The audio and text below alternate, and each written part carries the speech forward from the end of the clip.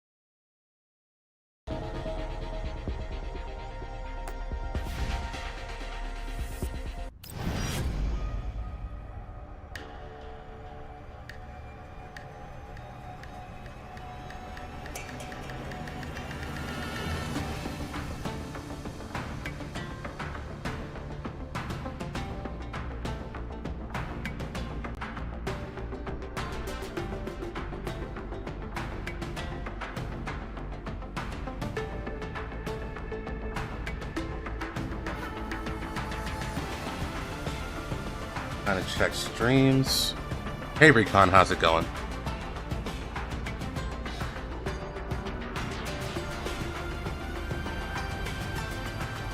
I like that people are jumping into Twitter, not Twitter, the Twitch more. A little nostalgic when I see Twitch viewers.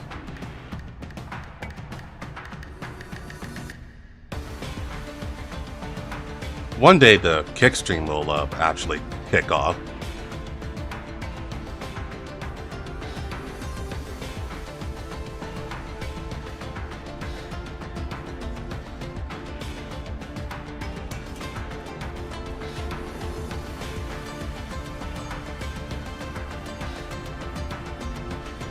Back from Japan, that's good. How was Japan?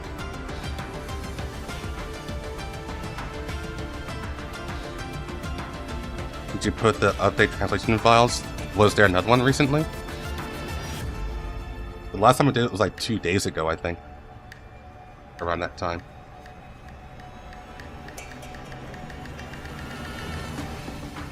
Four days ago? Okay, yeah, I should be fine. But let me double check.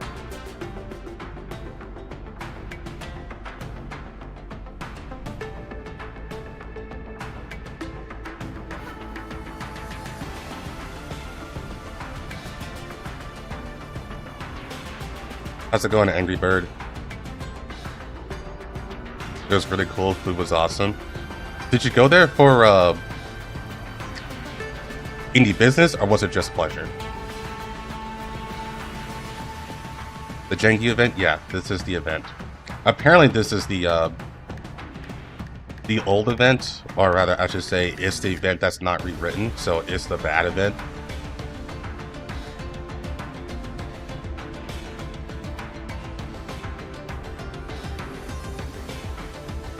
Vacation. Okay, so pleasure. That's good. I actually want to go there too.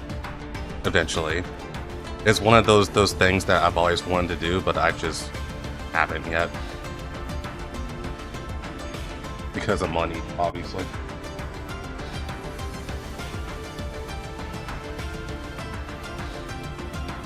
The very short one? Yeah.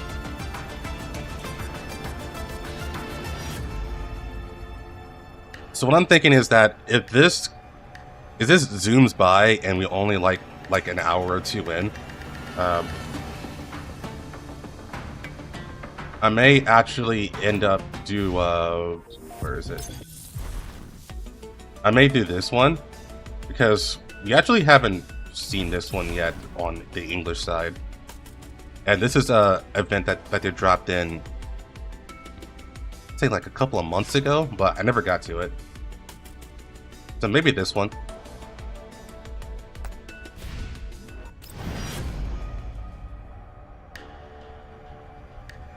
I doubt it's even an hour. Holy crap.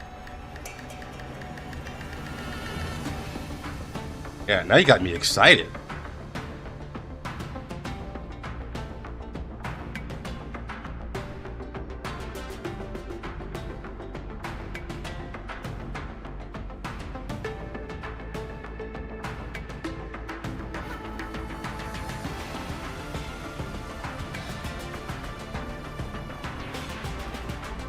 Okay, let's see. we are good, I think. We're good. I was doing a lot of scavenging around, making sure everything was fine.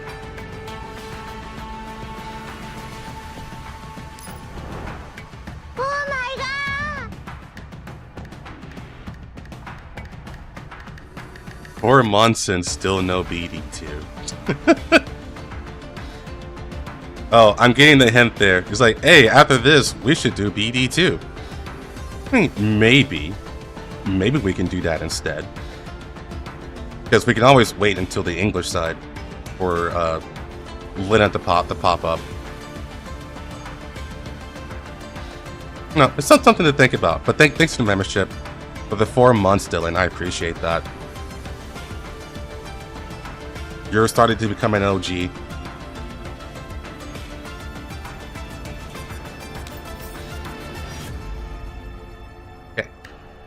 Let's go ahead and get started. Let me check my phone first, make sure I didn't miss anything. Because, you know, I could. Okay, no, we're good.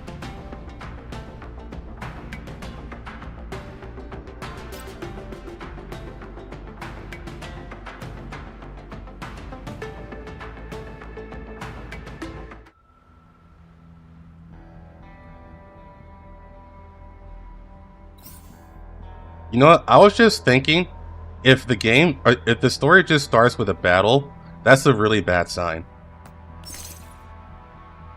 Like, I was just thinking that as I clicked on the thing. Hey, Trigger, how's it going?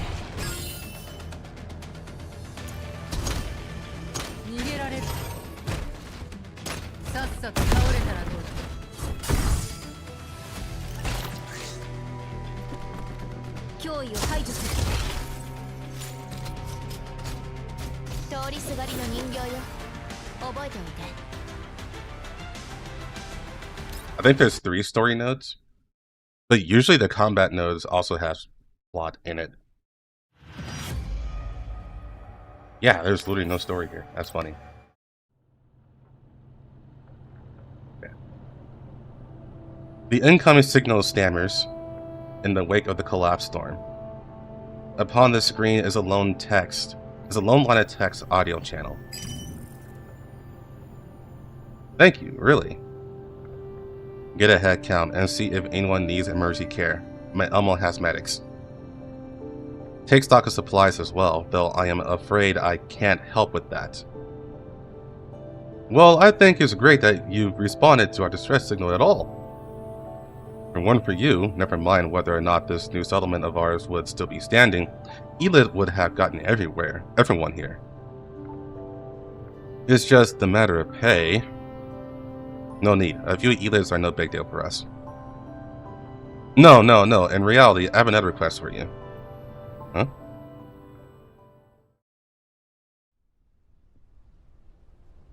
Settlements may seem a rather informal name, but in the Yellow Zones, they are small human communities formed for the purpose of sharing wealth, land, buildings, equipment, as well as the mitigation of risk.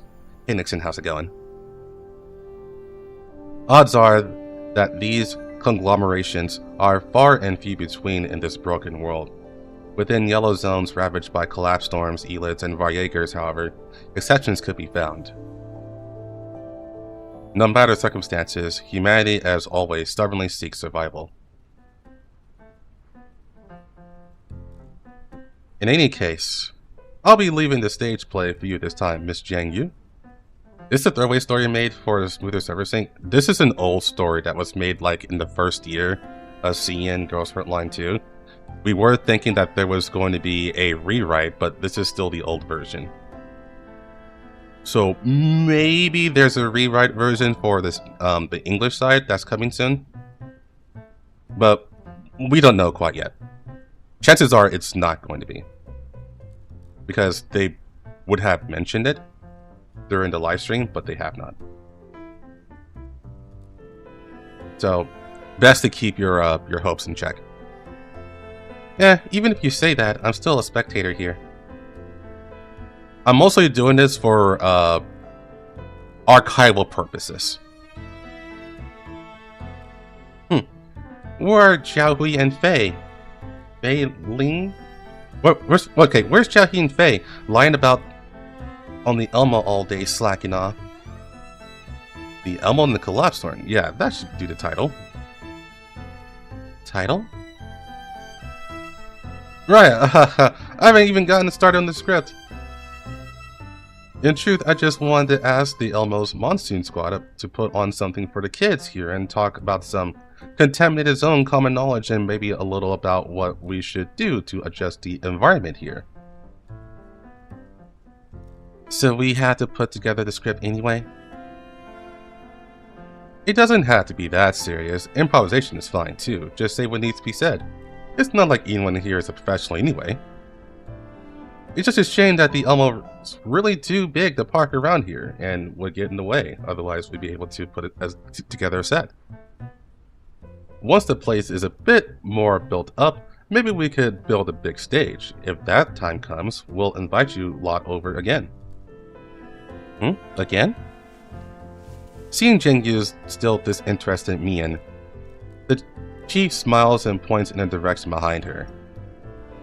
Jingyu's eyes follows, and she finds a few tiny heads poking out from behind a mass of run-down wooden boards. We are all new to the contaminated zones. The adults are getting by for the most part, as foreign as their circumstances are. We at least have some life experience. The countless kids with us, though. The kids' parents, they're in our hands now, and we ought to do what we can to raise them. Problem is, the kids know next to nothing about how to acclimate and survive here. You just saved us after all. You know how kids are. They're fascinated with their heroes. If you were to tell them a thing or two, I have no doubt it'll make a mark on them. Look over there, the kids are looking at you. Won't you let the children see your valorous figure in battle against the elites again? The children look with wide eyes, focused yet curious. Alright. But whether or not there'll be a next time is another matter. Sure, thank you. The chief sighs, leaving the scene. Jingyu stands still in contemplation, a frown upon her face. And here I was thinking that I get to just step out and have a nice little stroll this assignment. Now there's a script to write and a performance to put on. Man, what a bother. Hey French Fred, how's it going? What a miss? Nothing so far, really. Something on this scale shouldn't be too difficult for you, right? I'll help you with the script. I was hoping you'd say that. Jingyu turns around, sticking her tongue at me. The twin-tailed girl is the same as she was before, full of spirit. Diane walked towards us from a small distance away. Jingyu, the chief's come to see you, yes? Sis, he can't be for real. When we get back, you better give Xiaohe a good talking to. How could she just say yes so easily as the Monsoon Squad's head? And she hauled the two of us over here, instead of going herself. I thought this would just be a walk-on type of gig, maybe with a bit of choreography or drumming, but as a lead? My entire state can be spent here! The commander signed off on this request, you know. What? Commander? Yes, that's why I came here with you. The Elmo's never gotten a request like this before. How to put it? I don't think it's a waste of time at all. And it plays to your strengths, so I told Xiaohe to accept it. I think I got a good idea of the play's contents. What you got? As the chief says, despite it being a stage play, all we need to do is enact a few scenarios and tell the children how such situations should be approached. We'll just string together a few common dangers in the contaminated zone based on our experiences. One problem is that these kids are still little, and I would think that their only experiences are localized around this settlement. You mean to say that there are some things that are mundane to us might not occur around here at all, right? I thought that as well. We need to survey the surroundings here before we pick up the scenarios we enact. Yeah, on top of that, we also need to... Hold on, you mean to say that we have a bit of wonder around here? Hooray, I'm off then! Jingyu! She flashes us a super wide smile, picking a direction and running off. Hide them, Nikita's here. Well, I suppose I have to follow her. Alright. Speaking of, how long are we staying here? Is everything on Mei Ling's side okay?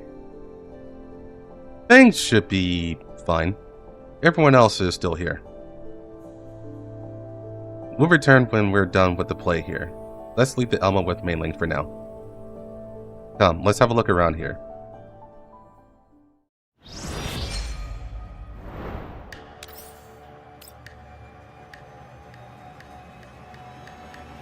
Yeah, this should be a pretty short one.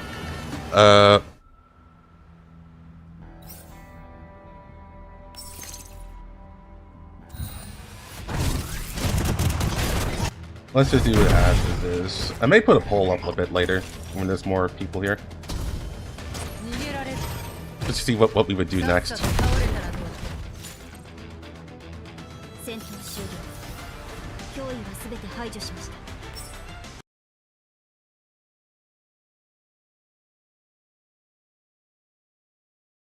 I guess there is Nikita's one too, but I don't really want to do that because I already did that on the CN side.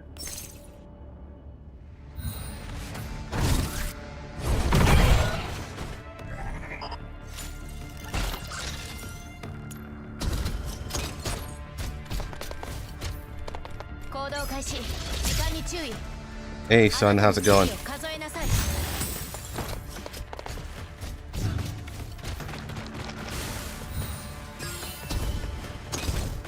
AK, oh yeah, there are oaths. Yeah, there's that too. We can do oaths as well.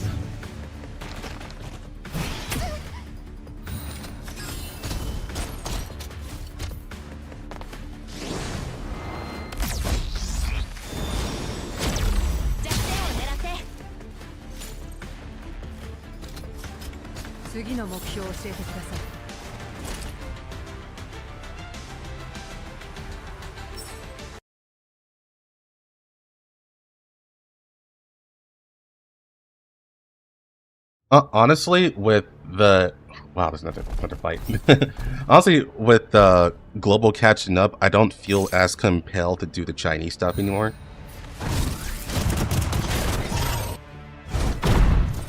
V6 Boy or low V's elect team. V6 Boy Masuna for sure. Unless you're trying to do end game, then you might want to do elect team.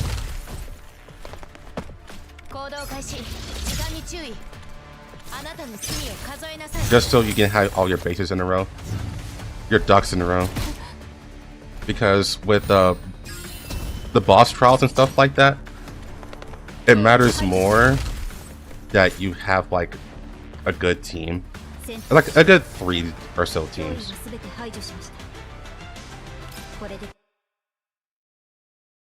But with us now knowing how physical is going to perform, you definitely want to prioritize making physical your best team because they're the most versatile.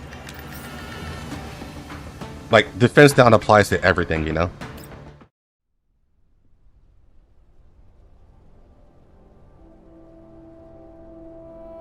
Environmental intel recording complete. Cross-check by Mei Ling.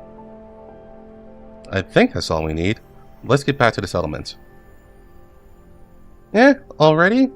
Commander, can we stay a bit longer? Before Jingyu is done, my terminal rings. Everyone, something's happened.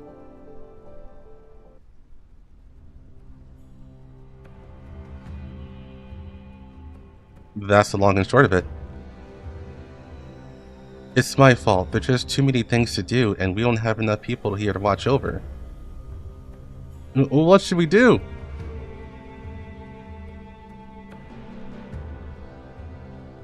Let me get things straight. While we were away surveying the surroundings, the settlement was raided by Vajaegers, who took some of your supplies. You managed to evacuate the previously erected shelters with some wounded. After Vajaegers left, you found that 3 children were missing.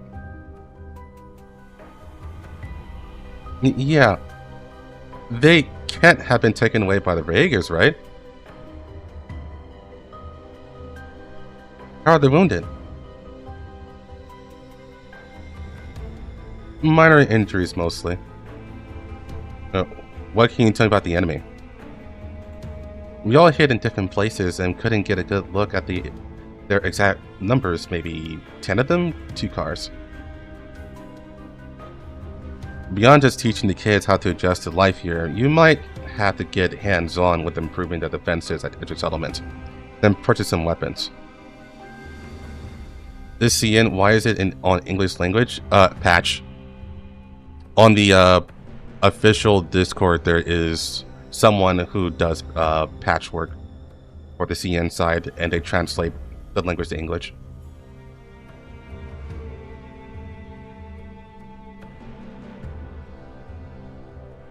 I know a few brokers in the area. Unlikely I can get you a discount, but quality is assured. Would you like some recommendations? Thank you. We have purchased some supplies from them as well, but the collapse storms nearby are far too frequent, and delivery has been delayed. Just here it snowed. I'll send Polynesia some contact details to you. She has more methods available. Anything you need in an emergency, you can get fast from her.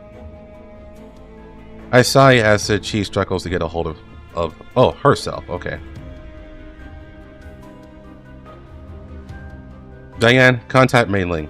Send a reinforcement squad. Make sure Coldfing remembers her medkit. Remain here and help them with whatever they need. Jengyu, come with me. Are you going to rescue those children, Commander? Yes, 10 hostiles isn't too many for me and Jengyu to handle. I checked the environmental forecast a moment ago. A collapse storm is incoming, and the chances are that elids will follow. With Diane here, I can rest assured. What if those Vikers didn't move out in their entirety, and there are more than 10 of them? Would that not be dangerous? Don't worry, sis. I'll be there. Leave it to me to keep the commander safe and sound. Jengyu. If the numbers are against us, we'll scout out the children's circumstances and protect their safety. Judging by what the chief told us and the tire marks on the ground, these Vikers retreated in the southeast direction after their raid. We can track them down via those tracks and send positional updates to the Elmo periodically. By my projections, they have an outpost in that direction. It won't be hard to find them. The others can track our positional signal and prepare to reinforce us if we get a signal. So long as we can find them, I can take 10 of those Viker pushovers with an arm behind my back. Saving those kills will be no problem. Jengyu, don't be so impulsive. Yeah, I'll listen to the commander. So don't you worry, okay, sis? Jengyu blinks a few times in Diane's direction. I understand. A prudent arrangement, Commander. Before reinforcements from the Elmo arrive, I shall handle things here. Jengyu, the commander's in your hands. Leave it to me. I'll show him what I can do. Alright, let's go.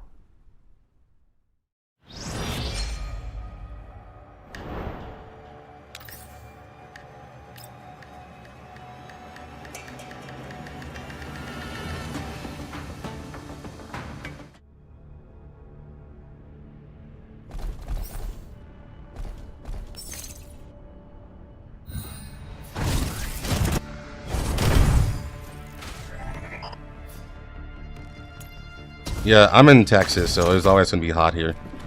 The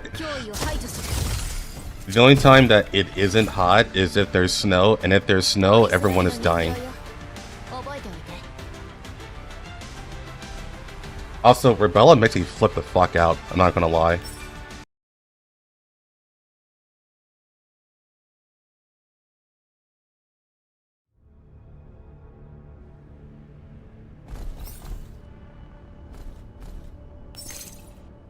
Yeah, that's why I can confidently say that there's a blizzard.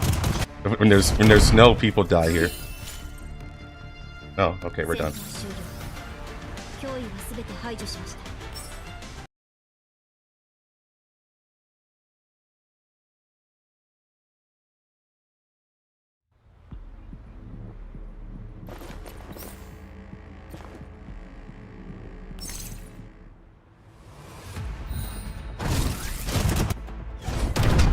The Booba flashbang? Exactly that, yeah. Like, she shows up and then, like, she has, like, 10 times more jiggle physics than everyone else.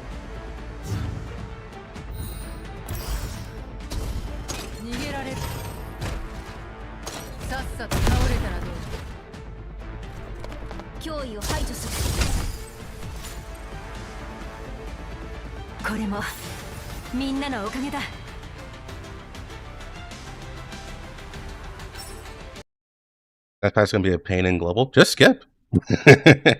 Like, just skip. And then you have like the Chad face.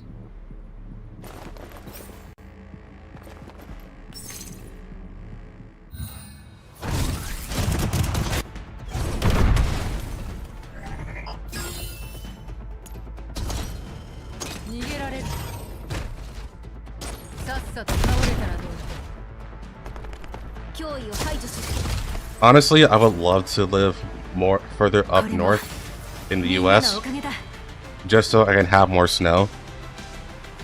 I love the cold, to be honest.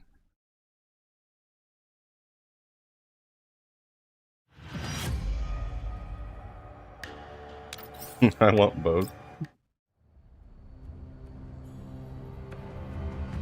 Honestly, based, because I kind of want both too, but I just don't want... I know what's coming. So I feel like it might be better just skip unless I want a whale. And I don't really want a whale right now.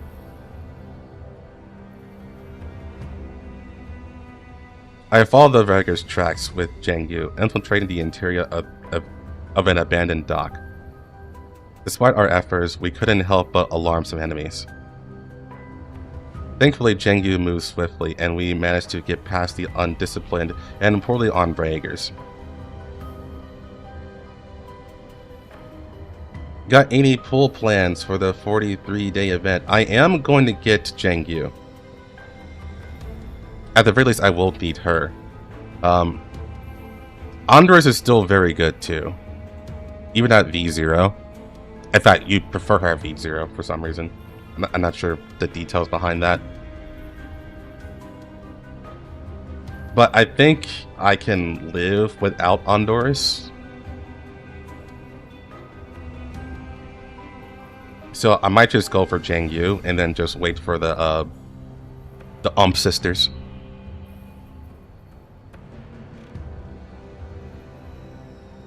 Phew, we're approaching the center of this outpost.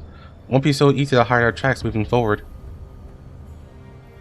We hide behind a few stacked shipping containers as we scope out a sealed building not far away. Formerly a warehouse of this now deserted dock, its doors are now patrolled by gun-toting Vaegers.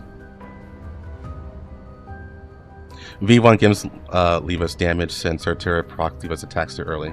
Okay, that makes sense then. Jingyu lets out a long sigh with a grimace on her face. Commander, are those children really here? We didn't hear the Vaegers talk about children or anything like that on the way here. Could we have made a mistake? 3 children do not disappear into thin air. If they went missing after the Vaeger attack, their whereabouts are without a doubt related to that incident. That makes sense, but where exactly are they? Allow me to speculate, Jangyu. If, for example, some Vaegers stole away some of the Elmo supply, what would that do? Or what would you do? Huh? Beat the snot out of them, and what's Czar's back, of course? What if the numbers heavily favor the enemy, and you can't beat all of them yourself? Yeah, then follow them at first? Then look for a chance to take all of them out. We can't just let them have our supplies, no matter what. I thought as much. I would say chances are those children are hidden somewhere inside, wherever the supplies are stored. Huh? Like you said, would anyone just willingly watch as supplies vital to their own survival were stolen away? Could it be possible that the kids follow the Vaegers after their raid, looking to get their settlement supplies back? They're so little. Could it really be that gutsy? Do not underestimate humanity, even the youngest members. One does not survive for long without guts in the contaminated zone. If I am right, we must face the Vikers head-on if we want to mount a rescue operation. In the interest of safety, we could contact Mei Ling and wait for another squad to arrive. Support needs time to arrive though, and it would be disastrous if the children expose themselves. Then let me sneak in. I'll go sniff out where they're hiding, while you support me from outside. When reinforcements get here, I should have already found them. Then we'll act together and get the kids out. Will you manage alone? Don't underestimate me. I'm an ex-Griffin elite. Do you really not know what I'm capable of, Commander? Given the current circumstances, this is indeed a good solution. Let's leave it to her. Alright. Be careful. Don't worry. She gives me an okay sign, leaving with weapon in hand. A few seconds later, she successfully approaches one of the building's corners. While no one is around, she smashes the glass pane, deftly vaulting the window. I want to put on a show for the commander, but this place is so big. Where do I even start looking? There? Not bad at all. Place didn't look big at all. But those are some impressive spoils. They say they just got here, but maybe they came from inside that place, you know? Inside what? Oh, you mean the Great Wall Railway? Yeah, that's what it's called. Close call. These people just walk around with no pattern, nowhere safe. Ah, to speak of it. Where would I be if I had to hide here? To both avoid their patrols and retrieve the supplies, a few kids can hardly carry any supplies, right? And getting from here back to the settlement would require some method of transportation. Jingyu pokes her head out, cautiously observing the situation inside the warehouse. Suddenly, she catches sight of a few parked transports on the other side of the building. Yeah, that looks good. After calculating the shortest route, she finds a timing and quickly slinks over. She adjusts her auditory modules, turning them up to the max. These guys are on another level of stupid, leaving the kids on the vehicle in an open view. In another 2 hours, it'll be dark outside. After these bandits are asleep, we'll leave in these cars with self-driving. 1. Can we really get out? If they catch up to us, it'll go really bad, right? 2. That's why we're waiting till they're asleep. We'll barge out the doors and there'll be no way they'll react in time. Quiet down. Someone's going to hear us. 3. 3 different voices, all 3 missing children here. Jingyu breathes a sigh of relief, immediately sending a message via her communication terminal. Geez, another 2 hours. I'm feeling hungry. Are you an idiot? Deal with it! Jingyu circles around behind the transport, silently entering one of the cabins filled with supplies. Don't be like that. A little when you're hungry is fine, right? Everything here was originally ours anyway. Shh, it's me. Jingyu covers the mouth of the child, who came close to yelling, and motions at the other 2 to be quiet. Her terminal rings with the return message. The Elmo will arrive in 25 minutes. Prepare to evac. She gives the shocked children a reassuring smile. She extends her hand, flicking the children's foreheads one by one. Did that hurt? Owie! Bullets hurt much more. Don't go off on your own and make adults worry, okay, you little dolts? Imagine I was a Viagra who just found you 3. What would you do?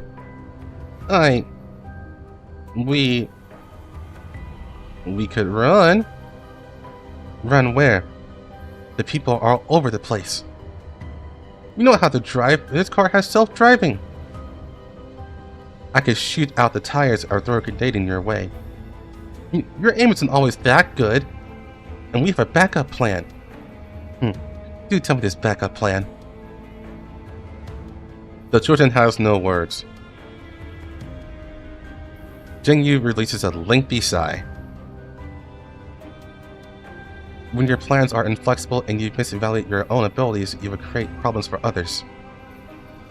When the chief realized you were missing, she almost cried, you know. When you get back, you better apologize to her proper, got it? It's the future, Dylan. It's probably a normal thing by now. Children, the lady has aimbot. She doesn't miss.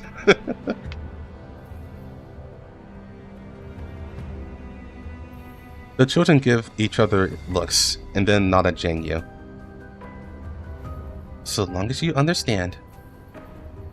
Now, all of you, listen to me. No time for a full play, so I'll just give all of you a practical lesson today. How to retreat safely when surrounded by enemies. Watch closely.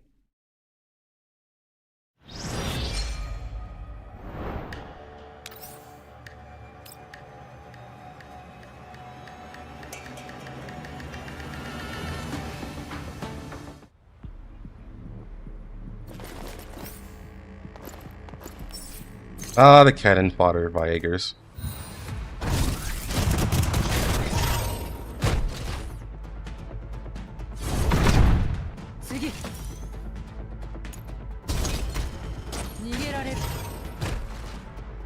Honestly, Viagers are featured so much that I'm kind of surprised that they don't get the Helo treatment from Genshin Impact.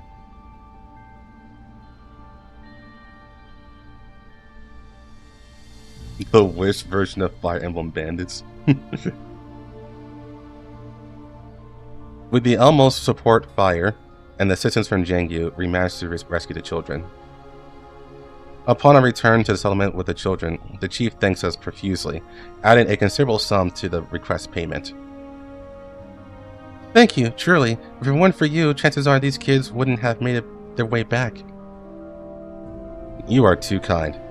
If you want the children to adjust to life in the contaminated zone, I fear a stage play won't do much good. To develop their senses of danger, you still need to... Come on, just a bit more! I walk outside with the chief, finding Jingyu in an open field out front. More than a dozen children of varied height stand before her, practicing the horse stance. What are you doing? I'm teaching them martial arts. Martial arts? Of course, a firm stance is the foundation of martial arts. As she speaks, Jingyu pulls off a magnificent flying kick. To deliver a good kick, one must have strong legs. See? If you keep practicing, you'll eventually be able to do this too. I put a hand to my forehead as the children admire Jingyu's display of prowess. If you teach them this stuff, they'll... That's not everything I taught them, Commander. I got them to agree that before they attained good form on a kick like that, they wouldn't go and make everyone worry about going off on their own. If you can't protect yourself in your endeavors, you're only making more trouble for someone else. After all, I, of all people, would know. She flashes me a shrewd smile. I knew what you wanted to say, Commander, so I went ahead and did it for you. Sis, Groza, and the others should be ready. We should get ready to leave. Alright then. I walked to Jingyu's side, beholding her countenance. She's barely changed compared to back then, all things considered though. Through all the years' trials, she's already grown up. With her at the Elmo, I can take it a bit easy, right?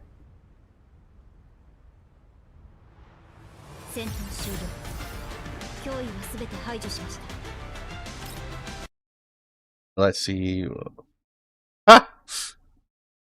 Even with like, that was like 30 minutes. Wow. It was just 30 minutes.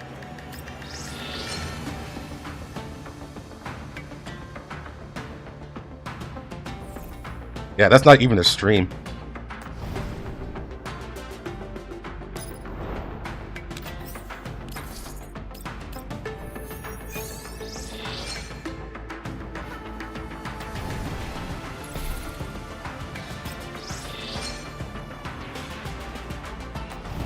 Hey, I believed you.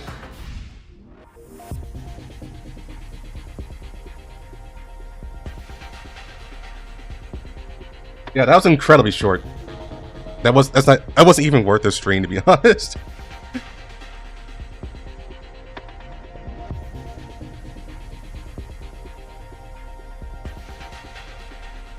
But hey, we got Jengu acting super cute, I guess.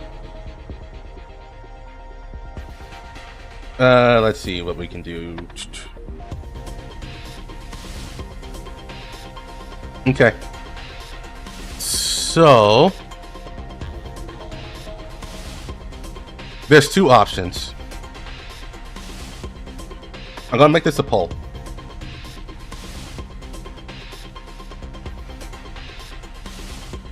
Because I did not expect it to be that short. I thought we'd at least go over an hour. But since it didn't,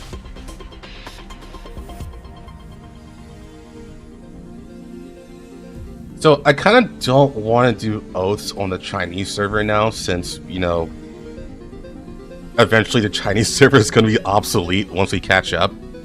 And it looks like they're going to do like some hard catching up, if you know what I mean.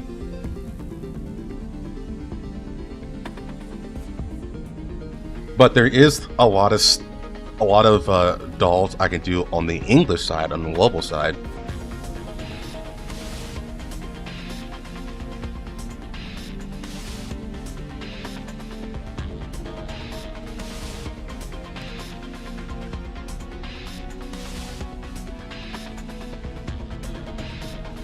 So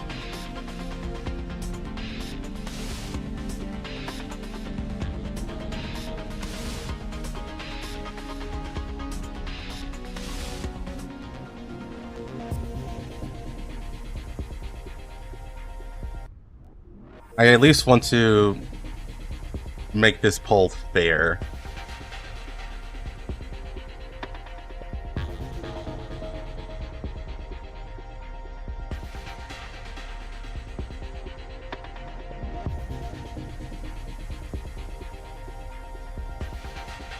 I don't want to do Nikita's story either, because I already did it on CN side. So I don't want to do another read-through.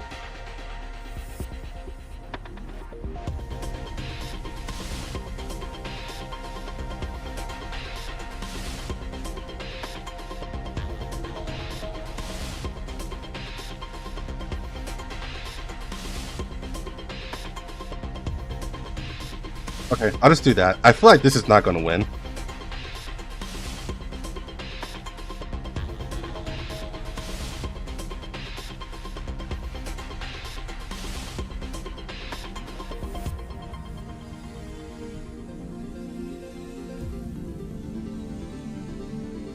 But we'll do it anyways.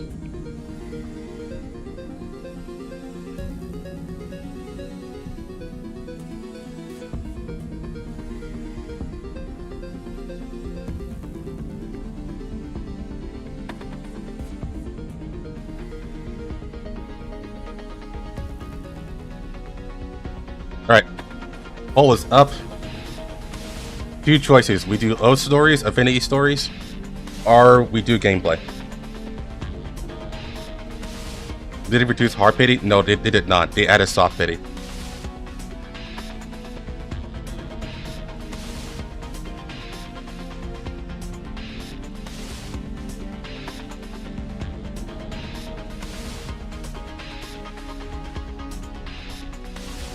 Also, I'm gonna change the title of this.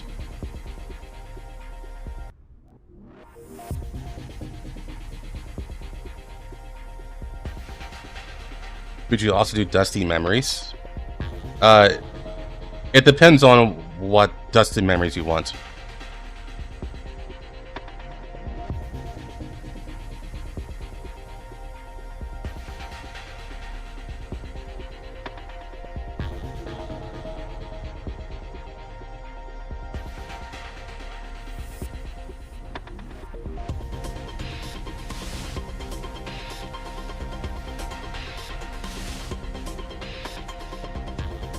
Close the poll, it's in the bag. Yeah, I know. I figured gameplay was not gonna win.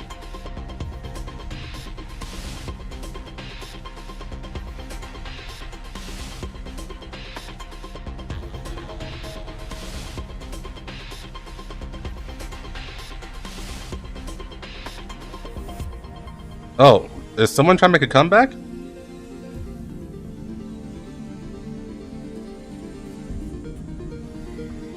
I give it a few more minutes, but I'm gonna go ahead and swap over.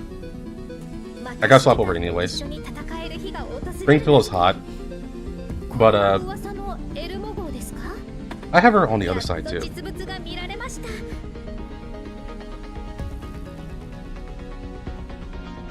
I'll be real with you though, I am actually... You already finished the story? Yeah, it was only 30 minutes.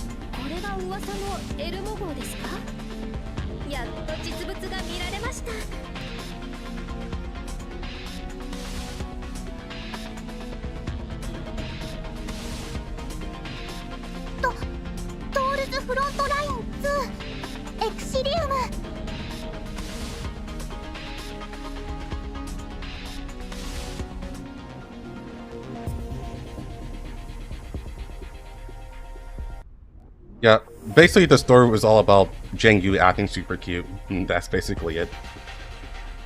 She saved some kids.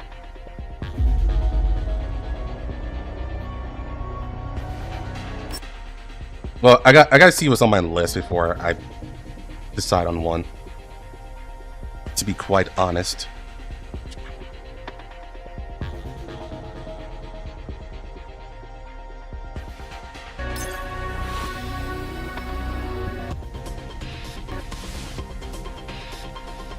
That's a whole rewrite story. It wasn't a rewrite.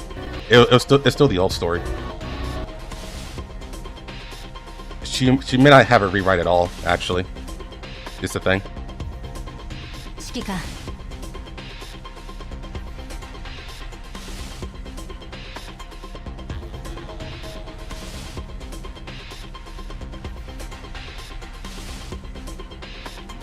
Whereas, I can't swap. What the F?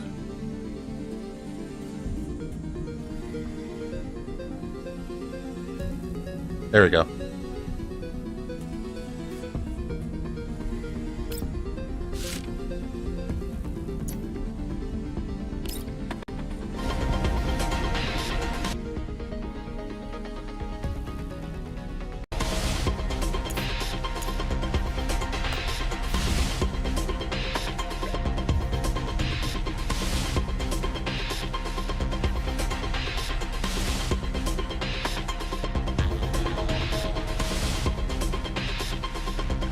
To be frank, there isn't much space for a rewrite right there. Honestly, they wouldn't have to make it main story related, but they could give her like just more, you know what I mean? It's a big thing.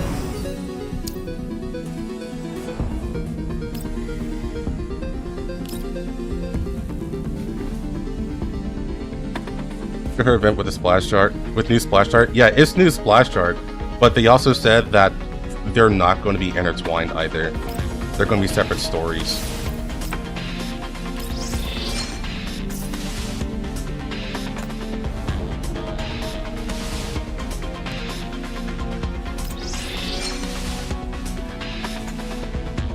And I agree with that, Federico. The thing is that like, whenever you have your own event, it usually delves deeper into what the doll is as a character. Now, it could be that, you know, they just don't have much to say about Jang Yu, and I find that totally fine. As it stands right now, though, I feel like her event feels like a giant, not even a giant, is a small nothing burger. We could at least have like a fun nothing burger though, but that one wasn't even fun.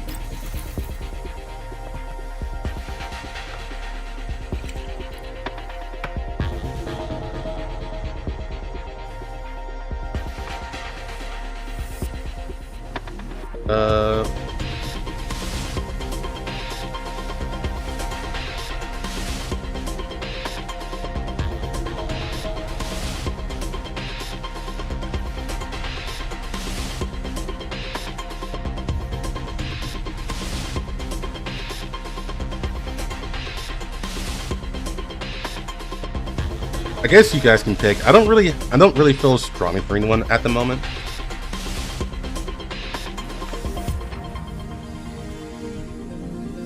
No, we have not done Tololo.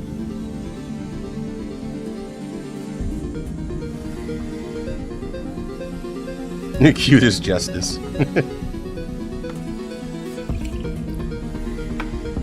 I actually strongly prefer the NeuroCloud one. Strongly. Because she has a sports bra on. And you guys should know how I feel about sports bras. I don't have Perry. I know we can swap to your account though, so I'll keep that one in mind.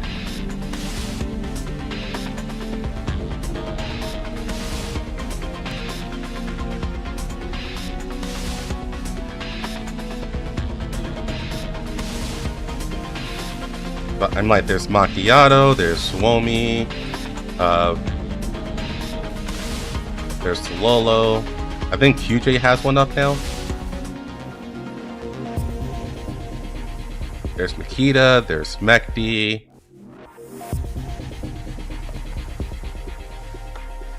There's Springfield.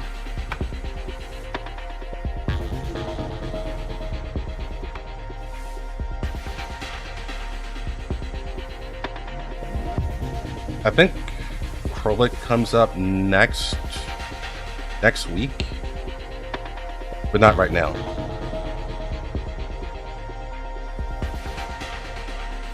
Did we do Springfield? No, we have not.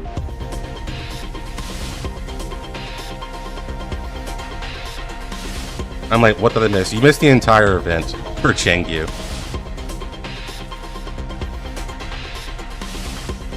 Her event was only 30 minutes.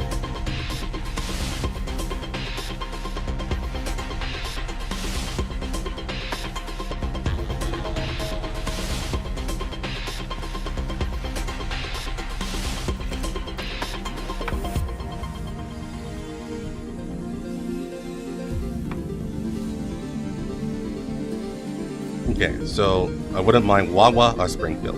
Okay. We'll narrow it down to those two then. I was busy getting shot in Arma 3. Hey, here's the funny part, right? I just realized this. Jengyu's event was shorter than a full game of League of Legends.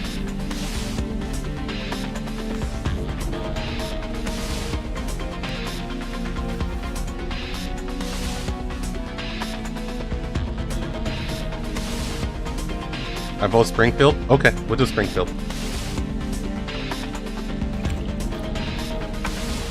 2 hours of cryptic poetry.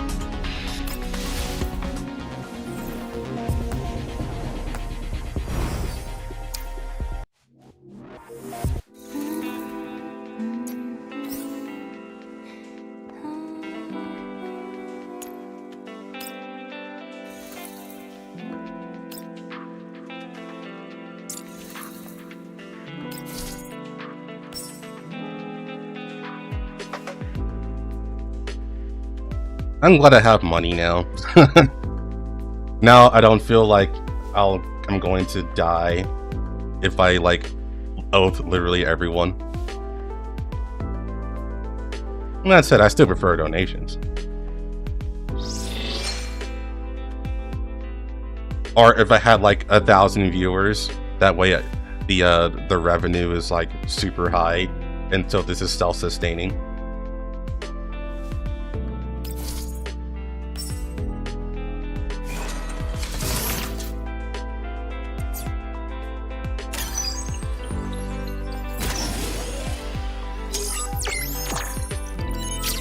You donated plenty, Dylan. You gotta have everyone else have their time to shine with their wallets as well.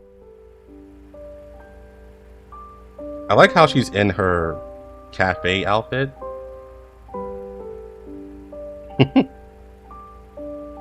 You once asked me why I always have a smile on my face. But you know, Commander, after we parted, no one ever asked me that kind of question again. Why do you never realize when a girl's smile blossoms eternally for your sake? The smile does not come from the girl, but from you. Why do I love you, sir? Oh, that's... She's like, I'm gonna act super cute. Our reunion was a moment engraved forever in my heart. A future with you is a dream I have long yearned for. Are you willing to entwine your dream with mine, Commander? You want the money or not?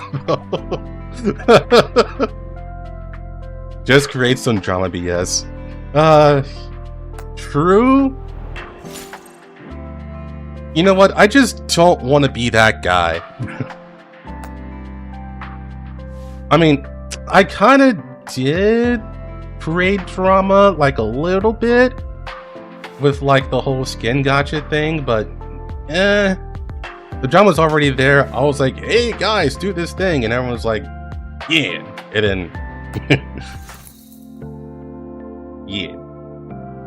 Oh my god! Ooh, Makoto, thanks for being a member. Appreciate it. You're one of us now. And appreciate that. I actually need to think. Do I actually have enough?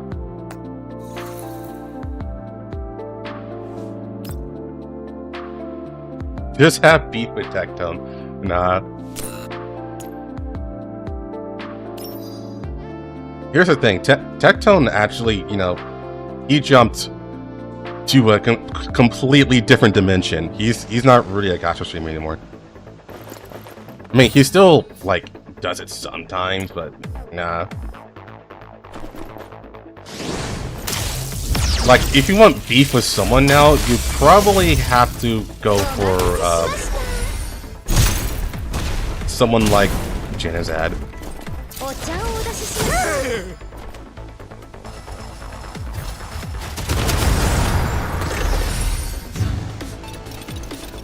But I talked to Jinzat before, and he's pretty chill, so, you know, honestly.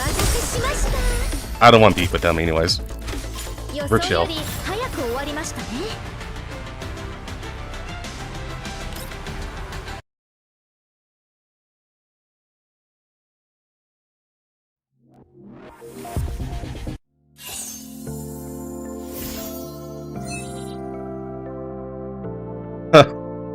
A hot tub stream.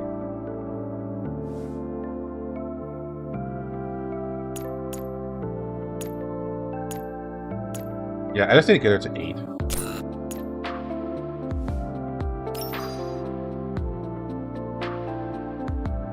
Oh, you didn't know that Tectone left? Well, he didn't actually leave, but he's basically a commentary channel now.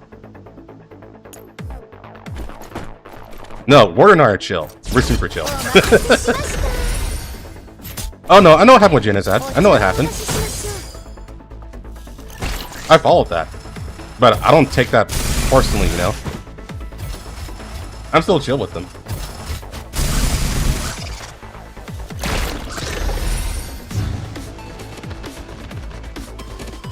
It's like, yeah, he like did his 7 out of 10 thing, but it's more just cringe, you know?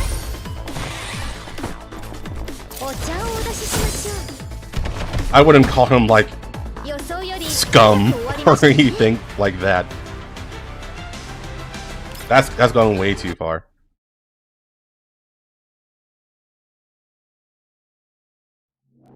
I really want Overwatch Yoga fans, not gonna lie.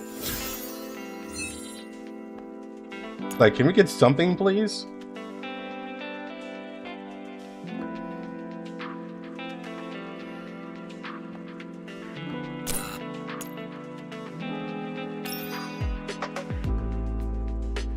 That wasn't really about the 7 out of 10 stuff. I mean, What else happened then?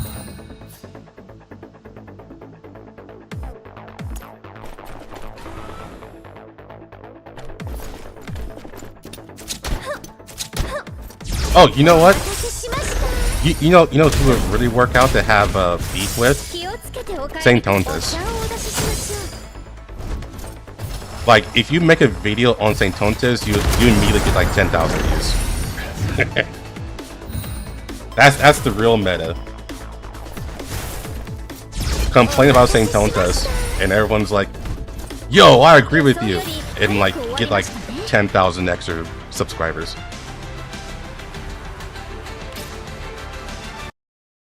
And Sticks? No.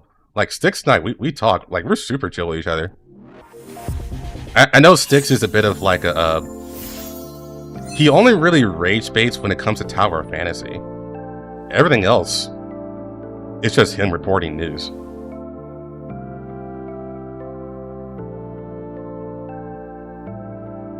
No, that is part of the 7 out of 10 thing, Federico. That's what I was talking about. That's all encompassing. That whole thing is just him being cringe. That's literally it. I don't take that stuff personally. Or rather, I don't see him as a lesser human being because of that or anything like that. You might be able to call him like a bad content creator, but I don't even think it's that either. Tower of Fantasy? Like, I like how you both said at the same time. Yes, Tower of Fantasy is still a thing, and it's doing just fine. In fact, it got rid of its gacha, and it's now just a plain MMO now.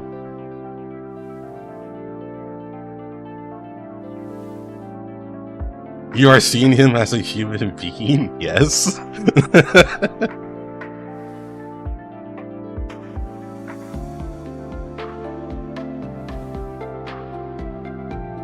Yes, he is a masturbator like all of us. Welcome back, Recon.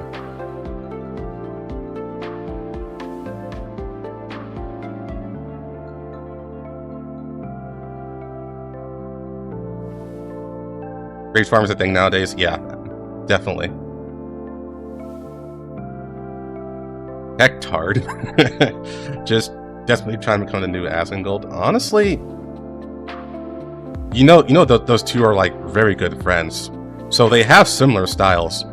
Asmongold is just the thing I know about Asmongold is that he has become, I say he has become extremely logical as time has went on, especially since he got banned. He become way more logical since then. Tectone is more like old school Asmongold.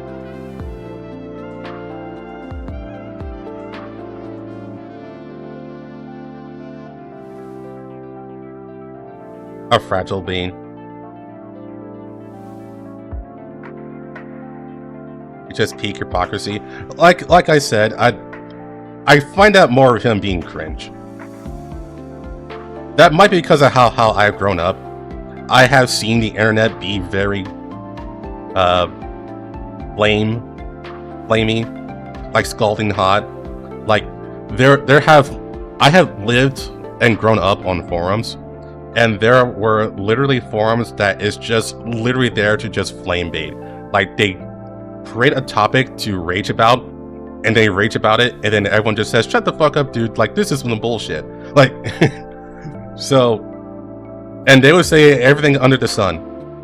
So, Jinizad saying that people should kill themselves, it's like, that's not something you should say nowadays, but eh. I just don't think about it too much.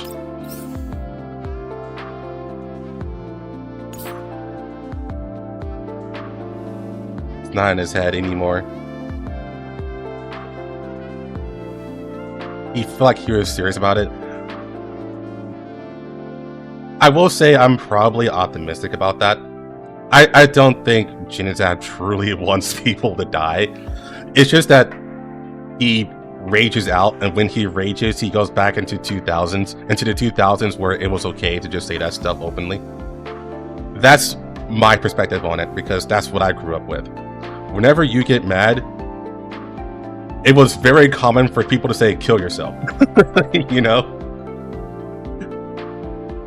Like, that was very common back in the early 2000s, when the internet was still very young and it was still the wild, wild west. Yeah, he goes back into the lobbies. He does lobby talk.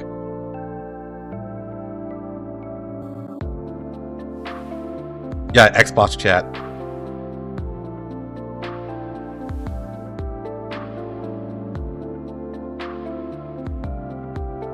I just know a voice full of hatred when I see one.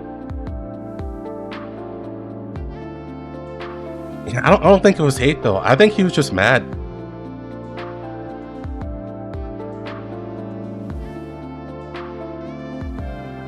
Okay, so here's an example. I used to watch a streamer when I was really big into fighting games. I won't say the streamer's name, but whenever he is trying to figure something out and he's losing, he rages a lot, right? Or at least he gets a bit more rage-like. So whenever during this one time, it's not low tier god. So he was playing Melty Blood type say the word type Lumina. There we go. And I was watching him along with 200 others, and he was losing against a top level player during the time. And that was just his way of venting frustration. Some internalize it, some externalize it. And so on stream, I asked him, hey, have you tried doing this thing with Saber? Is what I asked, because I was also a Saber player. I was trying to do it in a nice way. That way he doesn't rage. But he ended up raging anyway. It's like, have you seen me do it? I've been doing this entire time, motherfucker. I was like, okay, my bad. Some people are just like that.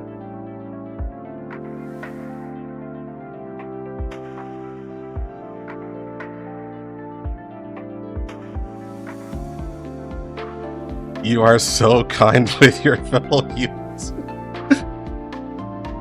He is still better than some Girls Flying 2 CCs. I actually don't know. We don't have a lot of Girls Flying 2 CCs. There's 5 that do it on the regular, which I guess is a lot now that I think about it, but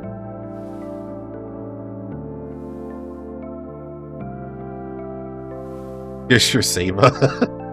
I would if she was here, but we're playing Girls Frontline right now. We got Springfield instead.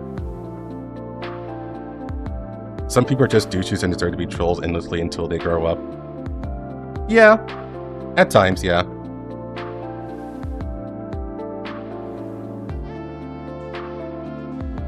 Okay, let me get started.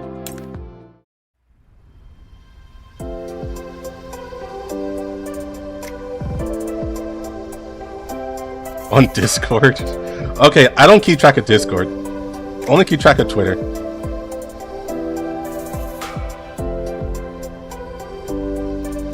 I have seen it. I've seen it in person. So I've seen it in person as well, especially during competitive Smash Brothers. Because I used to go into tournaments with Smash Brothers, and yeah, I've seen some things in Smash Brothers, but I also seen it in just casual Halo. So there's a time when me and my brother and my brother's cousin, we were playing Halo 2, I think it was, and we were playing competitive, and my brother was way better at Halo than the cousin was. God damn it, Makoto. So whenever he would lose, the cousin would start raging out, but his raging was more intense, because he wouldn't say kill yourself. He would say, yeah, keep doing that. If you do that, I'm going to kill you. And he would say it very grimly. He's like, I'm gonna fucking kill you. And then he would kill him in the game again. He said, yeah, you keep doing that. Yeah, wait until we're done and we go outside. And this was in, like, we were like right next to each other, right? And we were like,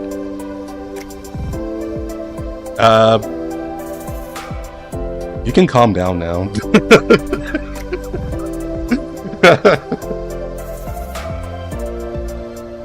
I don't want to mess with it. Yeah. Like, there are some cases where you can get a little too competitive.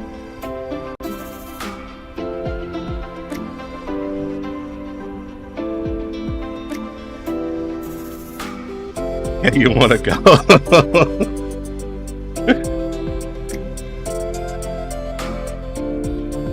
See, French Red, that'd be actually funny, but he felt very serious when he would say it.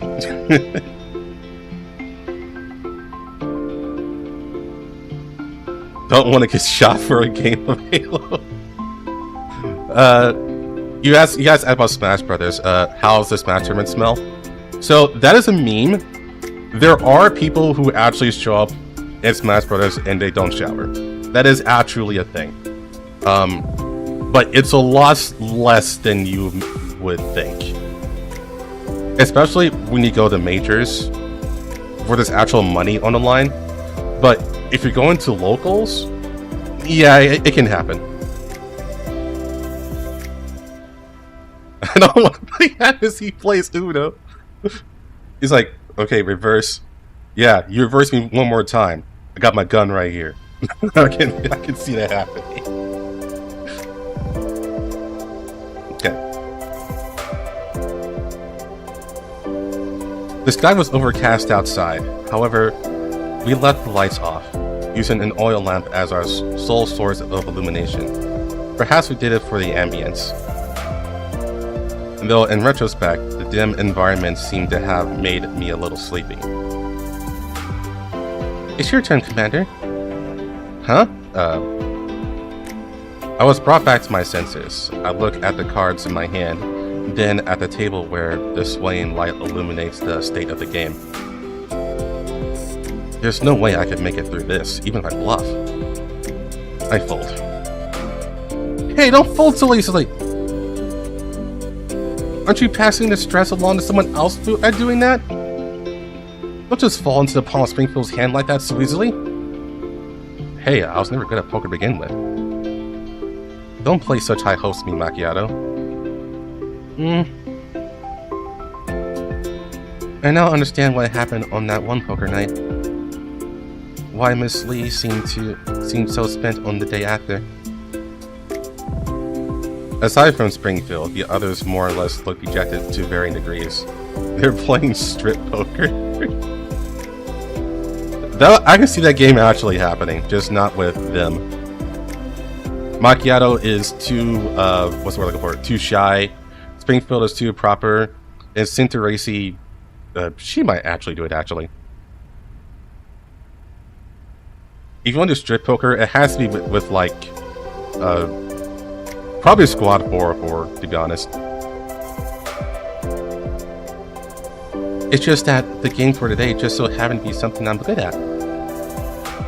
I believe that with enough experiences and some luck, the results will be different. You say that, but it's been so many years at this point. And of those many years, you never lost, have you? That's why Cinderracy has an old ring. Oh, I can see the vibe being one as well.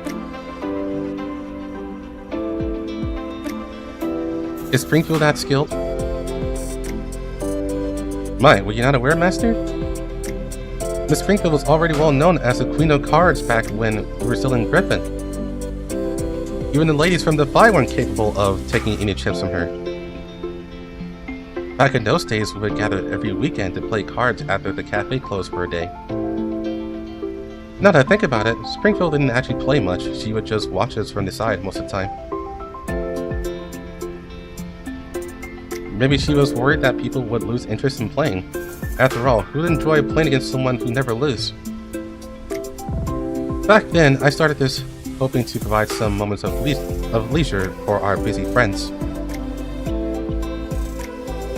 If it instead added pressure to people's lives, then such efforts would be counterproductive.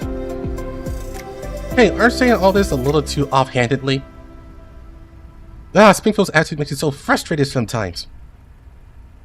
I think that's amazing, though. No, that's not quite right. I would say it's truly absurd. Did you truly never lose? Not even once? Springfield does not answer me in a direct manner. Instead, she gives me a meaningful smile. No, perhaps only I would feel that smile of hers carries some sort of deep meaning. To me, Springfield has always been someone with an irresistible charisma. Nah, I don't want to play anymore. I want to play like this. It's not that you don't want to play anymore. It'd be more accurate to say it's over for you, Miss Macchiato. You're running out of chips. I'm starting to run out as well. It would be absurd to think of winning with what I have here. I'll stop for now. Feel free to continue playing. I'll prepare some tea and snacks in the meantime.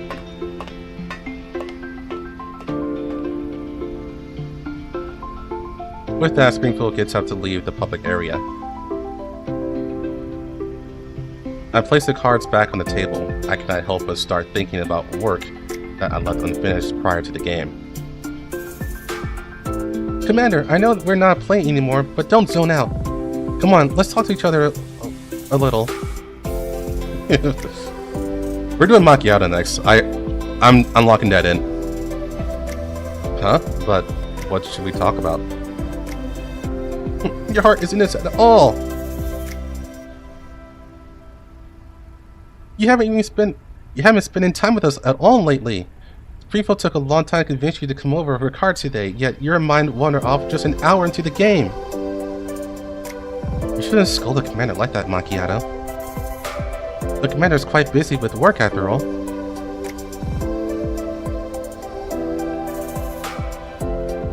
Springfield has returned in the nick of time as Macchiato made her case. She carries a tray of her handmade snacks and a few cups of steaming hot coffee and red tea. Yeah, honestly, it's high time I got back to my paperwork. Do you need our help? No need, it's something only I can sort out. As I shake my head, I prefer to get up and leave with that as my excuse. It is truly quite a pity that I could not even have a sip of Springfield's coffee, but my work is not going to finish itself. Actually, I have a request for you, Commander. What's your request? Springfield's comment has dragged me back into the situation. I've never been good at ignoring requests from dolls, especially when the request comes from Springfield. Once I sat back down, I took the chance to take a cup of coffee, bring it to my lips, and give it a sip. Springfield's coffee is always so refreshing, no matter the occasion.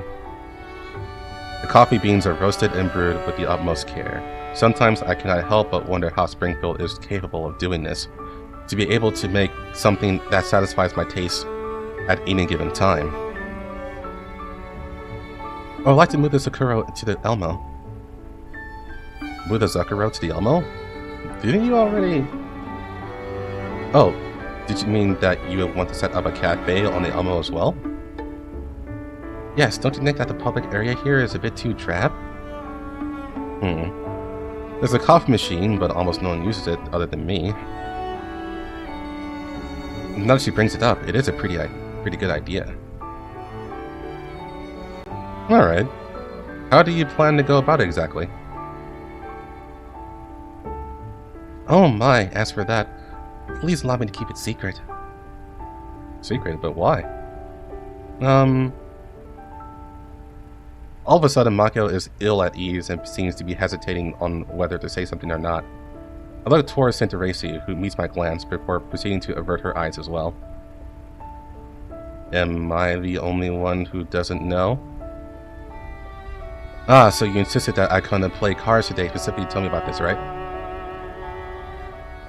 We also really did want to spend some leisure time with you. That was a sentiment wholeheartedly shared by us all. Springfield apologizes to me in a rather sincere manner.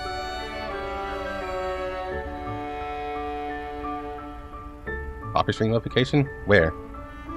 I actually don't really use coffee other than as a place for you guys to donate by popular demand. I'm sorry, I asked the others to keep it a secret from you. Hope you do not mind. I cross my arms and furrow my brows in contemplation. As my mind is working, my body picks up the cup of coffee for another sip on instinct. I'm getting some coffee. This coffee is really cold, but I'm gonna drink it anyways.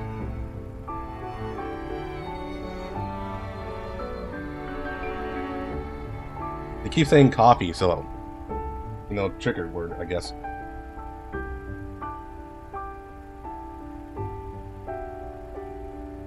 I am missing some context. What was that? My thirst, if I acknowledge her existence, it will fuck with... What?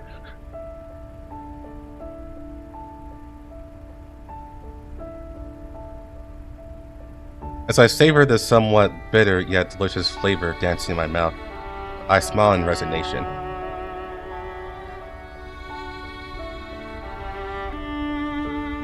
Alright, I concede. Especially considering it's Springfield asking.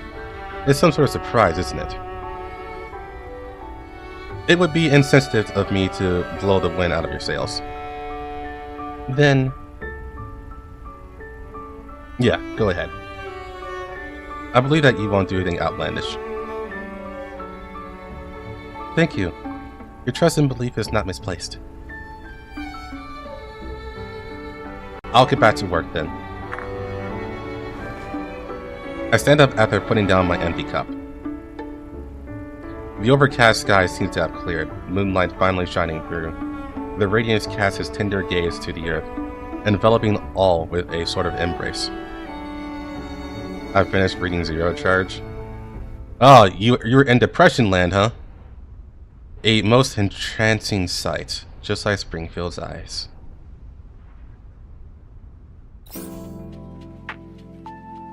Yeah, we're in Happy Land right now.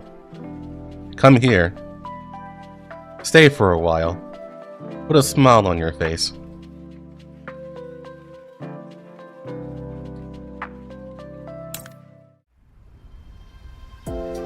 It's me saying that Emma is hot and that I would let her top me. That's it. That's the story.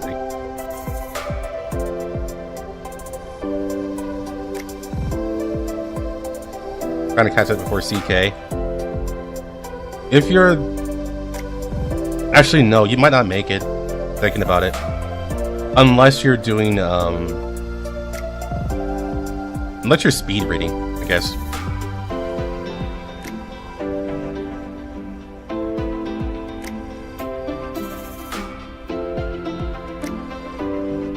God did everything wrong.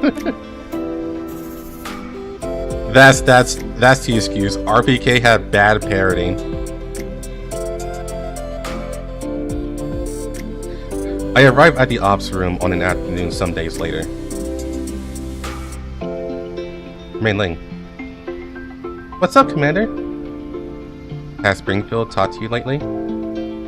Miss Springfield? Talk to me? Why? Looks like she didn't tell you yet. Basically, Springfield seems to be making preparations to open a cafe in a public area. Like Zucchero Cafe. Maybe we should call it a branch? Yeah, really? That's great! I've always thought that the public area was in dire need of an upgrade. It's great that you agree. Though it seems that Springfield wants to keep it a surprise for me, so she didn't let me in on the specifics. Still, I need to at least get an estimate of how much we're spending on this. I see. Hold on for a moment, Commander. Mei-Ling quickly starts up the terminal to check the storeroom's stock and some other figures. Rosa and Colfing, who were assisting in the work in the ops rooms, come over for a look as well. A cafe? How nostalgic. Nostalgic? We had a cafe of our own back in Griffin. We made a lot of memories there that I no longer have. Yeah, that sounds great. What kind of memories did you make? You would decorate the cafe on every festive occasion or for anything worth celebrating. Springfield sent to Racy. Oh, we called her Miss G36 back then. She would lead some of the more diligent dolls to do lots and lots of preparation work together. Hey Terran Goats, how's it going? Once things were ready, everyone would gather for a boisterous celebration. Yeah, I called that out. So Groza had, like, some memories of her time back in Griffin, but they shouldn't be vivid. Who knows? Maybe they, returned. Or, yeah, maybe it's people told her.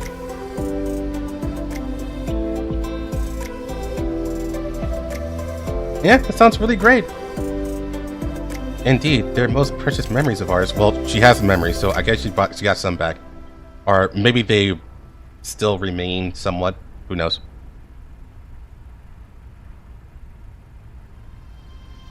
I want to make these kind of memories with the commander too. Don't you agree, Commander? Yeah.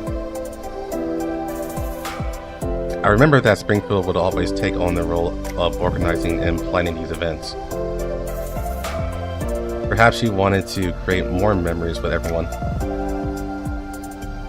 Got the calculations done, Commander. How is it?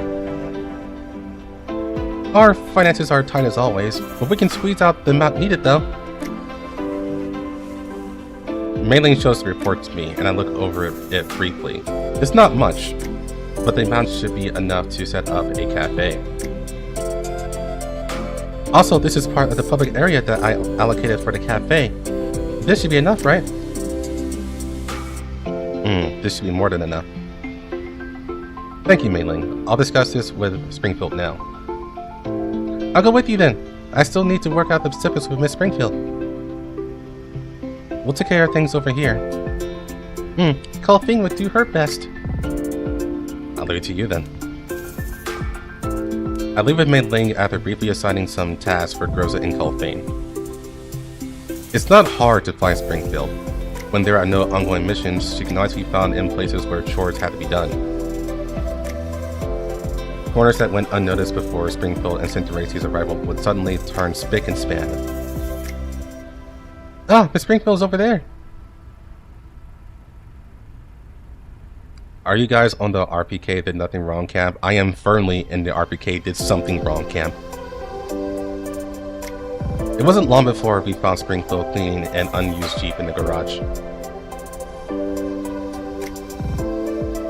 She has tied...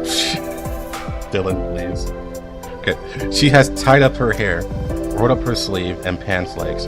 She squats down while twisting the water out of the rag.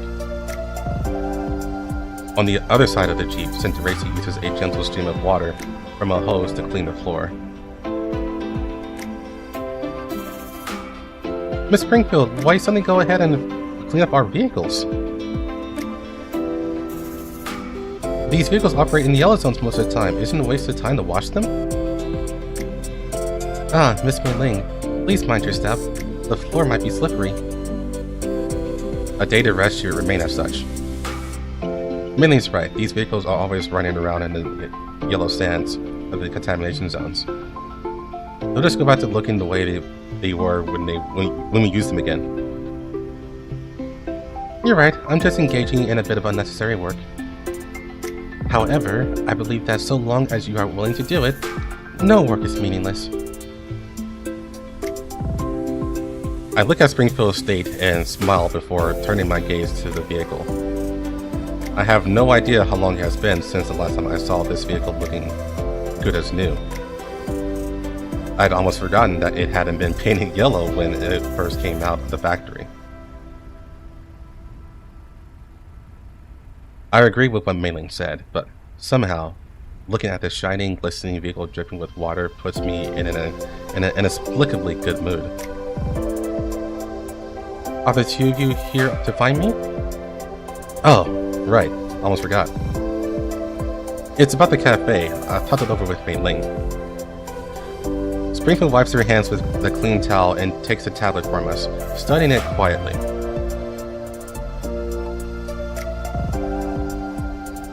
The power DD, you know what that means. For some reason, I felt a twinge that perhaps the budget we gave might be too small. I did not expect Springfield to give us her iconic smile after handing the tablet back to us. It is important for me to know the region allocated to the cafe in the public area. Thank you, Commander. As for the budget, I'll think of something that's not enough. No, it's nothing like that. Springfield shakes her head. Why would I make the Commander and the Elmo pay for a whimsical, willful idea of mine? Worry not about the budget. I'll take care of it. Huh? I am filled with surprise. You going to take on the fees for setting up the cafe on your own? Why do you seem so shocked, Commander? It's my proposal, so I should be taking responsibility for it. Isn't that normal? But I was hesitant. Indeed, this was Springfield's idea, but all the people aboard the Elmo will use it once the cafe opens.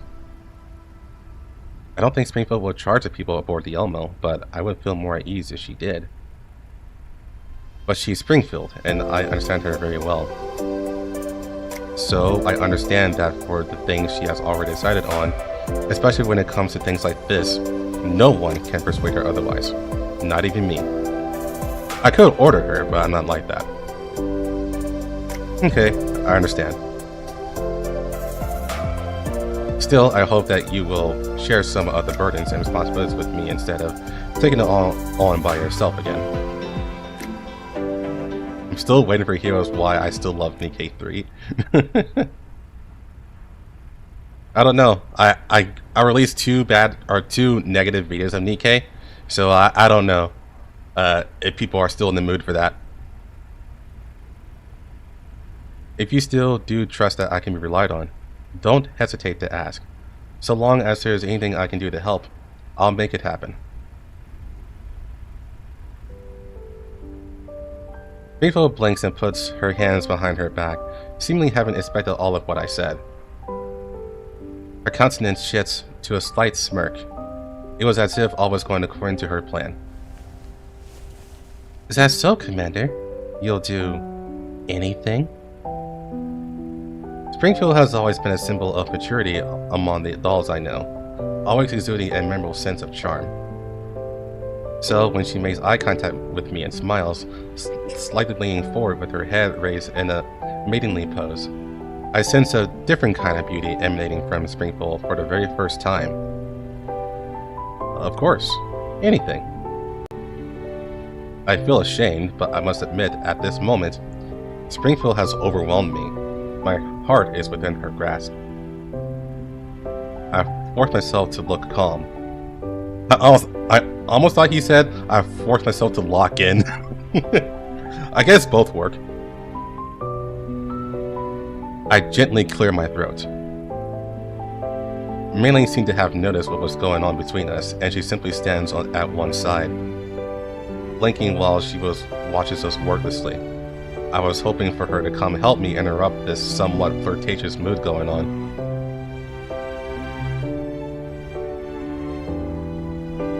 Springfield straightens her back, managing to more or less look me level in the eye.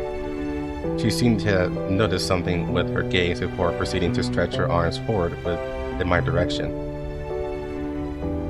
I instinctively tried to dodge Springfield's hands, but to no avail.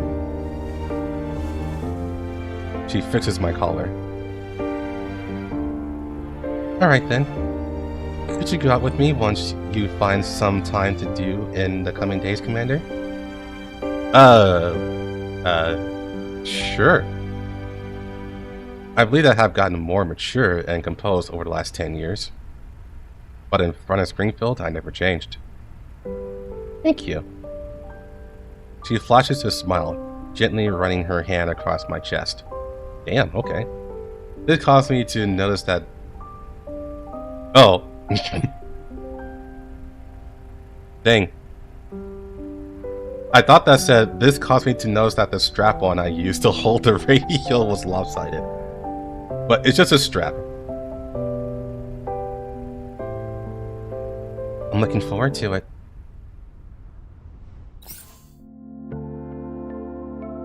Uma Springfield race. Oh yeah, she does have the same hairstyle as Scarlet. Or Uma Musume. I just noticed that. Outside of Heroes community. It says, when did AI learn seduction? She had 10 years. Also, she's a day one doll. So she's known Commander for a super long time.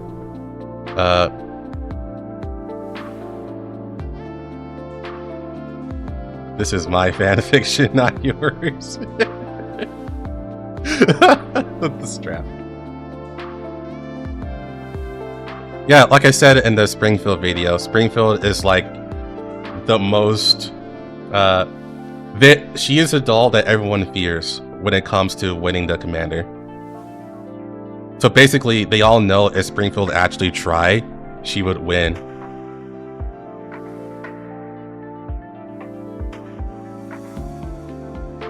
So what's this about? Oh, random question. If RPK 16 reappears in Girls Frontline 2, would it be a W for the players? Yes. Yes. That's it. It's just a yes. Have you seen all the people who actually had an oath on RPK 16 back in Girls Frontline 1? And they literally cried. Well, some of them cried when that happened in the mirror stage. Like, they all cried.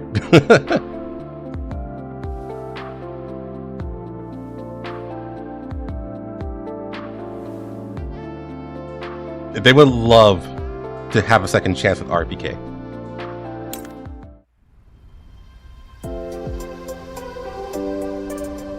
Would the dolls be afraid of Kalina as a rival if she tried to get with Commander?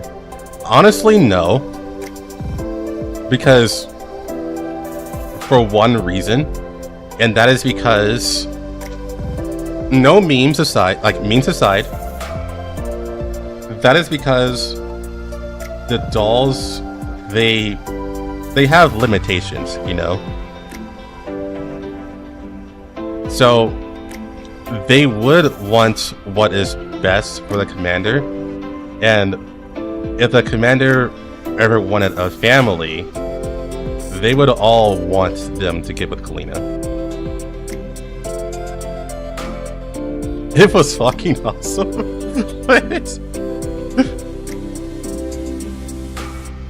Who is the better wife, Groza, Andres, or Springfield? So they all have their qualities. Groza is very diligent. The thing about Groza is that she knows the commander the most. Like, she just straight up does. The only one who knows more about the commander is literally Nunacia. A god. So Groza has a leg up on that. But in terms of actual ability, is Springfield.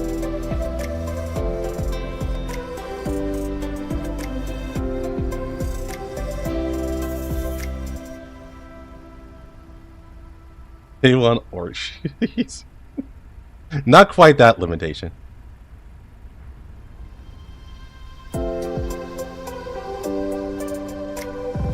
About Ulrich? Why Ulrich? That's my question.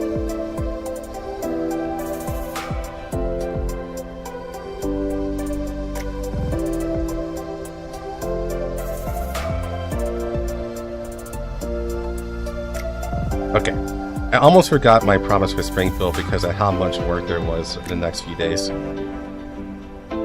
Luckily, Springfield reached out and invited me to go out with her for the cafe construction preparation, which I readily agreed to. If my guess is right, Springfield will be searching for furniture that she deems suitable for the cafe. After all, she is quite strict when it comes to things like this. She always seems to give off a carefree image back in our days at Griffin, but the truth is that Springfield had always intended to be seen in that way. I head out with Springfield once I finish making some arrangements for work. However, isn't this Cherkasy Satellite City? CHE02? And here I was thinking you realized in the midst of our journey here. I didn't pay attention to our destination since I trusted the itinerary to Springfield. It was only until the Satellite City appeared in front of my eyes that I realized where she brought me back to.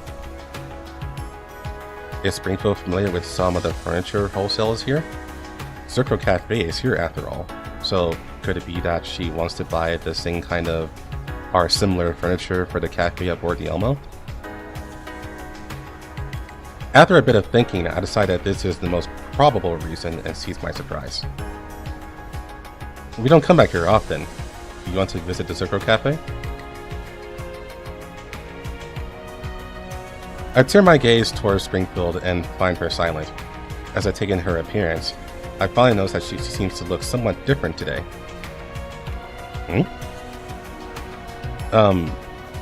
I would like to apologize if I'm getting this wrong, but did you do your makeup, Springfield?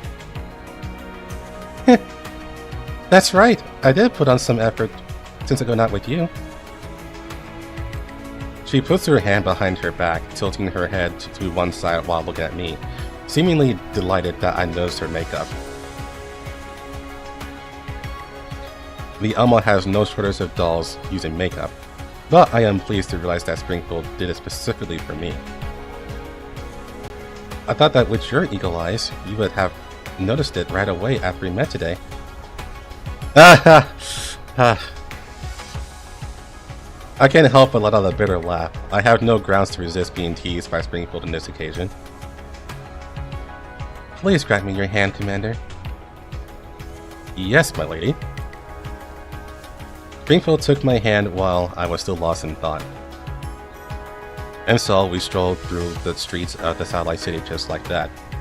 To any onlookers, we looked just like a dating couple. When I first arrived here, I felt that this place was quite different from the others I've been to. Clean streets, orderly traffic, and definitely more prosperous than the other satellite cities I had previously stayed in for a short time. Hero, are you ready for Buddy A's lust? Honestly, I like 8 a lot, so I guess I am. Would the dolls be afraid of Dandelion as a rival if she decides to get serious? Maybe? Honestly, the chemistry between Dandelion and Commander is like super high. Like it's extremely high. But I don't know if the other dolls would be afraid of her like how they are afraid of Springfield. And that maybe because Dandelion has too much baggage.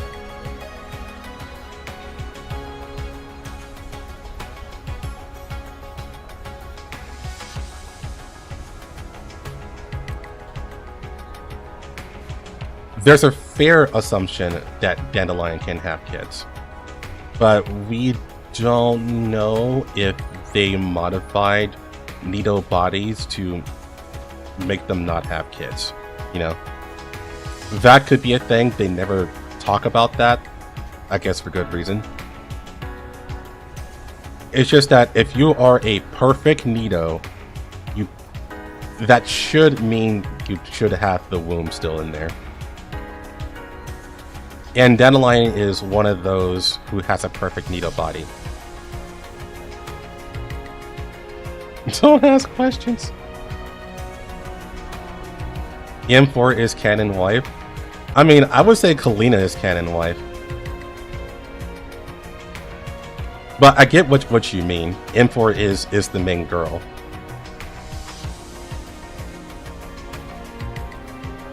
let me send a letter and ask him.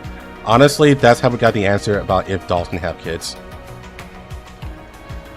Someone did send a letter asking him if dolls can have kids, and he said no.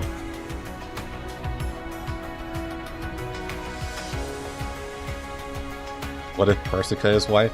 Persica is cat. Indeed, this is a special place even among the green zones. It is as if the worst parts of this age were hidden away. If someone were born here and never left the city their whole life, would they know what the world was like outside? I have no idea. Sorry, I brought up a difficult topic. Don't be. It's a normal topic to talk about in this day and age. Wait, you haven't seen Car? Is she coming back? She was the face of Girls One Night after all. Maybe. I don't think Car was really that popular, if I'm completely honest. She was the face, or she was the icon, yes, but she basically never had screen time. I would assume she's pretty low on the priority list for the moment. Plus, people are asking for more new dolls in Girls Frontline 2. So that is also going to complicate things.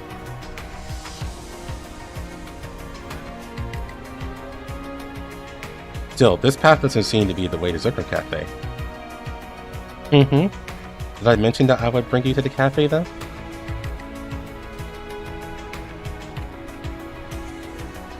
So, is she going directly to the furniture wholesalers? She's really focused on work.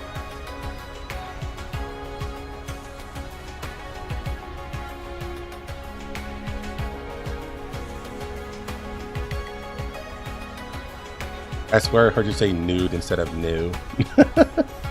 Don't worry. It probably means the same thing. Nude dolls. It would be a new feature.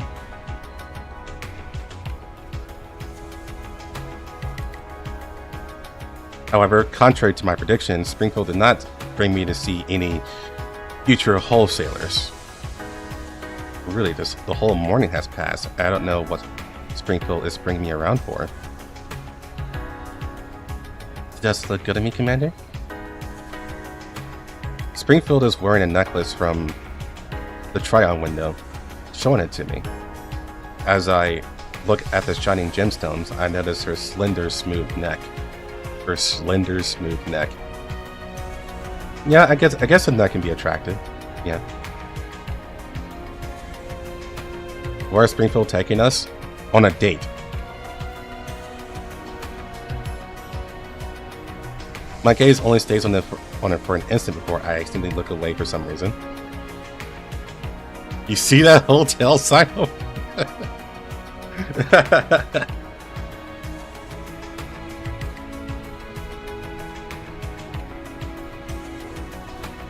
Yeah, I agree. I don't think I dislike any new doll. I'm trying to think of one, but I don't believe there isn't a doll that I dislike. But to be honest, I am the type of person where it takes a lot for me to not like a character in a game. It takes a lot. It suits you very well. You're so overwhelmed that you can't even look at me in the eye. She puts back the necklace and takes my hand again to continue on our aimless stroll.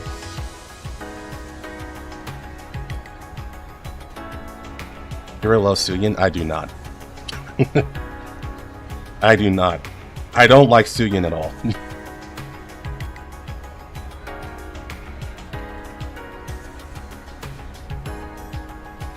What type of character do I hate?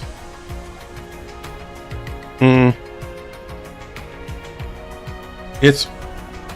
So, I always see hate as a strong word. It's really, really hard for me to hate something.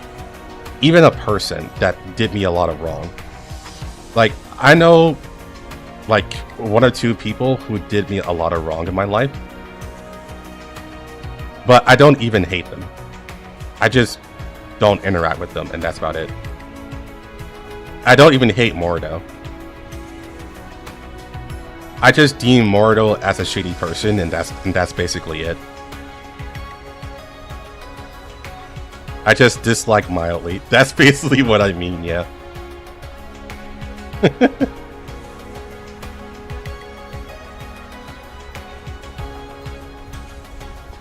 And also, I tend to be too logical with this type of stuff.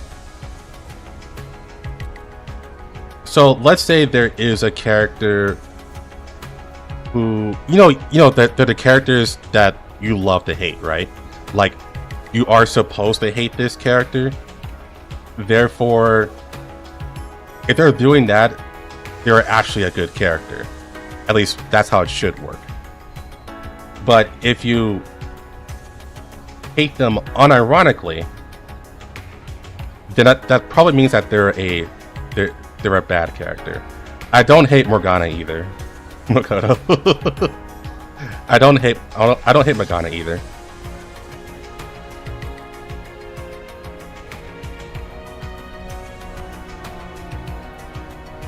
You're just a chill guy meme, honestly, yeah.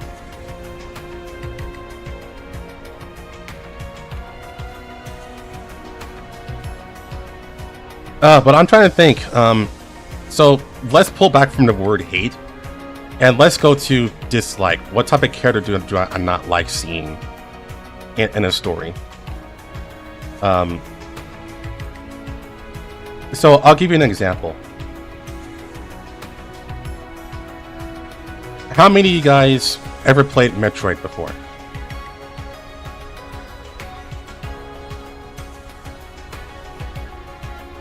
Stags hate love, probably.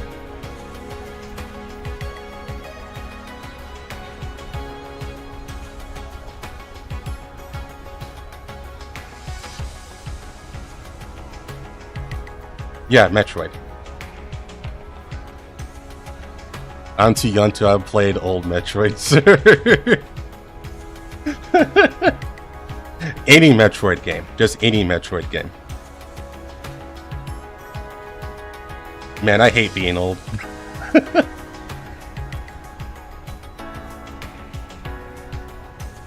Okay.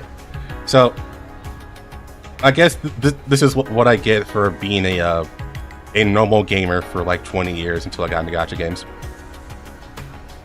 Or mobile games in general. So, you're putting yourself in unk status. Yeah, that's fine. Okay, how many do you... I'll make it more specific then.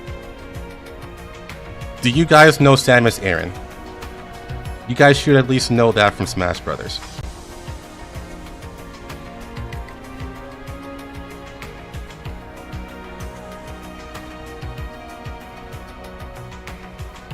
I know that reference.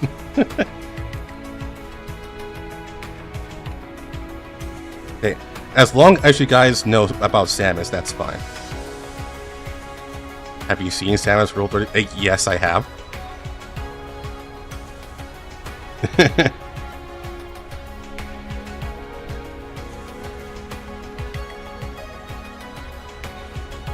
The blonde hybrid lady with power armor. Yes, yes.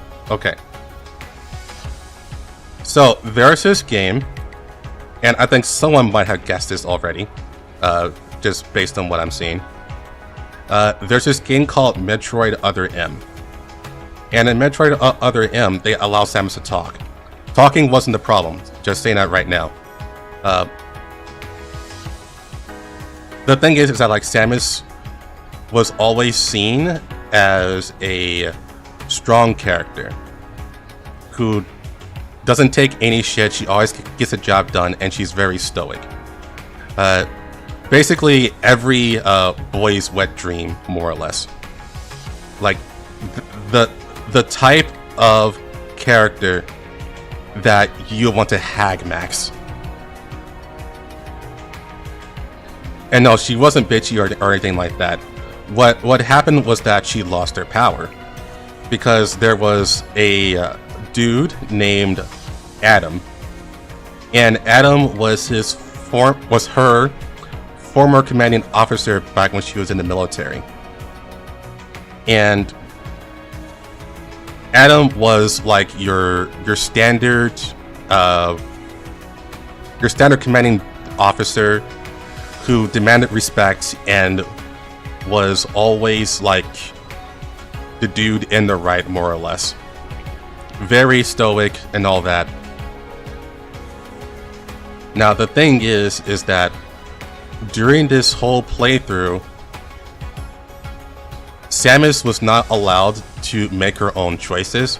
She always followed Adam's orders. And this even got to a point where they went to a dangerous section where it was scalding hot, like a lava level more or less. And Samus does have the ability to resist that damage in her armor. But that feature was not authorized by Adam. And so Samus basically had to do the entire level without that feature because Adam did not authorize it.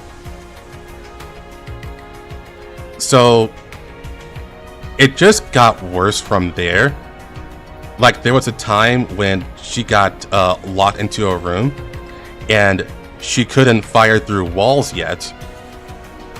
And the enemies were attacking her through the wall and she couldn't do anything, and all you could do was dodge.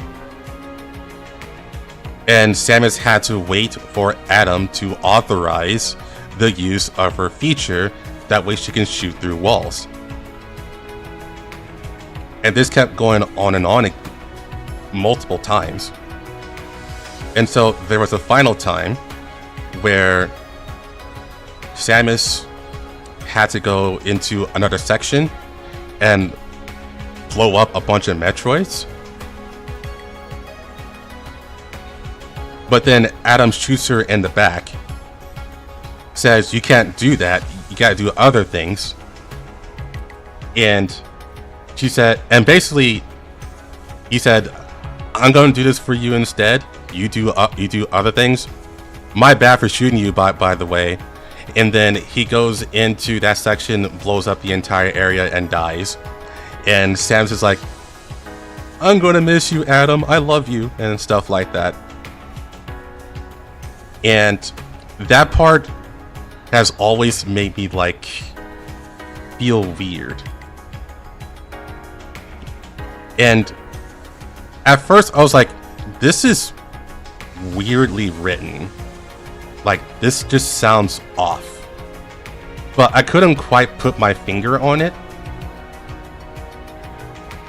until I saw a video that was, like, actually several videos talking about this, where they said that this was an example of Samus basically losing her agency in the story as this basically new character pops in, says he's basically better than the main character in almost every way, and then doing the big hero save. And now he basically became like the epitome of the main character's life now. And yeah, this is basically the stuff that I hate. It's effectively the Mary Sue trope, but done more, what's what I'm looking for? Discreetly? Yeah, discreetly is the best word for that. So basically, it's like, I hate bad characters, I guess is the best way to put it. So an Homelander moment? Kind of?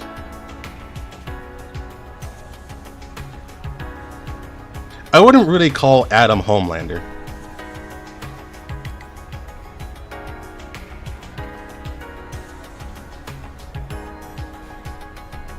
No matter what. Yeah, basically that. Like I said, it's kind of like the Mary Sue thing, but not exactly.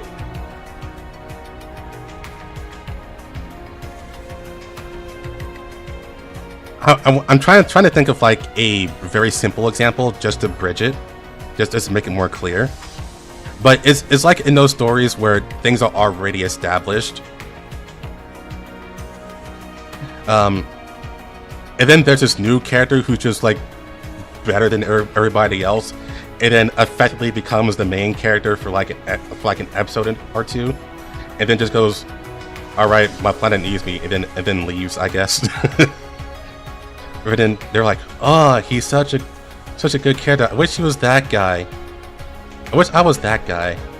You know, I'm not really down for those characters unless they're done extremely well. But for that one, no, Adam wasn't done very well.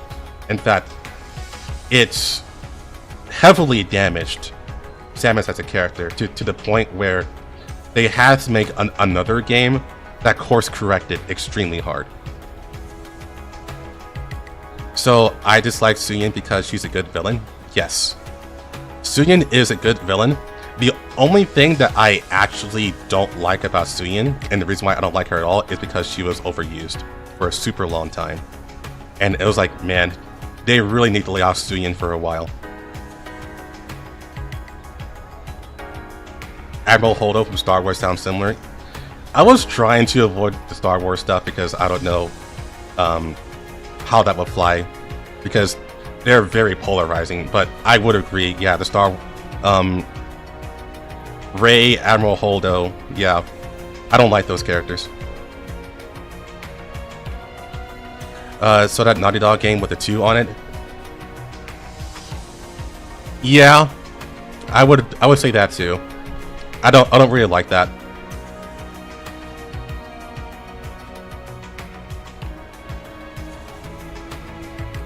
But for that one, for The Last of Us 2, I think that one was less poor writing and more that they really needed another game in the middle. Things just happened way too fast. That should have not been a part 2. That should have been a part 3. If they did a part 2 where they actually built up Abby's character, it would have went a lot better. Hero hates the OG Green Ranger.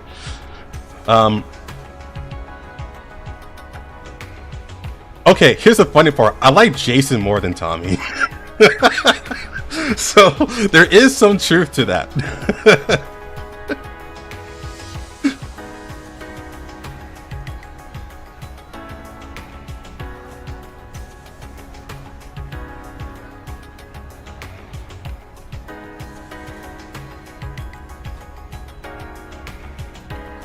Just want more Behemoth. She's coming.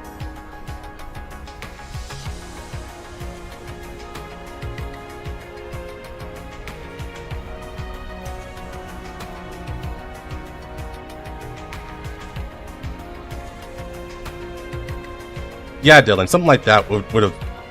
I think it would have rolled a lot better than what they did. Like, the idea was fine, but they went way too fast. They blew their load way too quickly.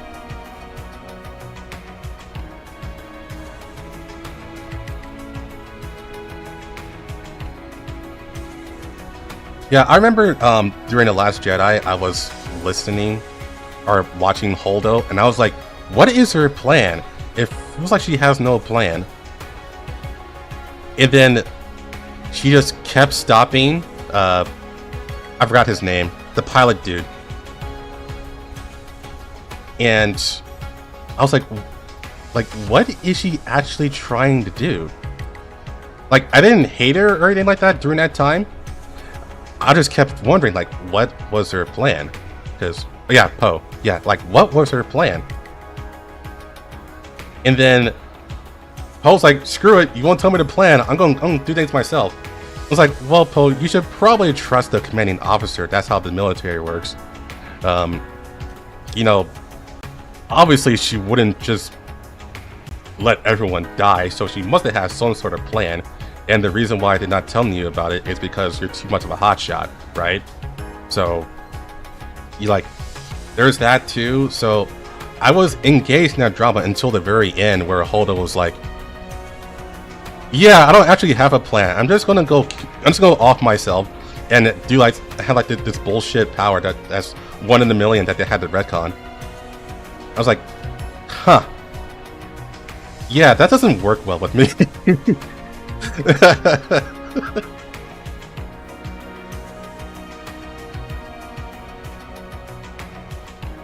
Also, using the hyperspace rams illegal in Star Wars. What she did was illegal. I mean, yes, but at the same time, they're in a war. The problem with the hyperspace ram was that it was bullshit. I think that's like the long and short of it. Like, that should not have worked the way it did.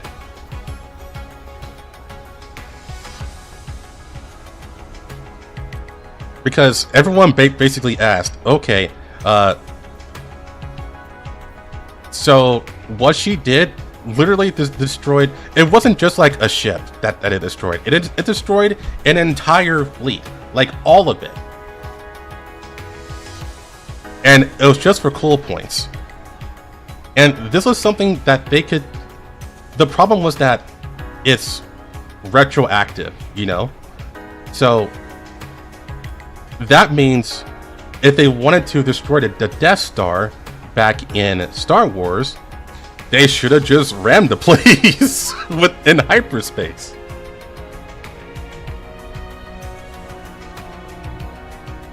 That's why it was such such a huge problem.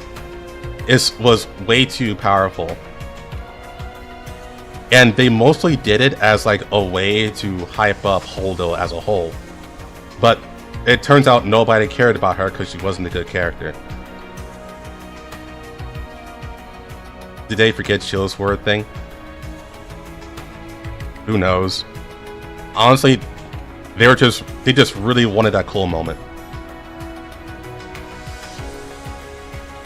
So yeah, overall, I just don't like.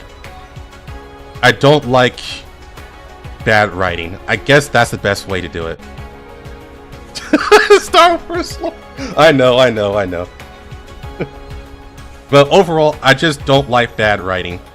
And if the character is infected by the bad writing, and they were never good in the first place, then I may just not like that character because they're too infected by bad writing.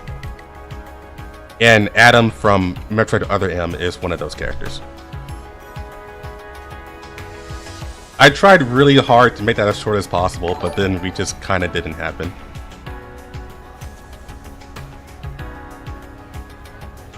I love you, Dylan. Thank you for the $2.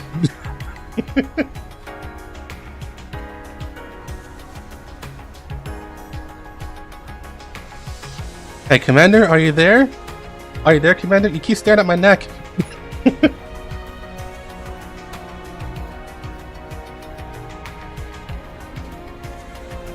This lasted until noon, when we reached an open-air restaurant where Springfield seemed to have made a reservation in advance. We sit down before she passes me the menu. What would you like to eat, Commander? Let me see. The dishes on the menu looks rather enticing. I quickly decide after some recommendations from Springfield. While waiting for the food to arrive, I overhear some whispering from the other diners. I recognize that doll. She's the boss of the cafe in the shopping street over there. I know, it's been a long time since I last saw her. And here I thought that cafe changed hands. A doll owning a shop? How preposterous. Leave it be. I heard she has some good backing.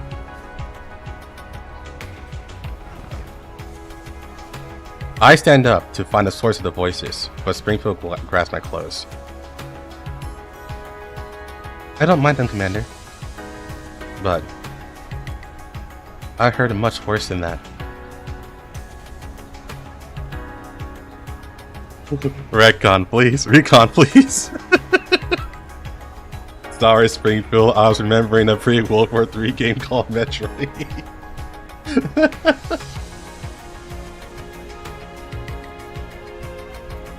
Do you know what I had to go through for the Zirco Cafe? I suppressed my fury and sit back down. I looked towards Springfield with concern.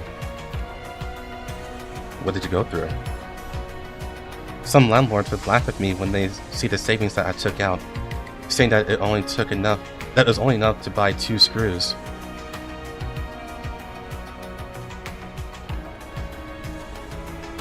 Others were polite on the surface, but would make up laws that do not exist, saying that a doll like me does not have the right to operate the premises independently.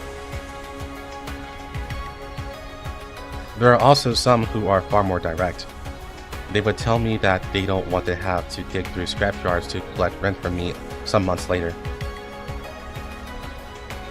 So she's been called a whore? No, she's been called a clanker. That's basically what it means. Springfield. I once wrongly assumed that humans and dolls would have no difficulty coexisting under the same rules. But once I left Griffin and in turn left you, I realized that the comfort and understanding we once experienced were only due to your protection and inclusion. Sadly, the real face of humanity is not the same.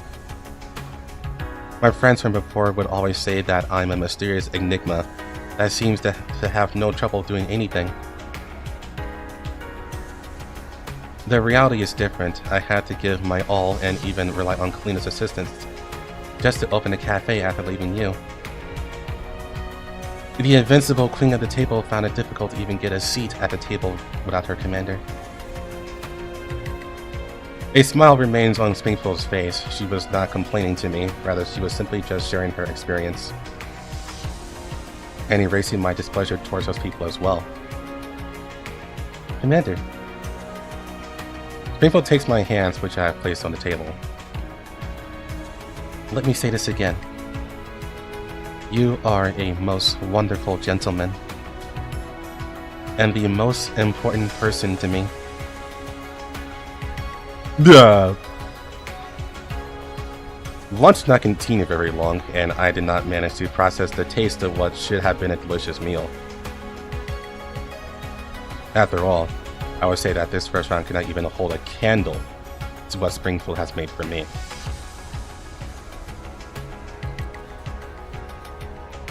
Afterwards, we strolled through the streets until evening came, yet I still did not see any furniture wholesalers that I anticipated meeting.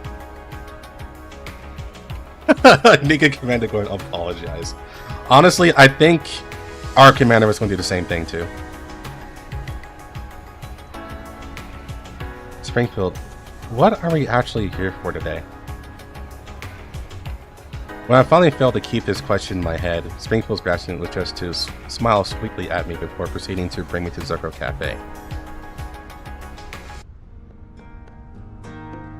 Ah, manager! The cafe was already quite empty when we arrived inside. Not many customers would linger here at this time of evening. The staff first exclaimed in joy upon seeing Springfield, but did not seem to be surprised at her arrival, as if it were to be expected. So that's it. Springfield must have contacted the cafe earlier. Manager, an orange-haired young lady in a suit came in early today. She said to tell you that the request has been taken care of. Alright, please give her my thanks. An orange-haired young lady in a suit. Isn't that... Wait, what did you get Kalina in to do? Shush.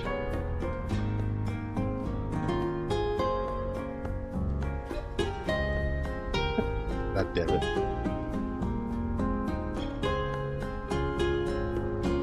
Springfield turns to look at me, with her index finger upon her lips. The time-honored sign of silence. Oh, okay. I thought that said she takes off her clothes.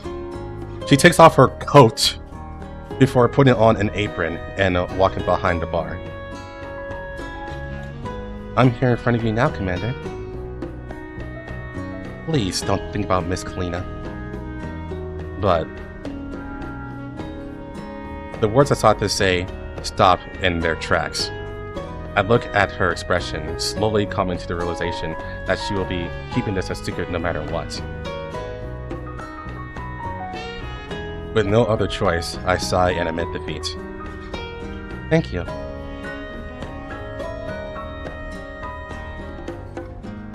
She's gonna be banged on the table. Springfield smiles, and she turns to expertly operate the machine behind the bar.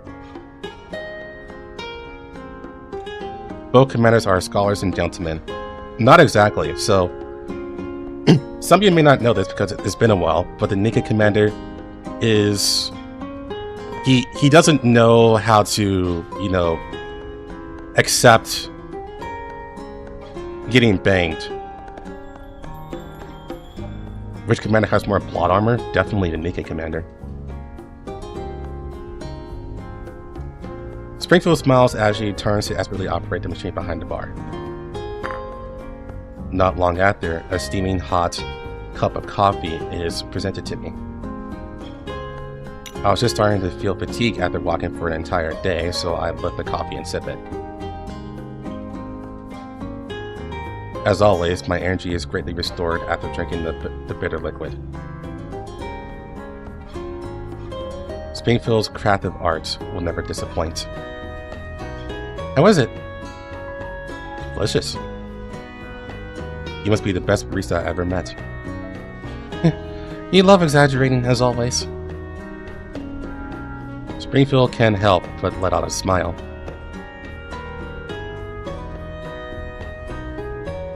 However, this is not the best gift I have for you today, you know. Oh my, what would that be? What will it be, I wonder? Okay, so for the Nikkei commander, the most triggering word that you can say to the community regarding the Nikkei commander is psych. If you played Nikkei last year, I'm pretty sure it's last year, I think you would know what that is. She turns her back and starts preparing dinner on a small dining table. I know that she is most likely doing it just for me. Looking over the ingredients, I managed to notice that the respective dishes are similar to what we had for lunch. Lunch must have sparked her competitive spirit. When though? During Christmas time.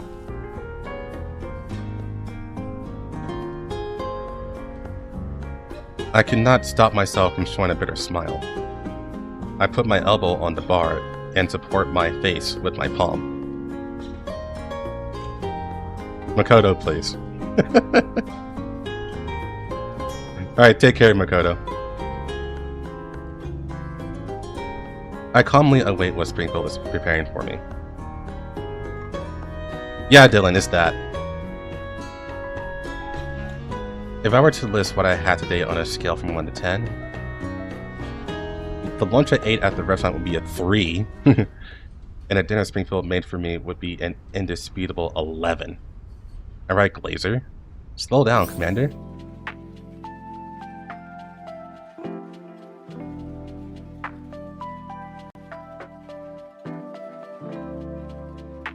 Yeah, if you ever say psych in the Nikkei community, you would actually trigger a lot of people. So for those who don't know, there's a Hot Springs event during the Christmas event. There's a Hot Springs scene. And there was a Nikkei called Ludmilla. And she was in the Hot Springs. And the Nikkei commander was there. And so Ludmilla asked, "Hey, do you want to come in with me?" And the Nikkei commander said, "Sure." And Ludmilla was like, "Oh?" And then commander said, "Psych!"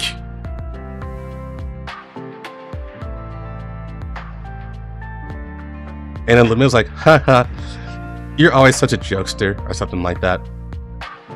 But the reaction to that pissed everyone off in the community.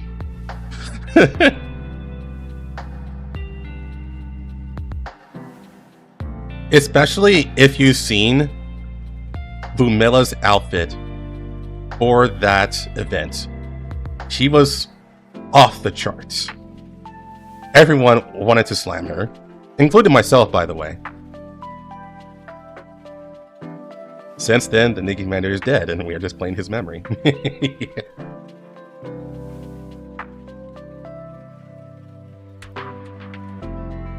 Alright, number 4.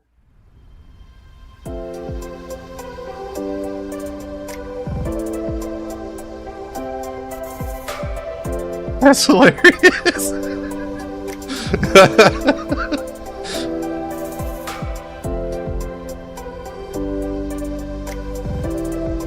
Once we returned from the satellite city, Springfield asked Main Lane to set up a few sheets of tarp over the one corner of the public area and began construction work inside.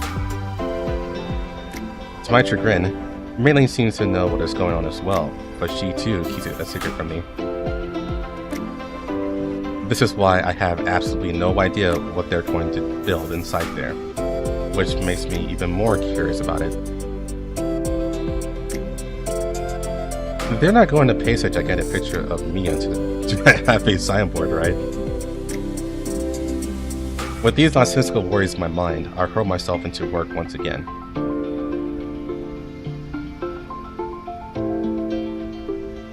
I do not know whether I should call it luck, but I got so busy with work that I quickly forgot about these matters, and I have no time to check on the cafe construction progress. Until one day. So tired. Winter, Lumillo, and make Hero cheat on Ulrid. Possibly. Honestly, they're neck and neck. Not gonna lie. I like Ulrid a lot. Like, a lot. She just needs another outfit. I love her outfit, but it's too formal to have one all the time. So I'll just love her to have like a different outfit. Like, even if it was like the Saber outfit without the armor, that'd be great.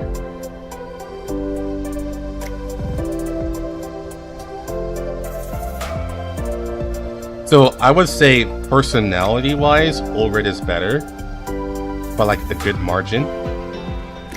But Lumilla has a lot going on, if you know what I mean.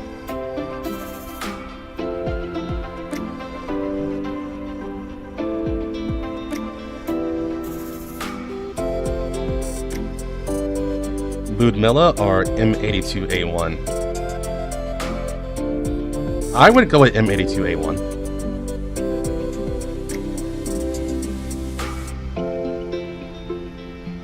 I let out a massive yawn, prop my hands on the sink counter, and look at myself in the mirror.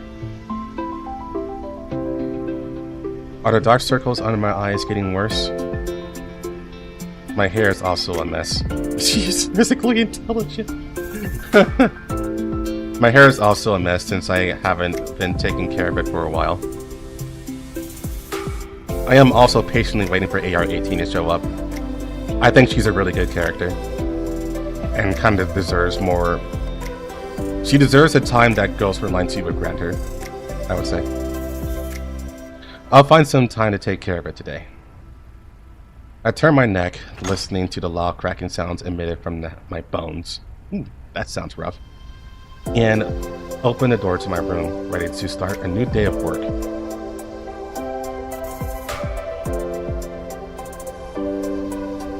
Ludmilla or EP12, both a summer outfit. Well, Ludmilla doesn't have a summer outfit, but I'm guessing you mean the Hot Springs outfit. EP12.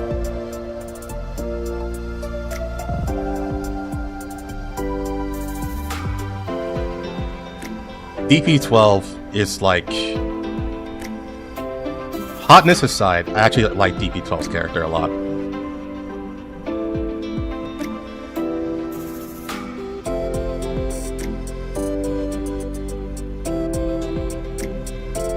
I turn my neck, listening to the... Oh yeah, that's it. And then I am blocked by a tray carrying Springfield right outside my door. I heard you walking, Commander.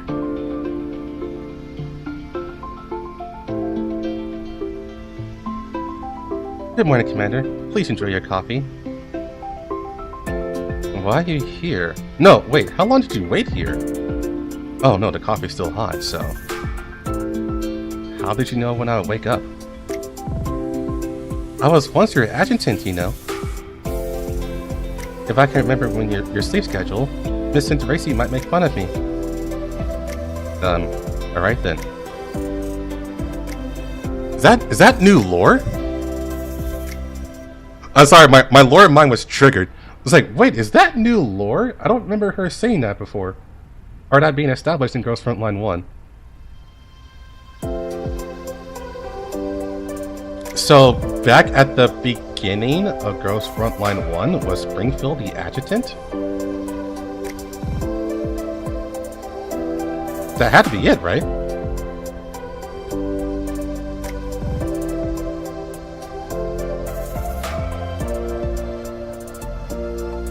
Remember when Springfield and G36 had beef together? Yes, actually. Oh! So that's canon. Okay. Okay, that makes sense.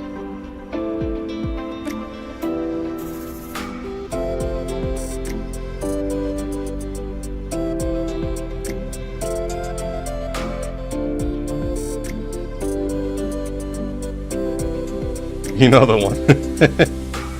Yeah, I remember that now. Okay, so that's what they were talking about.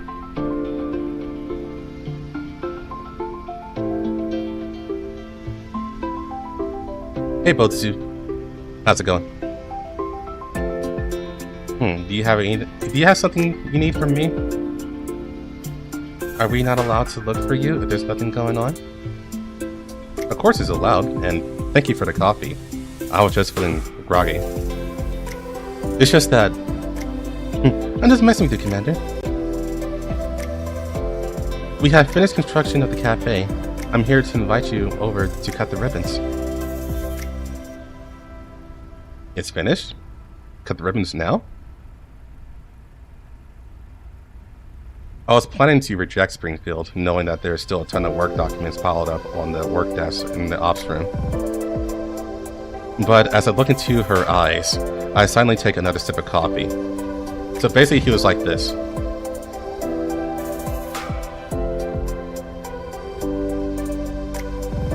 Yeah, I'll do it.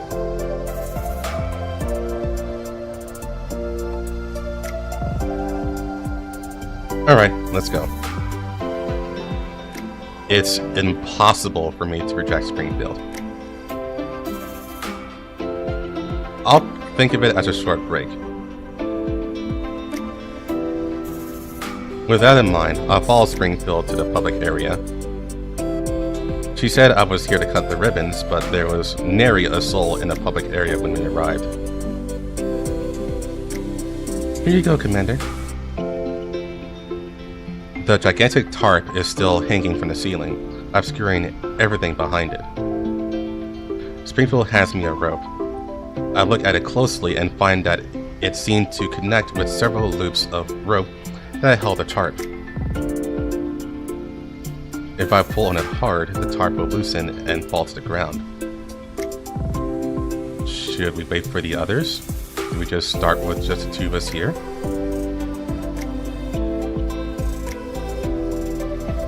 I'll get everyone later. This is just the right time for the two of us to do this, Commander. Alright.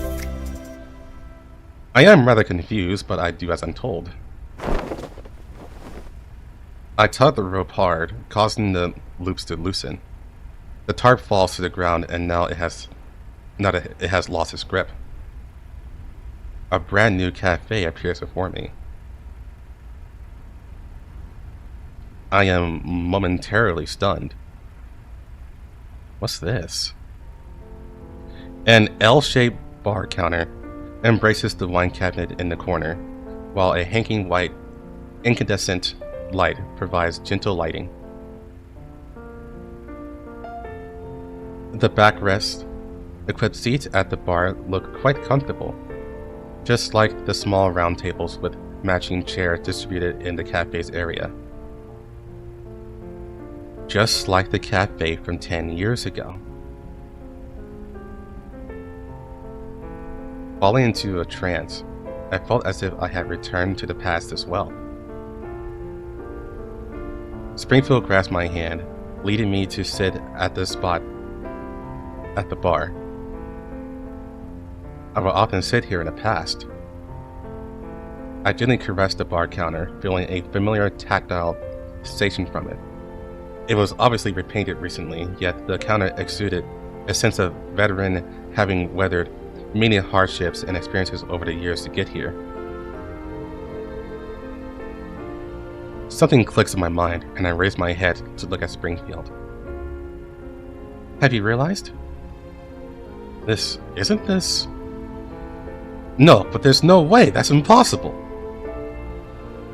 I had the same thought at first. But yes, you are very right, Commander. This is that bar counter from 10 years ago. But didn't the Griffin base... wasn't it destroyed? It got destroyed a long time ago, right? When Griffin underwent its restructuring back then, the base Carter attack was naturally not rebuilt. The ruins of the base were cleaned up by the specialist. Almost everything was destroyed.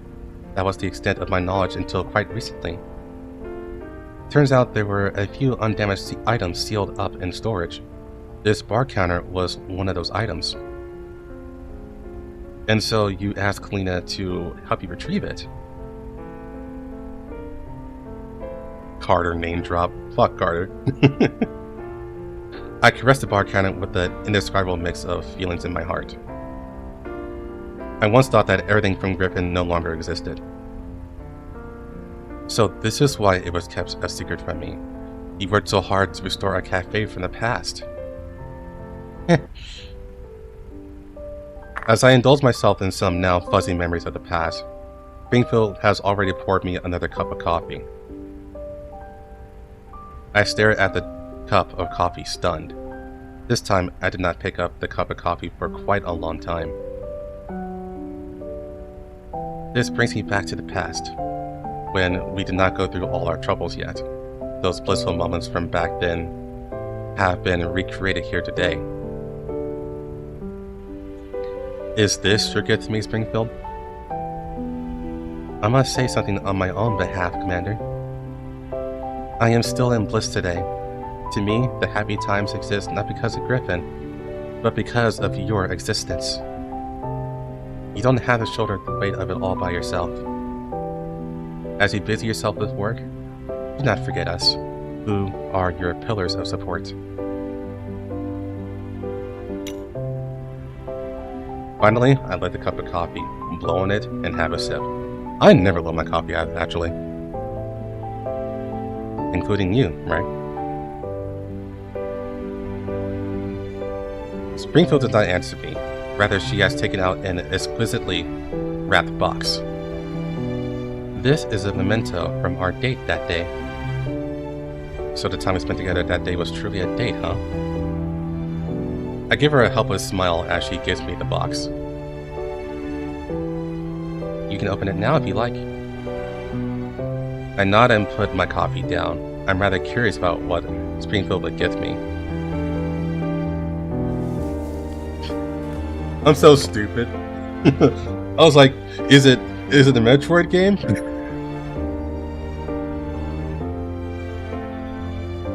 I lower my head, place the box atop the counter, and untie the ribbons before gently lifting the lid. There is nothing in the box. As I looked around for some kind of object in confusion, I suddenly felt something warm and sought to touch my forehead. Springfield kissed me on the forehead. I nearly stand up on reflex, cupping my forehead with my hand on instinct. That soft sensation still seems to linger with the scent. Springfield lightly covers her lips with her index finger as she observes my reaction, before finally failing to hold back a chuckle. What would you like for breakfast, Commander? Huh? Just now? Springfield, you... Sandwiches and coffee? I'll prepare them for you right away. It is an excellent gift. Thank you. Truly, you have defeated me, Miss Springfield.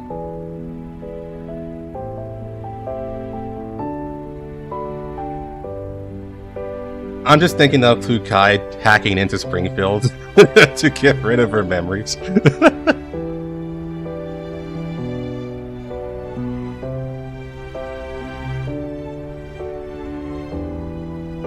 No, what Lunatia would do is just put Commander in Nirvana, and then that's it. It's over. GG's. Springfield turns around to ignore me and my helpless chuckle, focused on making breakfast for me. However, I did not miss what I saw on her the moment she turned around. Is it her ass? A smidgen of a blush on Springfield's face. Okay, that works too, I guess.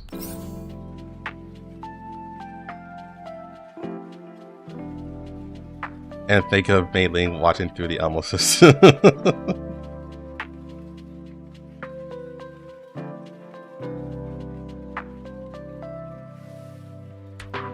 Not the coffee and eggs.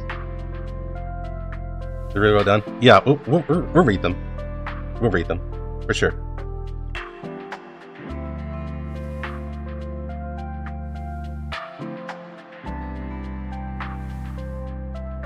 I'm just imagining Groza just sitting there invisible at the corner in the shadows. I don't have Cinteracy. But Macchiato's next.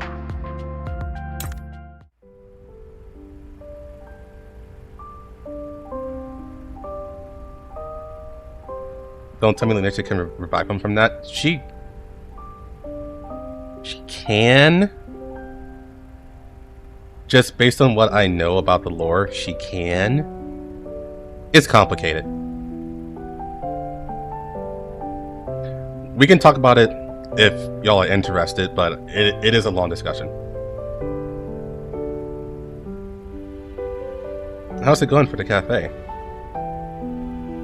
The cafe seems to be quite popular. Our friends who served in Griffin are telling our stories to our new friends. No, I don't. I don't have Cinteracy. I don't. I was thinking about it, but I think I wanted the doll after her, so I skipped Cinteracy. Oh, I think that was when before Kukai came out. I'm pretty sure that's what it was.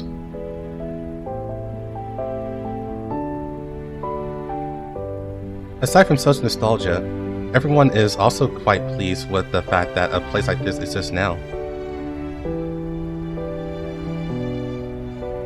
Nowadays, people don't laze in their rooms anymore. Instead, they come out to enjoy coffee and tea with everyone in leisure. If that's the case, things must be getting quite busy for you. Thank you for your hard work. Oh, that's Commander. In that case, things must be getting quite busy for you. Thank you for your hard work. This is fine. Commander, if there's anything I have understood over the past 10 years, it is that opportunities to be busy because of things like this are hard to come by, and many people would even wish to be in my situation. Would you like to guess who this is all thanks to? Can't be me, right? You'd be hated on if you keep teasing girls for fun, you know? I'm not teasing you or making fun of you, Miss Springfield. I'm just feeling a bit shy. I'm an exception, Commander. I'm fine with you even if you are quite the teaser. I can never bring myself to hate you. Wow, your face is red. Stop teasing me, okay? I'm not teasing you at all. I mean everything I have ever said to you. I mean everything that I have ever said to you. Okay, I want another cup. Sure. Springfield covers her mouth, trying to hide a giggle. She finally decides to let my red-faced self go and turns to leave. Watching her hurry around, I can't help but start to chuckle as well. Perhaps this is the happiness that she seeks. I too hope that things will continue to remain this way.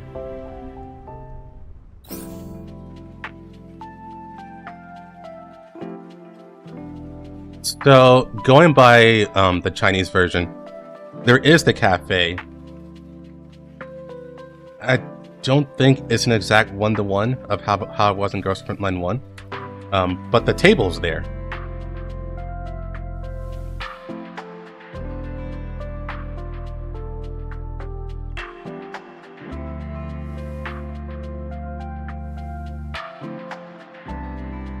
I don't have her.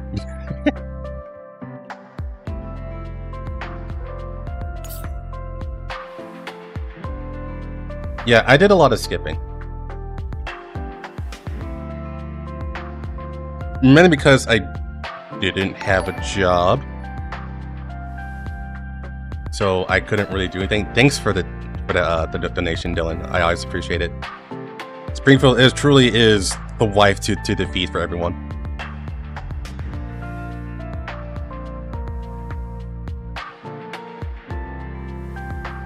At this point, I'm starting to get well off enough that I probably can afford to start spending more. That way I can get every single doll. And then I can start getting all the affection stories for my own archival purposes. Especially since I don't have to do it all over again for CN, because CN is not going to matter probably by the end of the year. Depends on how hard they push it. Record 1. The woman whose reign over Griffin's integrated logistics department did not fall into a slump because of Griffin's organization. Rather, she worked tirelessly to follow her desires, and through personal effort came into ownership of her cafe, the Zucchero. Until she reunited with the most important person to her on the Elmo, she did not relax for even a moment. Even among the dolls the commander has been acquainted with, Springfield is special. She is gentle, kind, and strong, as if no problem could overcome her. No matter who requests her help and what trouble they may have, she always provides appropriate advice for the situation, or assistance and comfort should they come to a difficult junction in their life. As a result, even immensely capable of, or dispositionally prideful elite dolls do not hide their respect for Springfield. Springfield herself, however, has never considered it a source of pride. She is akin to a cup of pristine tea, always giving off a fine aroma, seeking nothing in return. I got distracted by exclamation things here. We just got done with Springfield stuff. We're doing her records now. Who do you think is next after Jiangyu? Probably the UMP sisters. Probably the sisters. Do you have 94 or 15? I have them on CN side, yes.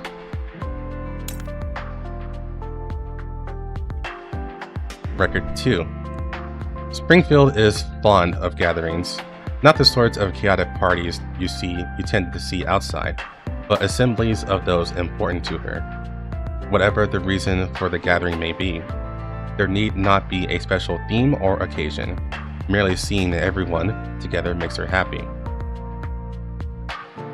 While at Griffin, she'd often hold events at the cafe for various reasons. Like many others, she enjoyed herself in the moment. On this hobby of hers, Springfield would consider herself far too selfish.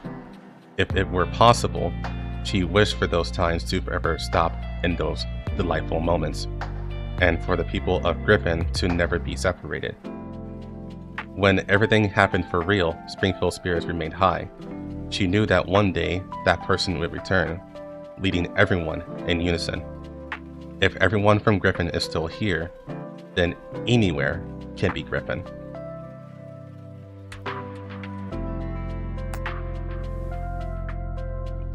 You think they'll do 2 42-day events? Yeah, I do. Yeah, I do. So the 2 42-day events, right? I don't think this upcoming event is going to be anything special, right? I feel like it's going to be more like just 3 events slammed together, back to back, is what I'm thinking. Because none of the characters are going to do anything that is going to push the plot forward, right? So I do think we shouldn't treat this upcoming one as the main event or a major story event, and more of like 3 minor stories put together. And then we'll get a major event again.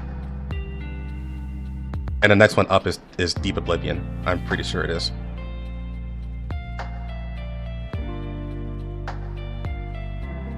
But I just realized if it's Deep Oblivion, then that would have to be RO would have to be part of that. So they're probably going to be Lena, Leva, and RO.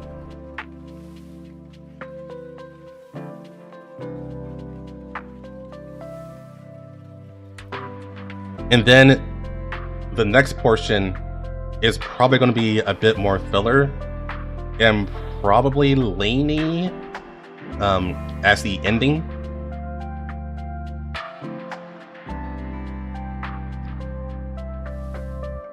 And then after that, we get Corporation.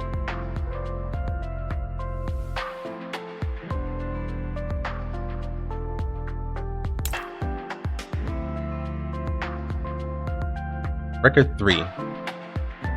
Perhaps unexpectedly, Springfield wasn't particularly proficient at preparing the latest trending snacks. Oh yeah, Lind as well. Which was perhaps related to her leisurely disposition. Springfield is without a doubt a diligent person, but her grasp on current trends is tenuous at best. Save for the evergreen coffee and black tea, she rarely prepared any morsels following popular trends. Biscuits and carrot cakes were the 2 recipes that she was best versed in, while she was not thoroughly incapable when it comes to layered cream cakes that are delightful in both taste and appearance. She was by no means an expert. As such, those matters were often handled by Cinteracy. Springfield is not one to fall behind, however. These responsibilities have fallen onto her, especially before Cinteracy's arrival at Zokuro. To prevent the horrifying possibility of Macchiato stepping in for the task, Springfield dedicated a significant amount of time to studying these desserts. Now she has completely overcome her previous weaknesses. A foremost beneficiary, the commander often enjoys an afternoon tea personally crafted by Springfield. The dishes are rarely the same. I find it funny that the dance game has Laney in it. It's that way because that was her event. That was her mini game for her event. And you know how lazy Mika is. Where did the names for the event come from? Is there a roadmap I missed? That was everything based on CN. Those are where the names came from. Poor Macchiato. No, poor us. Macchiato just can't cook.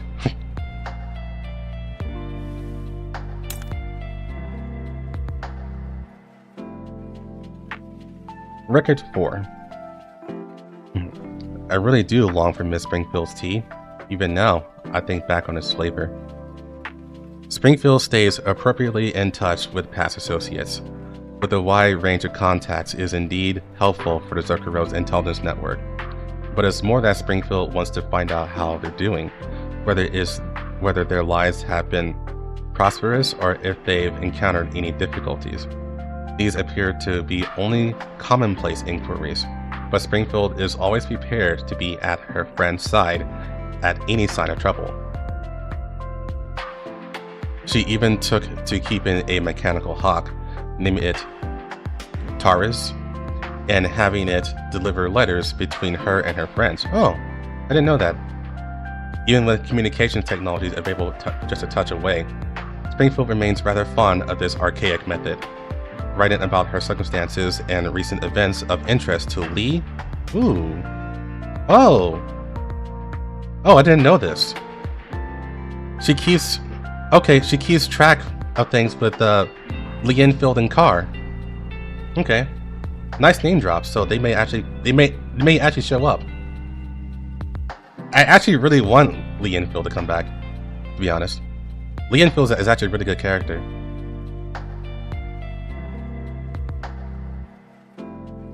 Let me start over. Oh wow, that's a big sentence. Oh well. She even took to keeping a mechanical hawk, naming it Taurus, and having it deliver letters between her and her friends. Even with communication technology available just a touch away, Springfield remains rather fond of this archaic method, writing about her circumstances and recent events of interest to Lee, Carr, and other old friends. By virtue of this habit, Taurus has grown used to long-distance travel and is adept at low-altitude reconnaissance. Before reconvening with the commander, she gathered two old friends, Macchiato and Cintaraci, at the Zocoro, and they, like Springfield, returned to the commander's side. Perhaps Springfield wishes for old friends to gather again even more than the commander. She waits quietly, believing that day will come. Yeah, Lee Enfield deserves more screen time, for sure. She had a lot going on.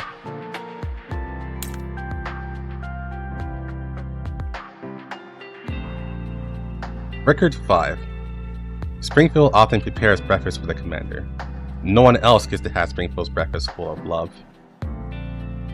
When the commander's morning routine is complete, she sits down at his very own seat and... Wait, she sits down... Oh. He sits down at... Okay. I was like, when the commander routine is complete, like Springfield sits down in his chair. He's like, sit on me, commander. I was like, what? But no. When the commander's morning routine is complete, he sits down at his very own seat in the public area.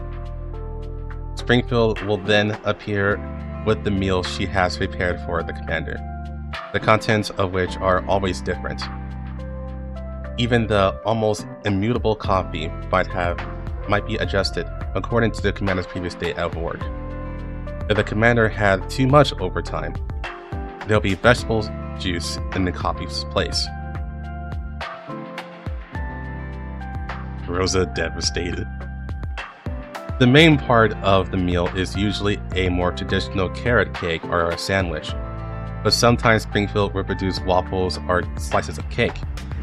The occasional Chinese dishes such as buns or sumai appear as well, though they are rare due to their unavoidable incompatibility with coffee.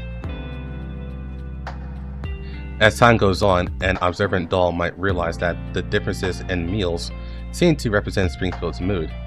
If Springfield presents a slice of cake, then the commander must have done something to make her happy. If it is something that is painfully incompatible with the coffee, then it immediately reminds everyone, the commander, that he ought to apologize.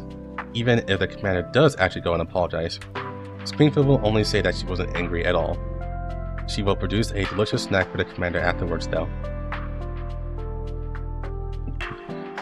Wow. So Springfield does have onlookers. They're like, oh look, like, oh shit, Springfield's mad at commander. We can't have that. Commander, apologize to Springfield now. Like, the commander's like, what'd I do? I don't know, just apologize.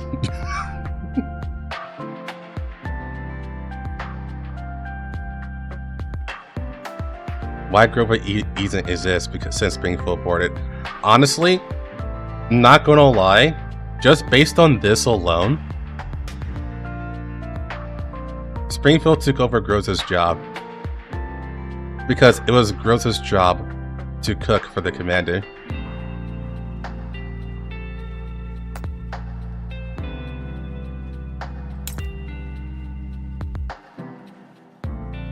You know, I've always had a suspicion. Isn't Springfield pretty good at being in command? As everyone knows, she used to be in charge of the integrated logistics department back in Griffin, as her duties on the Elmo are mostly similar. The Circle has allowed her to reveal her prowess as a leader of an intelligence organization. After a bit of pondering, I realized that no matter what Springfield was tasked with, she would always produce a satisfying result. And so I suddenly had a thought. Is it not a waste of fine talent to have her only be responsible for logistics? With that in mind, I asked Springfield to help out at the ops room for a day, handling dispatch and command for the Elmo with Groza engulfing. Groza's like, no, please don't let her steal this job too. Let me have this one, please! She did not betray my expectations. That day, despite never having come in contact with the Elmo's operational work, she handled all of the work with ease, with some guidance from Groza. Thus, I simply spoke to Springfield, asking if she would be willing to come work at the ops room. Sorry, Commander, I'm afraid I can't accept that offer. She was a little troubled, but still rejected me with a smile. Why though? You did so well yesterday, and Groza commended you too, saying that she would have expected nothing less of Springfield. I was a little confused. I had no plans to force her, but I was quite curious as to the reason. There are many dolls who can alleviate your worries, and I am one of them. But if I were to leave for the ops room, who would take care of everyone else? She smiled as she continued. Miss Centeracy is quite happy to listen to others' concerns, but often gets caught up in the minutiae along with the person she's speaking to. Macchiato isn't suitable for most logistics tasks, and although Mei Ling has a few shades of how Miss Kalina used to be, wouldn't it be too cruel to put all that on her shoulders? With the number of dolls on the Elmo always increasing, logistics will only get more difficult to manage. You already have many dolls who can be of help in the ops room, but logistics? This might sound like me giving myself too much credit, but no one else can do it better than me, right? Besides, Springfield gazed at me, smiling with 1,000 words unsaid. I still want to put together 3 meals a day for you, Commander. I eventually gave up on poaching her over to the ops room. In return, the Elmo logistics flow flawlessly most of the time. The lovely meals I get to have are nice too. Groza has sent a formal complaint to Nisha. This job sucks.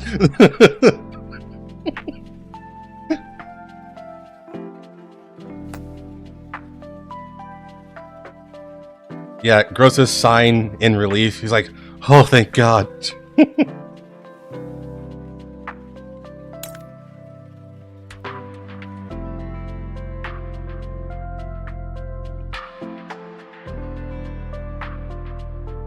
Record 7. Before Springfield came to the Elmo, I made almost all of my coffee myself. This isn't because Mei Ling or the others weren't willing to do it for me. In fact, they often complain that I shouldn't trouble myself with such trivial things, and that they can handle it for me. It's become a little hobby of mine, really. The first time I made coffee myself, and the result was a cup of water with a faint hint of coffee. That sounds awful. I'm not sure how you did that, bro. Especially with tech out now, that's really hard to do. This ignited my competitive side, and soon enough, I proclaimed myself a coffee master. Honestly though, I agree with that too as well. Like, last week, like, short story, very, very short. Last week, I got back into cooking and I made chicken salad. When I made the chicken, I only put in vegetable oil, like a little bit, because I wanted it to remain healthy. So then I got it done. It was well cooked, but then when I tasted it, it was extremely bland. I tasted literally nothing. Like, there was no taste whatsoever.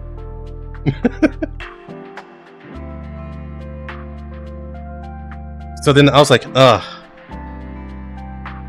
Well, I'll have this for lunch, and I'll eat it, and I'll taste my defeat.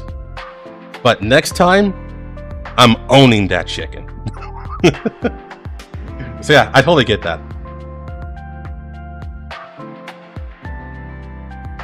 Did you forget the salt? No, I just want to keep it healthy, so I didn't put salt.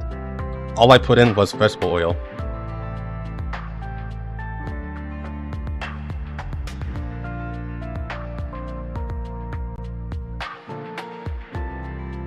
I didn't put any condiments at all. But yeah, since then I put in, I go pretty heavy on the seasoning. Yeah, well, relatively speaking, heavy on the seasoning. Salt is okay. But yeah, I'm better with it now. Okay. This ignited my competitive side, and soon enough, I proclaimed myself a coffee master. No shit, it tastes like bland. Look, man, people have to start somewhere, okay? When Springfield returned, though, I discovered her coffee was simply better than mine. Hey, people have to start somewhere. Look, I'm sure you're all bad at something at the beginning, but then you became masters.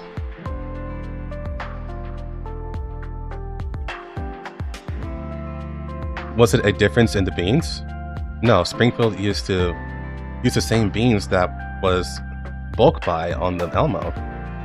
I observed her in secret and found out that she used the same grinder as me, with hardly any difference in extraction time.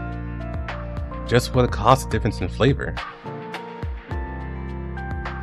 I'm being poisoned by you guys. I actually am. So when I read just what caused the difference in flavor, I immediately thought breast milk. That's what I thought. I blame all of you. Every single one of you. Of course, if I had asked, Springfield would surely have explained it in excruciating detail and tutored me until I gained an understanding. But my competitive side perked up again. I could not bring myself to simply ask her and chose to observe instead. To avoid being discovered, I watched her in secret, leaving after I had learned even a tiny snippet. Sorry, Federico, you're included because you're part of this group.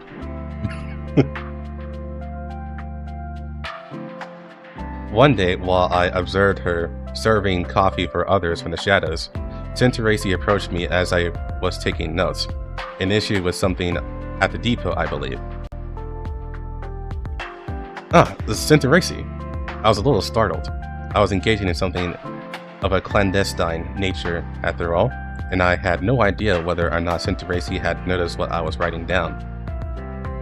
You're studying Springfield again. A nonchalant mention from Centeracy exposed my secret.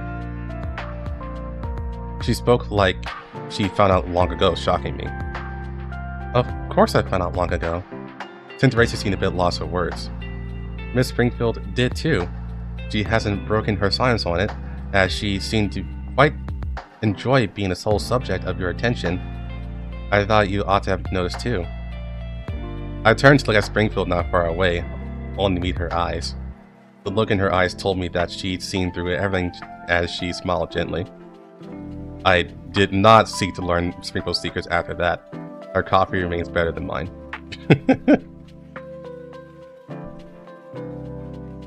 Springfield's like, oh, you're watching me? Keep watching me, Commander. I am also crazy. I just like it.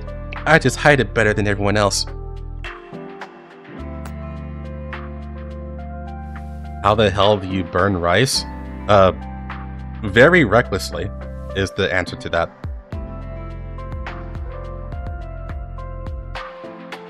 It's okay, here my cooking is blind as well. Unfortunately, I'm used to it too.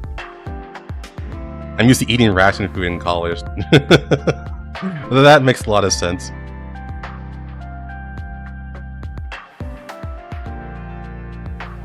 But yeah, I'm training myself to make food to my own taste, and then I want to start cooking for other people. It's actually really nice to cook for yourself. Some images in your head too. Alright, last one, record 8. Springfield enjoys being with everyone. Even simply observing without joining the conversation makes her content. Occasionally though, she wishes to be with me and only me. In the small hours of the night when most dolls had already retired, I sometimes remain awake, occupied with work or things on my mind. On those nights, I would go to the cafe to find Springfield still behind the counter, as if she had been waiting for me. What she serves me on nights like these depends on the circumstances. If I had to return to work soon after, she presents me with a bitter cup of espresso. If my work is complete and I'm headed to rest, she has a cup of whiskey for me. Oh, what a name drop. Okay, that's kind of random. I used to not understand why M16 was so fond of it, but now I get it. On one day, because of some things on my mind, I came to the cafe after work and had several drinks in a row. When I wanted another drink, Springfield gave me a cup of warm water. Is this water? I downed half the cup and somewhat felt more lucid, but still gave Springfield a confused look. I was somewhat looking forward to seeing you drunk and escorting you back to your room a little, I must admit. Though it does certainly make me unhappy to see you treat your body like this. She spoke with a smile, but the concern in her eyes was evident. If there is something on your mind, might you tell me about it before you're completely drunk? Springfield walked out from behind the bar, sat beside me, and grasped my hand. I don't quite remember what exactly transpired later that night, only that I talked a lot with Springfield. I only passed out as light was beginning to return to the sky. It was afternoon the next day I woke up. I found pajamas on my body and a certain comfort that comes with being showered and cleaned in Springfield's room. And Springfield was her usual self at the cafe, serving our companions. I didn't ask questions, nor did I go on my way to thank Springfield. I simply go to the cafe every night to have a drink and a little chat with Springfield. That's enough to make us happy. Wait, did she? Maybe. That's all, it's on the table.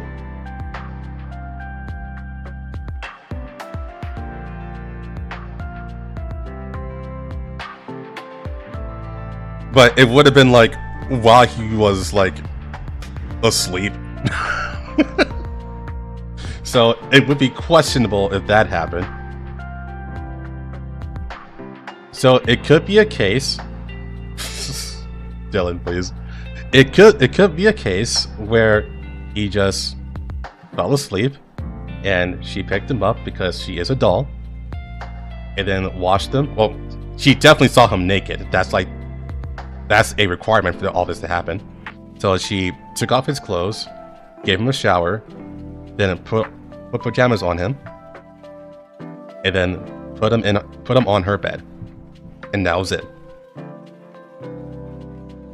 The other one is something we cannot talk about on this stream.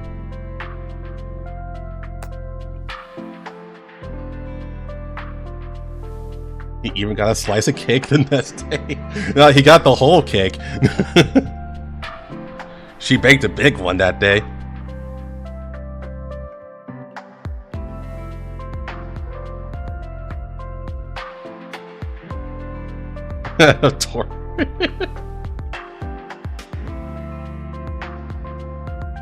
Alright, so you got the full moon.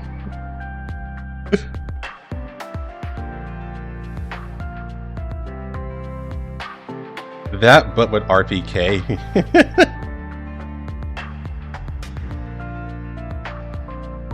Yeah, Florence, 100%. But you know, Springfield is proper, you know? She is crazy, 100%. But she's proper. Okay, next up was Macchiato. Oh, I should check, does... I don't think Mosin has one yet, right? I don't think she even has one on C inside. No, okay.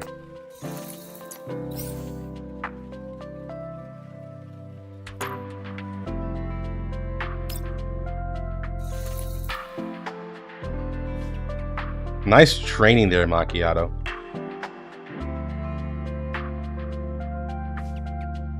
She's just pretending this is the commander.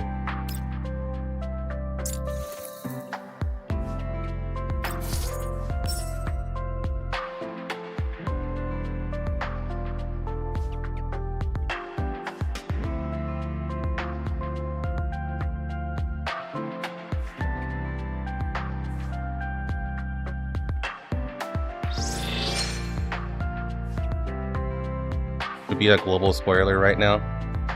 More than likely.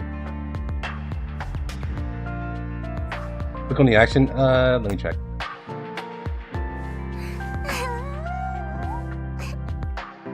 Years.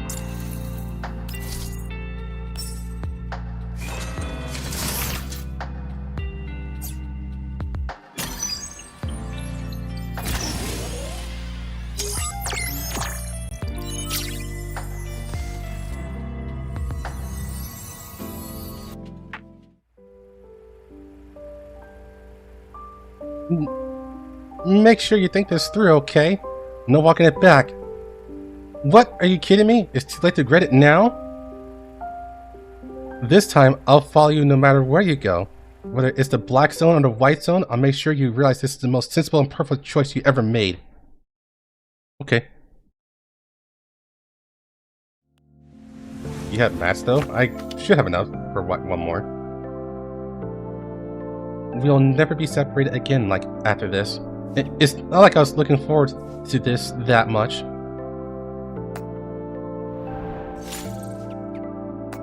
Yeah, I should have enough. Yeah, this... Even if I run out of all of this stuff, I should have enough here. For one more round. I may even be able to do one more after this. And if I don't, I can always buy more.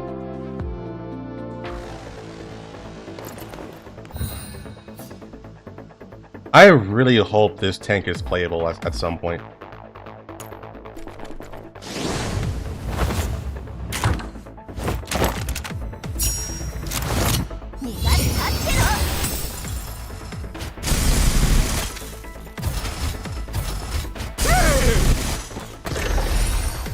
BJ next?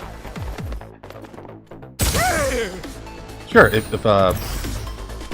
there's a competition, we can do a vote on it. But if not, then it'll be QJ next.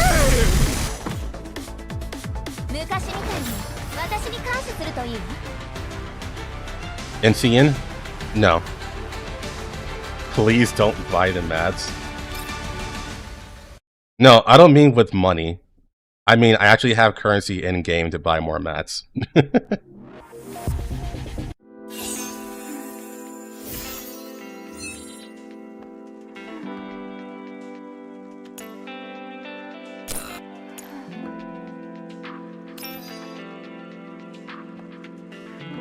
Yeah, I wouldn't spend real life money just for mats. That'd be silly. I'm already spending money for the rings.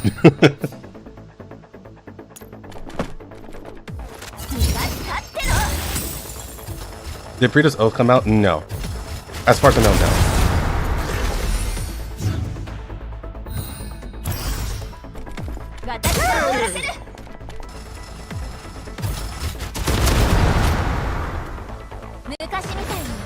Dude, I really want these tanks to play. I want that tank to be so fucking playable, I swear. Just make it bigger. Make it at least half the size of AK-15. And then we have a playable commander.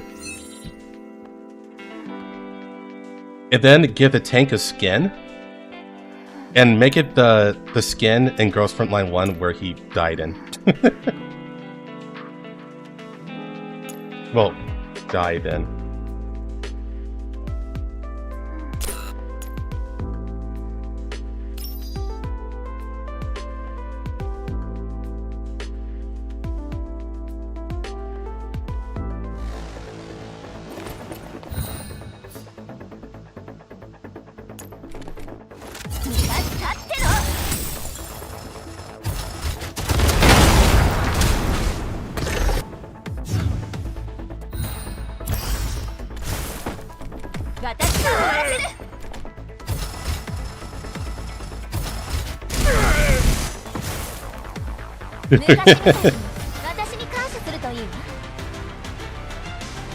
No, Commander. If you're going outside, you go into the tank.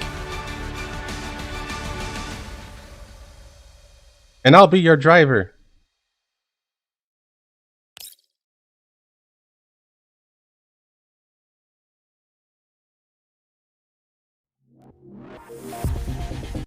Honestly, I think the tank and the mech you have, they probably got destroyed when Carter attacked. Canonly speaking.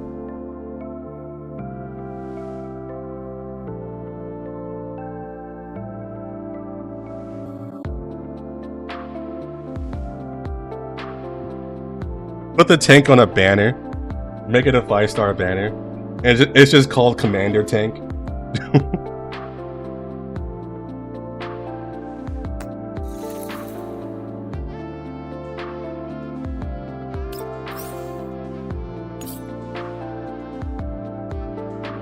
Extra mission nim.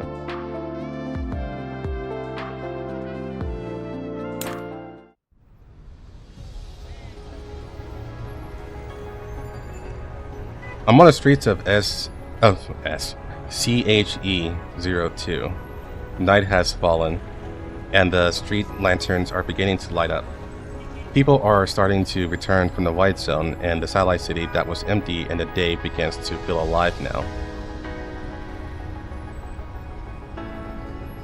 I've borrowed a card from the cafe for the shadowing mission with Macchiato. She's holding her chin in her hands and glaring unhappily at our mission objective. Everyone in this city is busy with work, but our target here is enjoying life and leisurely wandering around the streets with a girl in his arm. What's wrong? Are you upset? Personally, I think being able to collect a paycheck as your arrest to ourselves is a pretty good deal.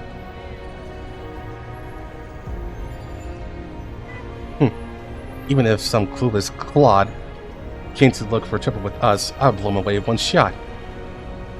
And I told you I handled the driving so you could get some rest, but you said you were worried I couldn't handle it by myself, and you wouldn't let me. Don't you think you're taking me too lightly? Alright.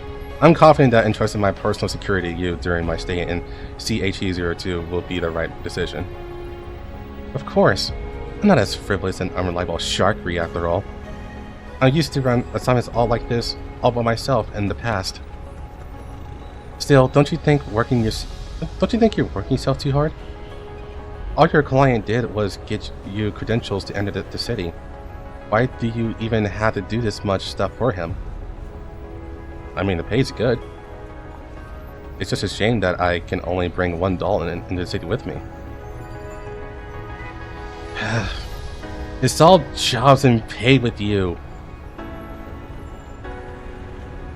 Macchiato pouts in annoyance as she looks out the window. Although, since we're out here by ourselves, is there anything you'd like to? No way! I stomp hard on the brakes. The target we've been trailing all this time has suddenly entered the fancy restaurant with his feminine companion. What? It's an attack? Get down! Wait a minute. Is that... Damn it, this isn't on the expense list the client gave me. I'm going to squeeze him for more money later. Anyway, we shouldn't worry about so much right now. Let's go after him first. What's wrong, Macchiato? Could a tank even fit in the Elmo? It should be able to, yeah.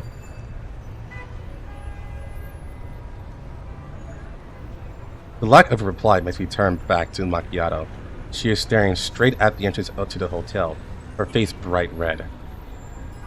I follow her gaze to the little sign above the restaurant sign, which reads, "For couples only?" Wait a minute. So this restaurant is running a promotion. I scratch my nose in embarrassment and turn back to Macchiato. So, wanna go with me? Oh, of course! It's for the sake of the mission. If we don't go after him, how will we... Macchiato turns her face bashfully as she replies. Before I can reply, she's already gotten off the car. I park it properly before catching up with Macchiato and walk towards the hotel by her side. As Macchiato glances at my hand, I realize what's on her mind and deliberately step away so she's at arm's length. But is it me or is she unhappy with that? Yes, she's extremely unhappy with that.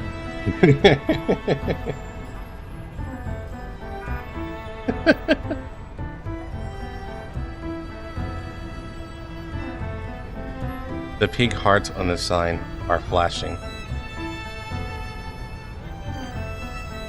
Excuse me, sir, madam. As expected, we are stopped at the hotel entrance by a waiter. Fortunately, I'm prepared for this. Oh, pardon me. We just happen to be passing by and we don't have reservations. Your establishment looks quite classy and I can see a few seats inside. Could you help make some arrangements for us? Dear customer, I sincerely apologize, but as the sign says, our restaurant is only serving couples today and we will not be taking single guests. I am afraid I must ask you to grace us with your patronage another day. While we haven't rebuffed, I won't allow ourselves to be kept outside just like that. I glance at Macchiato and give her a meaningful look. She realizes what I mean and blushes. I proceed to apply more pressure on that waiter. Single, you say? Are the two of us not a couple? But sir, it would seem your companion is, dull? So what? Do dolls not count as customers? Macchiato's face is bright red, but she forces herself to stay strong and even manages to glare haughtily at the waiter. You have a point, Miss Doll. But like I said, our seats are reserved for lovers only. Upon hearing the word lovers, Macchiato immediately climbs up. This isn't good. But we are lovers, aren't we? Huh? Which part of us says that we are not lovers? I sincerely apologize, but... You see, our establishment has not served a doll and human couple before, and the city's ordinances don't seem to confer any legal status such pairings. The waiter looks apologetically at us, and he glances at the distance between Macchiato and me. Meanwhile, Macchiato is stock still, like she's crashed. You know what? I'm going to ask a real question here. Why in the living fuck is there no one dating their dolls? That is like the most unrealistic thing I heard in this entire series so far. There is no way in hell that no human is dating their doll. Because dolls are made? Exactly. Oh, because dolls are made. Okay. Our dolls are mad? Nah. Since you can program dolls, unfortunately, you can totally have lovers, you know? You can totally have like a robot lover. You think people may hide it? Because of social stigma? I mean, that just makes it even better for some people. Because of the taboo. Don't stick your D in crazies. Yeah, you do.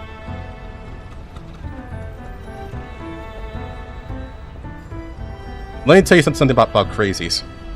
If you accept them for what they are, it's easy going from there.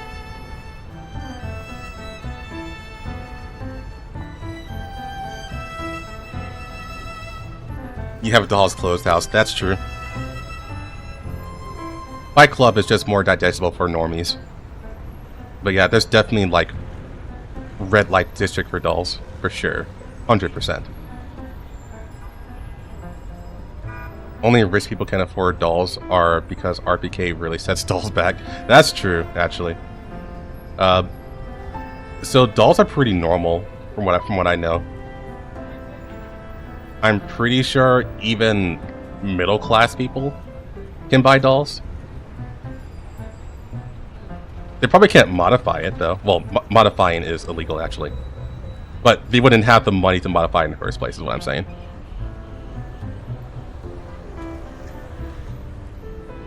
Adjusted dolls can't get pregnant? That's a plus. Just saying. For a lot of people, that's a plus. Ethical people implode. So M4. You just said M4. J.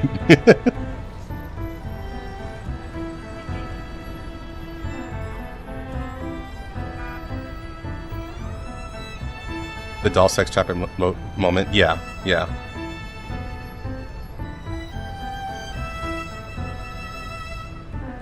What do you think about the English fan translation? I think it's great. Assuming you mean CN. It's great. We're on global right now though, so it's not playing, but the CN translation has been wonderful for me.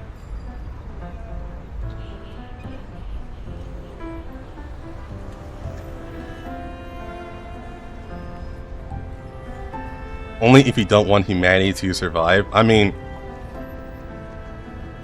why do I care about humanity? I only care about my own life. Give me a doll that loves me, and I can bang for like forever, without the issue, without any financial issues or kid issues. Man, fuck humanity.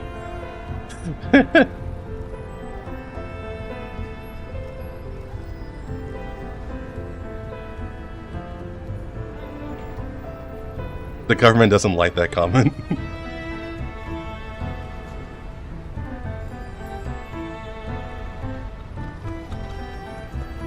Is it more widely spread, or is it some deviant? Our back broken.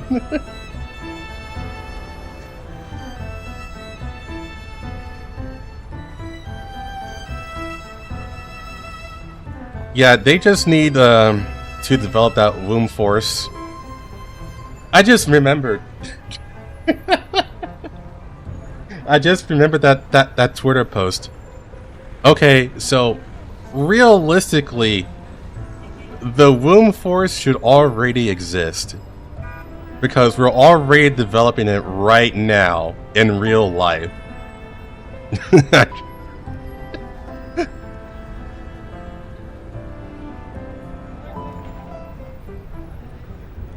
Like, so many people pointed that out on Twitter. Like, look, we're one step closer. to the dream.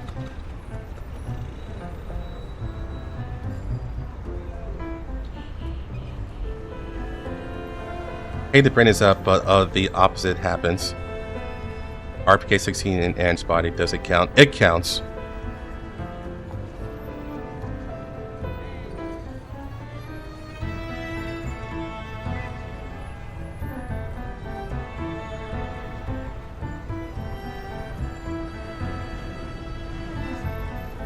Yeah, it totally counts. You probably wouldn't talk about it, but I'm pretty sure Angie's body was not modified aside from her head, her brain.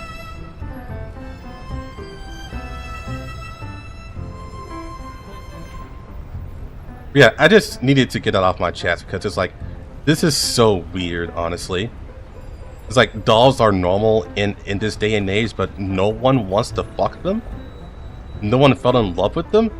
We're already falling in love with blow-up dolls, especially in Eastern countries like Japan and Korea, because of how much they get overworked. So they don't have time for real love or to even do some courtmanship.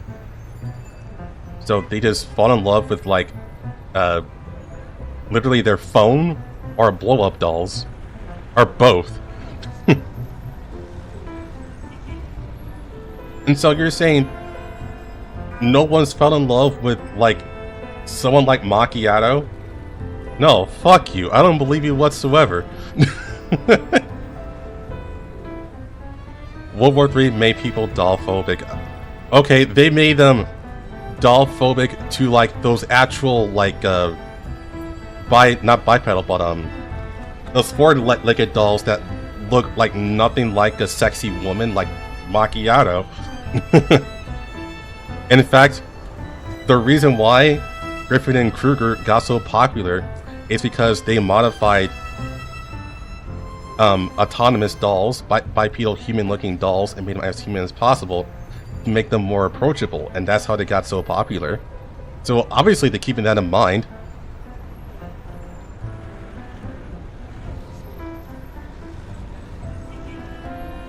Blame RPK 16 for making them doll-phobic.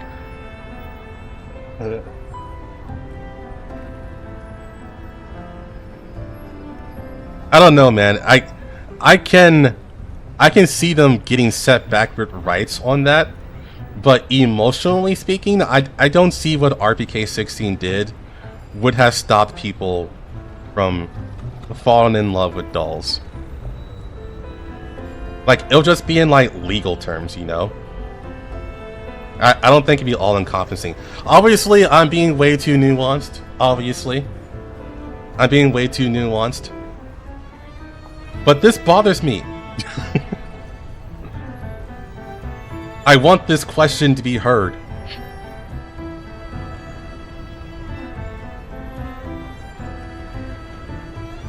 In fact, this should be so widespread. All of the human girls should be on like their version of Twitter complaining. You know what I mean?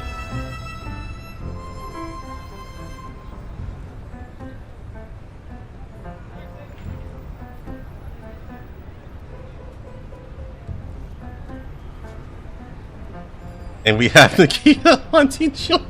Oh my god! Don't put it in that way.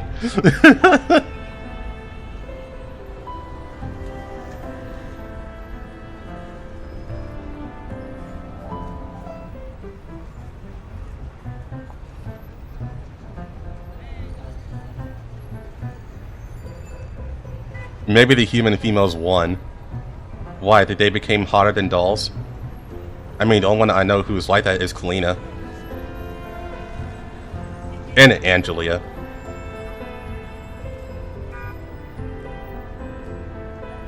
When female streamers started complaining when VTubers had become popular in the West. Small subset though. It's not everyone.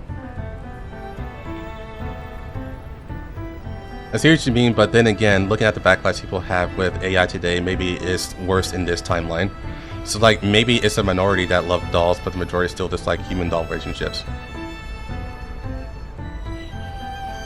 I can buy that. I can see what you're selling. This is the worst case scenario, yeah. Where if they know that they're a doll, then they wouldn't want to get with a doll because of the implication behind that. I can see that.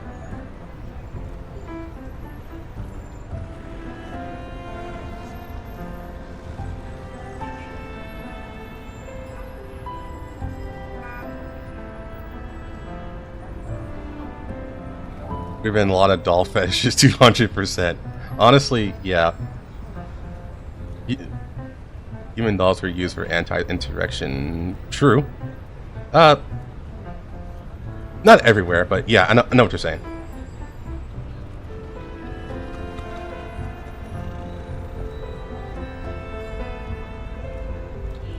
We're using repression and insurrection. Not human dolls, no. It wasn't human dolls. No, it wasn't human dolls at all.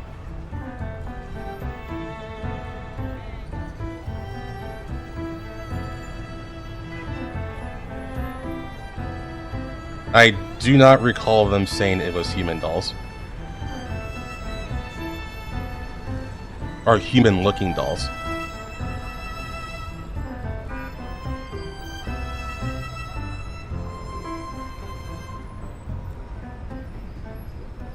Like, the only time that I remember them actually being, like, human dolls were really just civilian dolls. If they were used for the military, then they actually used, like, stuff that they would use from the military. Like the stuff that we would see from the KCCO and stuff like that.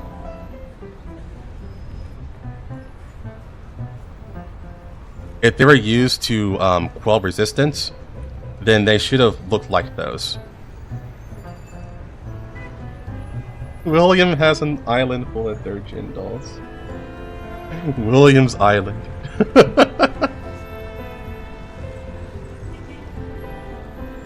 Okay, I should probably move on. I should probably move on.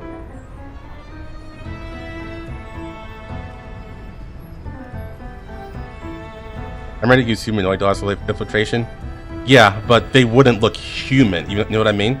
So when they use the term humanoid, they don't actually mean they look human, but rather they stand on two legs, and they function like how they function like how a human would function, but they wouldn't look human. They look fully robotic.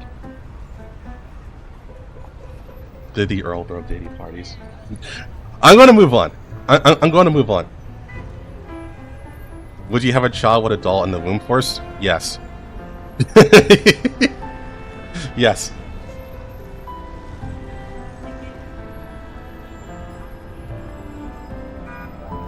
I'm pretty sure women would also love to have a robot male, a perfect robot male as well, who could do what we could do. But yeah, I'm gonna move on. The way it looks apologetically at us, and he glances at the distance between Macchiato and me. Meanwhile, Macchiato is stock still, like she crashed.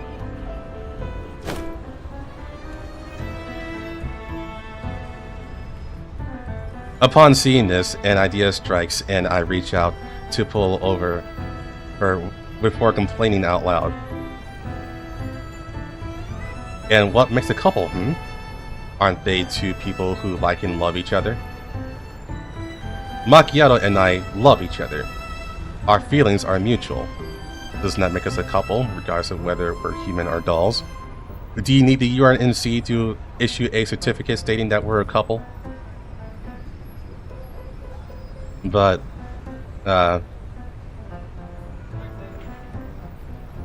it's funny to hear about what they showed that woman with male-style AI is that the male AI after a while just fucking ghosted. That's funny.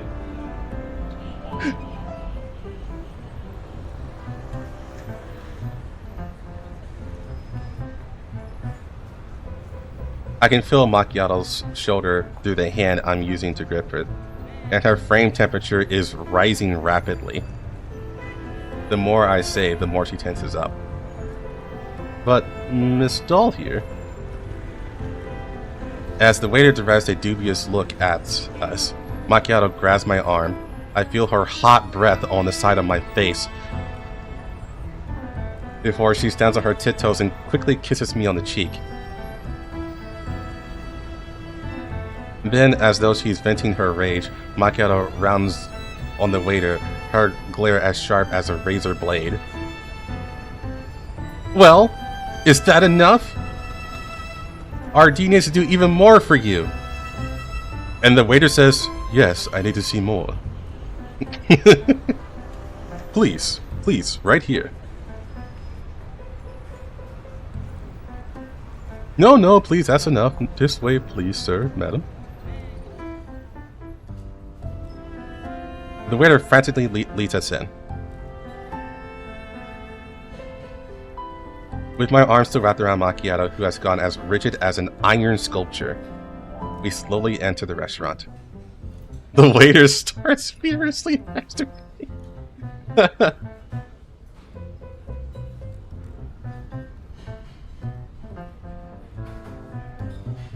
Now that we've entered, I verify the target's location. It seems he's having a meal as part of an ordinary date, and Macchiato and I sigh in relief. I pull away from the waiter and whisper into Macchiato's ear. I can't get this image out of my head. It's that one from Dexter's Lab where he goes like, "Ah, flume du mange," or something like that.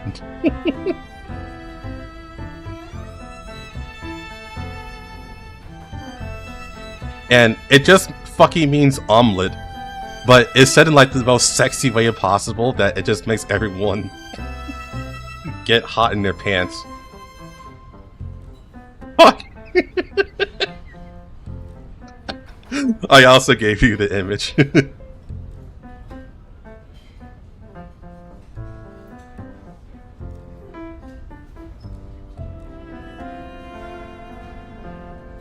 Yes, omelette du fromage.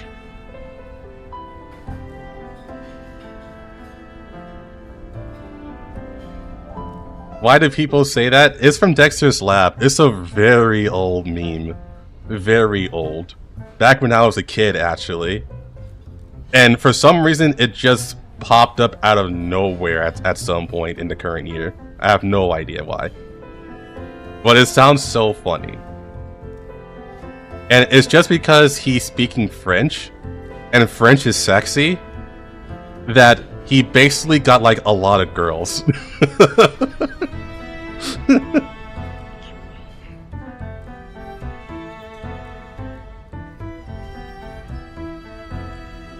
Sorry about that. Thanks for playing along. Macchiato's shoulder stiffens up again.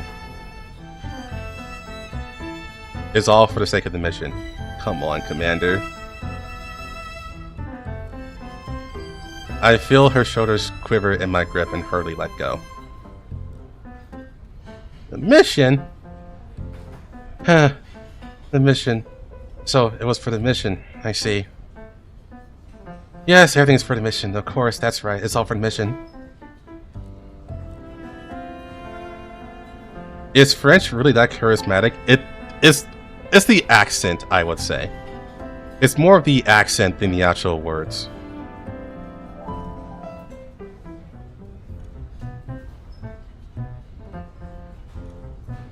This way, please, dear customers. Thanks. Macchiato takes a moist towel head from her waiter, and just as she passes it in front of me... Oh, that hurt! She stomps my right foot. My foot is now crushed. I must now return to the Elmo to get it fixed. It's the power of cheese. What are you gawking at? Since it's for the mission, you should hop to it already.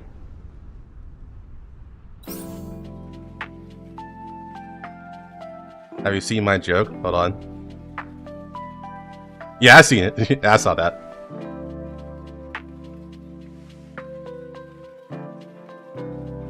The result of sex is an omelet.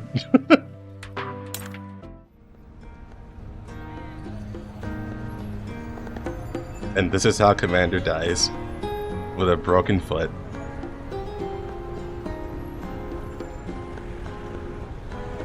It is a weekend afternoon and the satellite city streets are bustling with activity. I am seated in one of the Sakura windows, looking out at the street view. There's a warmly decorated building across the street beyond the milling grounds. Sometime later, our protection target will be holding a party there. What are you looking at? You seem out of it. Macchiato takes a seat opposite me with a cup of coffee in hand. It's nothing. I just want to familiarize myself with the mission environment before we begin, so we aren't caught off guard in the moment.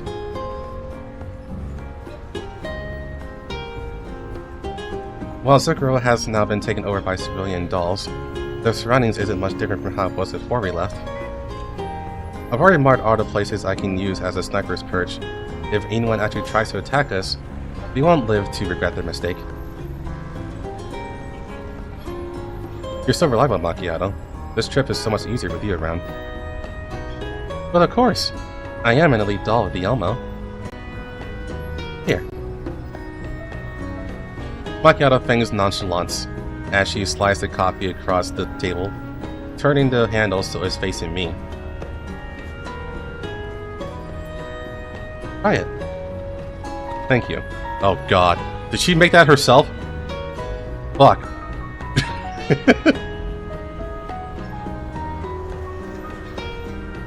I pick up the coffee without giving it much thought, still looking out of the window. As I bring it to my mouth and take a sip, the taste buds are hammered by the richest borns of excess of sugar syrup that I can't help but frown. Wow, this coffee is sweet. Do people in Solid City always take their coffee this sweet? It's about poor taste. Even when E's gonna sugar too. Macchiato glances at my face and frowns too. Then she gestures to the counter. Yeah, forget it. Waitress, bring him a black coffee for him. That's okay, this is fine. Huh? Didn't you say it was too sweet? Well, coffee comes in all flavors, including sweet. Plus, it would be a waste to just pour it away. Don't worry, I'll finish it. It's just coffee, so why are you just making a big deal out of it? Fine, but remember, I didn't force you to drink it. If you end up saying you can't finish it, don't expect my sympathy from me. Macchiato looks out the corner of her eye and sneaks a peek at my reaction. I smile and nod to her. Her face turns bright red and she immediately turns to look out the window, avoiding my gaze. About to go to Nirvana to this one. Honestly, I'm like the commander. Like, if I'm served bad food, I'll still eat it. Just to be polite. Unless I, like, physically cannot finish it, I'll still eat it. Macchiato would hate Starbucks.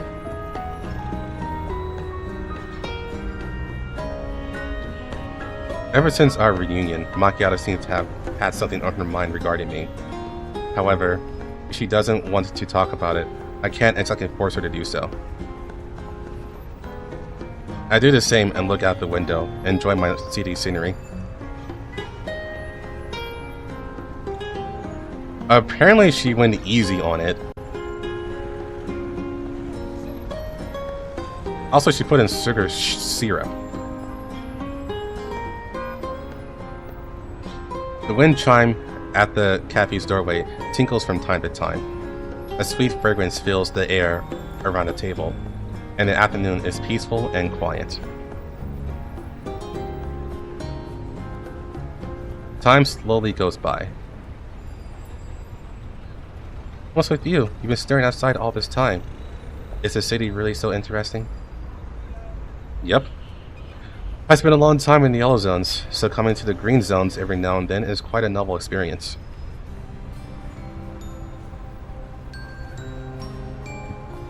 Why do you keep staying in the yellow zones if you're so interested in the green zones anyway? But I'm here now. I'm here with you now, aren't I? Oh, that's fine too. Well, you spent some time in the green zone for a while now, so how does it feel? Better than the yellow zones, right? Well, that depends on how you look at it. The people in the green zones are busy and they have hard lives, but cities are being rebuilt thanks to their hard work. And they're coming back to life. You can see it in the eyes of the people on the street. There's hope for life in them. It's hard going, but their safety is assured and they're gradually gaining more time and energy to live their own lives. So, how should I put it? Things are pretty good for them. However you want to spin it, it beats the hell out of getting a mouthful of sand in a collapse storm.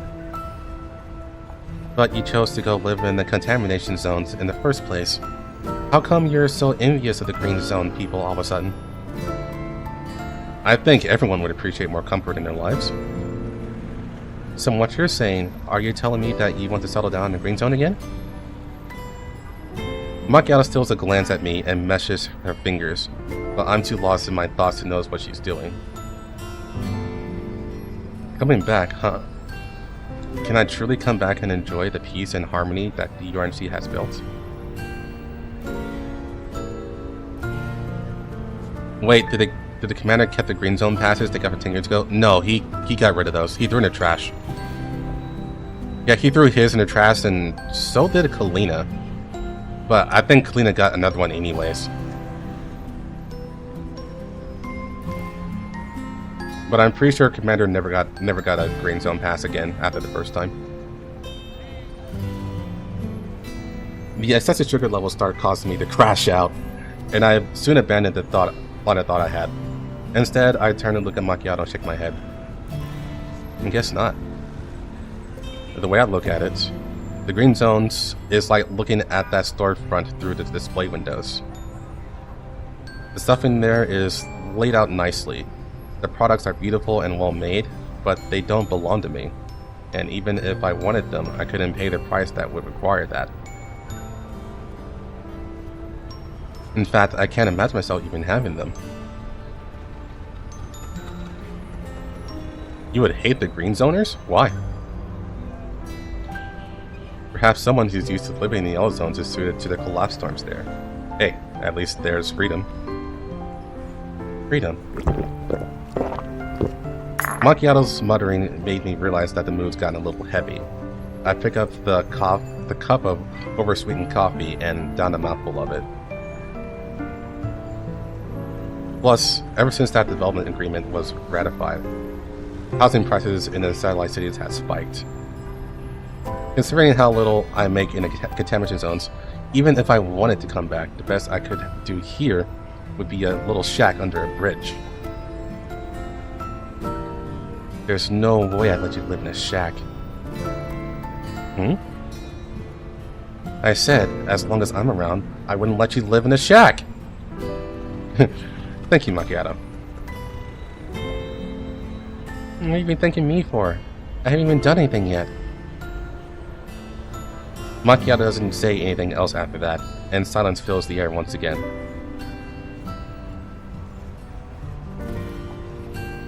As the daylight slowly fades, I finish the last of the coffee in one gulp, and prepare to wrap up our work for today. And also die on my bed, because of all that fucking sugar. Macchiato, let's head back. Waitress, Bill. Don't you dare!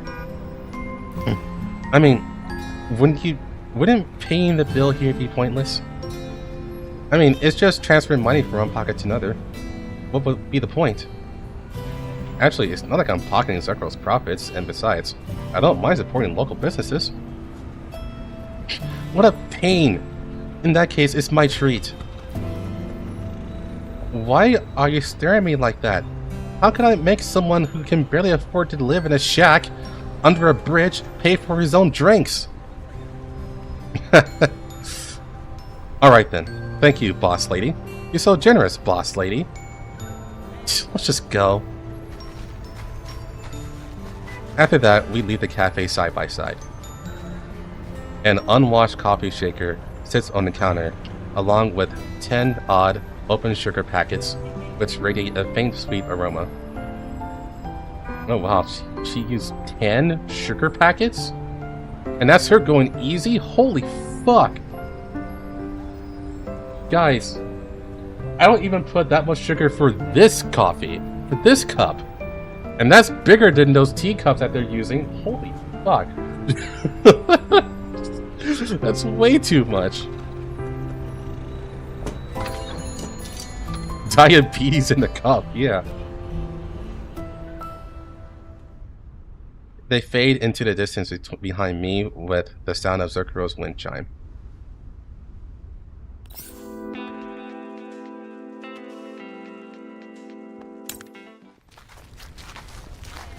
It's caramel with coffee at that point, yeah.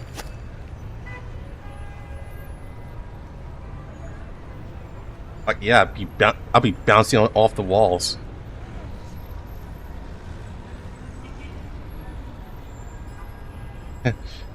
Who would I expect someone that's so annoying to turn up a simple protection mission? You made such a big record that the city sealed its gates, and as it turns out, it's almost also time for Turkey's. Yeah, I'll go with Turkey. Scheduled artificial rain seeding. Now we can't even get to the emergency shelter. In any case, just come in. Bouncing off the walls. What do you think I said?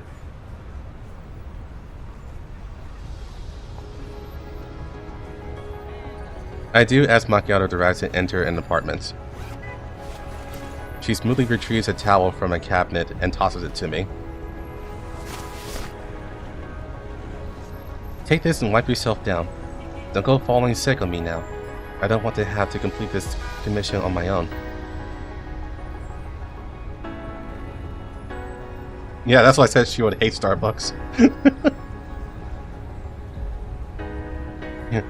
Looks like the bills have been paid in a long time. Power doesn't work and there's no water either, so I guess a shower's out of the question. Just find a place and sit down. Is the sofa okay? Please yourself. I find the sofa and sit down.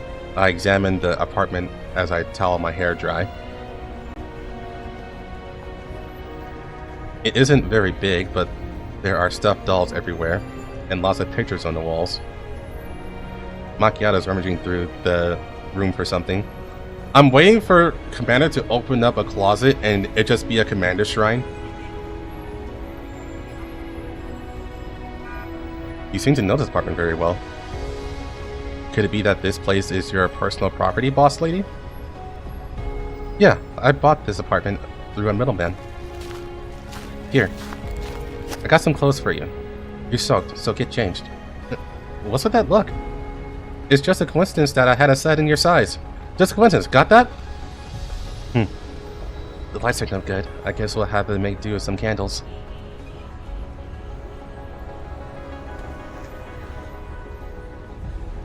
I examined the clothes he handed me. They're exactly my size. And they're made of high quality materials that you'd have a hard time finding in a satellite city. You're surprisingly well off, Macchiato. Before Springfield tricked me into working with her as Zucchero, I made a decent amount for myself, working freelance commissions. The info brokers might have taken a big cut of it, but it was still enough for an apartment. Why are you looking at me like that? Don't think that I'm a doll who can't survive on her own without Griffin and a certain dorky commander. No, not at all. You're so capable that I'm sure you could do well for yourself no matter where you went, Macchiato. At least you do better than me. So, is it okay if I change here? Go ahead. Macchiato turns away and I take off my rain-soaked clothes. The only sound in the quiet apartment is that rustling fabric. Then, what about you? Now that you mention it, I don't think I've asked you about you yet. How have you been these past few years? I've been getting by. Things have been alright, more or less. Getting by? I hear a tap tap tap. Macchiato's fingers is rhythmically tapping on the table, not too far away from me. I took a few jobs in the contamination zones, enough to keep me from starving to death at least. So, you're saying that you thought you were getting by, so you didn't even bother telling us anything? And vanished into the contamination zone by yourself? Well, I wouldn't really call it vanishing. My circumstances were complicated, and it's not something that I could explain quickly. So because you couldn't explain them quickly, you chose to not explain them at all? I can't believe I was so worried back then. If I hadn't received news about that stupid agreement, I had thought you were off playing hero somewhere.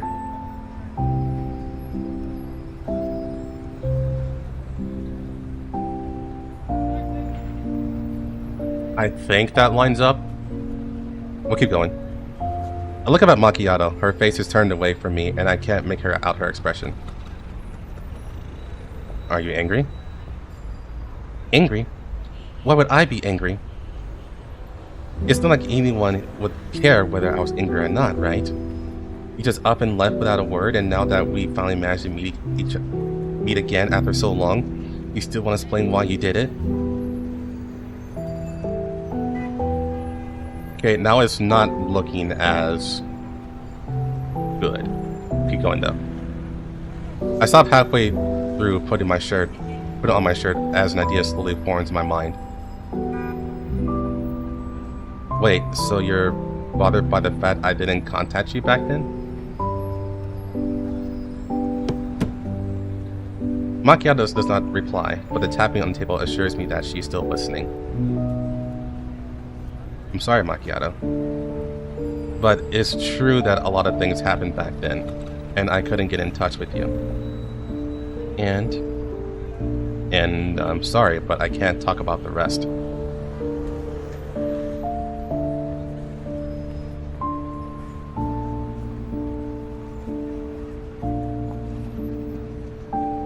Like Frankfurt happened, Macchiato.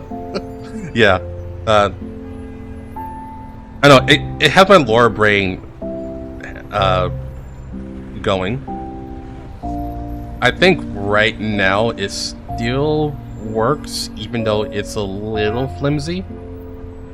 But if you ignore some of the very minor details that's going on in this conversation, because based on the rewritten chapter, the commander did let them know that he was leaving. But it could be that he left a letter or some shit like that, you know? Because I know, based on what Springfield said, they were waiting for the commander to come back, and then Kalina had to break the news that he wasn't coming back.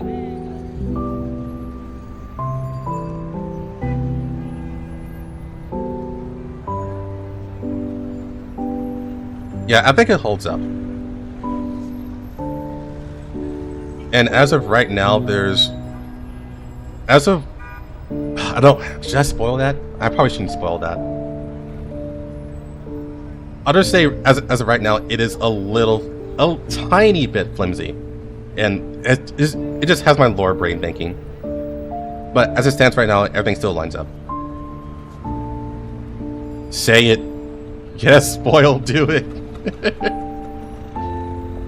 No, I'm not spoiling it unless everyone in chat wants to know. Is it about Rocher limit? Yes, it is.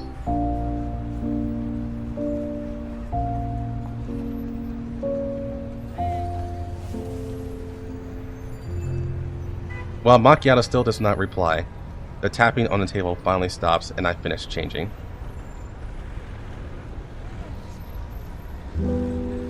Shortly afterwards, do it. Are you done changing yet? We went through it already. Yes, we went through it already, but not everyone saw it.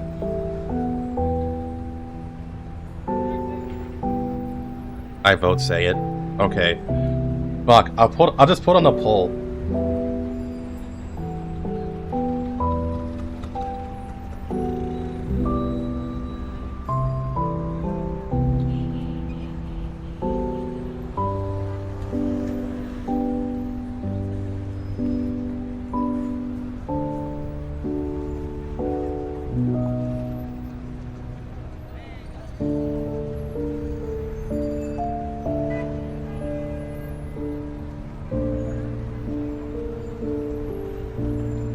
There.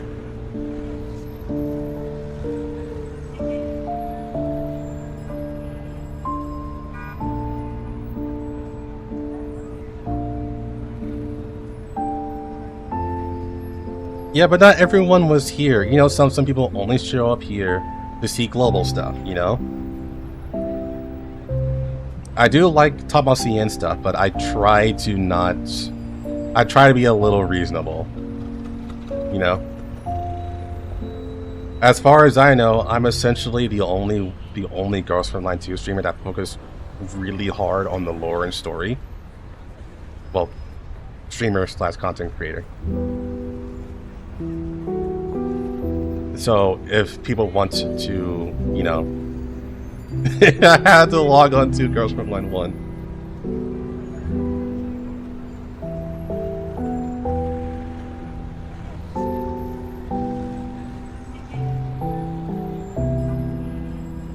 Okay.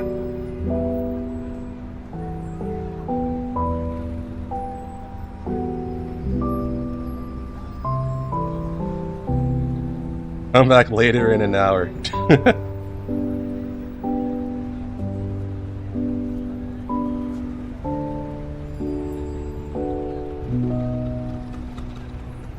CN. Oh, I should actually change the title of this stream. It still says CN.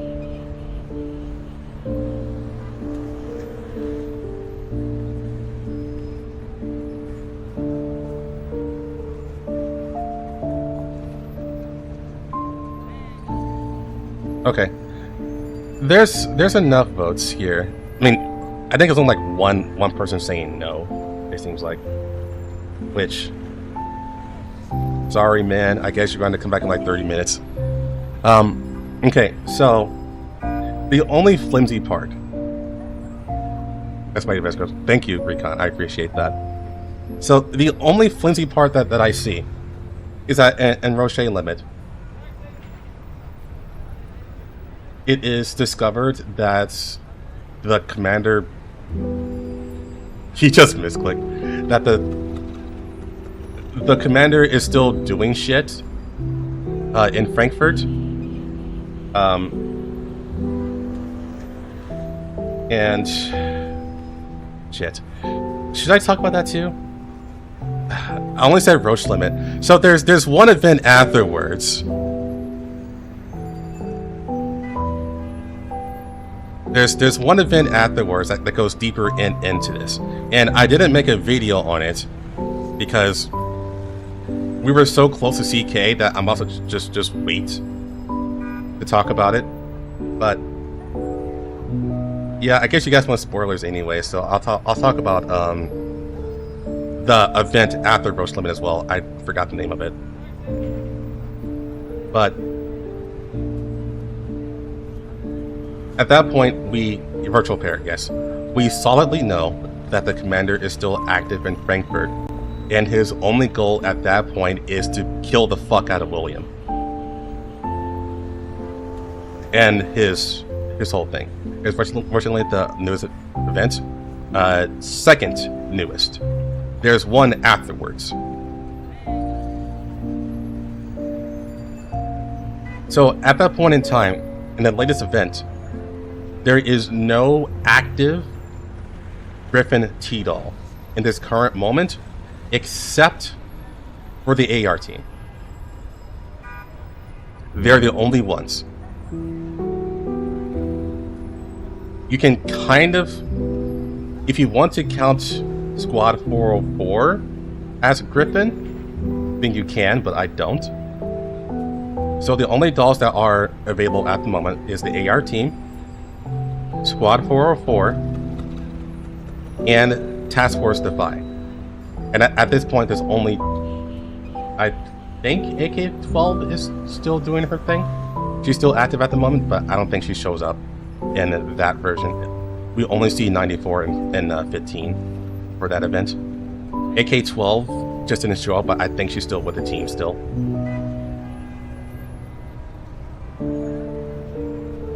So by that I mean, it may be that their plan, in order to make what Macchiato's saying right now make sense, the Griffin T-Dolls are just not going to be active for the rest of the story. So that way, the only way that they know what happened would be after the commander's already gone. And the one who has to break the news is Kalina. Because at the moment, all they would actually really know is that the commander is presumed dead, but we already know that they don't believe that whatsoever. So they're just waiting for the commander to come back. But Kalina would have to come back to Griffin and say, hey, he's not coming back. You guys should think about the future for yourselves. Because that's what they did in, that's what Springfield said happened in Ghost Frontline 2. They waited for a long time. Kalina broke the news that he's not coming back, and then they went on with their lives. But they were still hoping the commander would come back at that point. But the only way that could work is if they do not get involved from this point forward, is what I'm saying. Otherwise, the commander is going to have time to say something, unless Lunacia pops out of nowhere and throws the commander to Nirvana and says, you can't have him. That's basically it.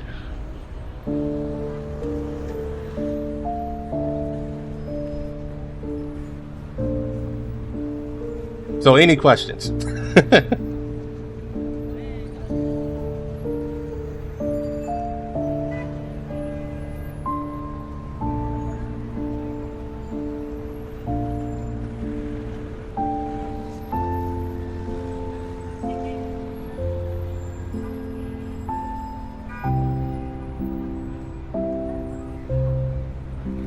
At this point, if I can get the resources, I would make evidence board of the fragments.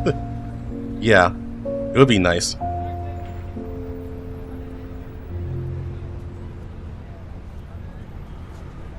You didn't say who shows up. I said AR team. That's enough. Star is alive. Yes.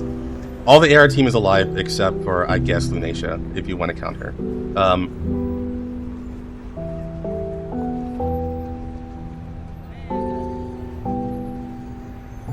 Did the Scar Sisters live?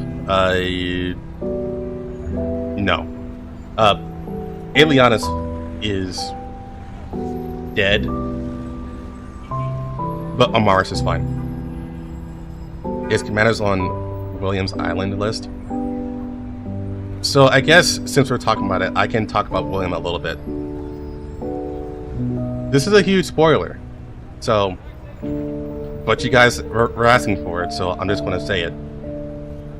Some of you already know because you're in my Discord, and yeah. But in the latest event, the commander and William actually do meet for the first time.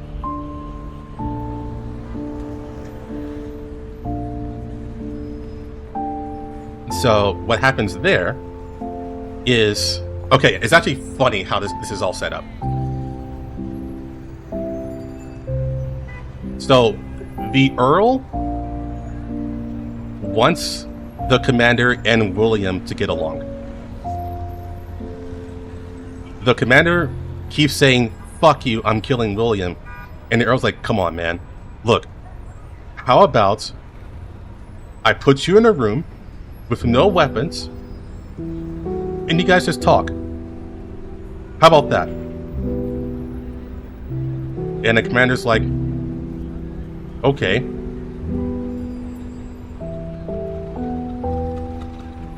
So the commander is there.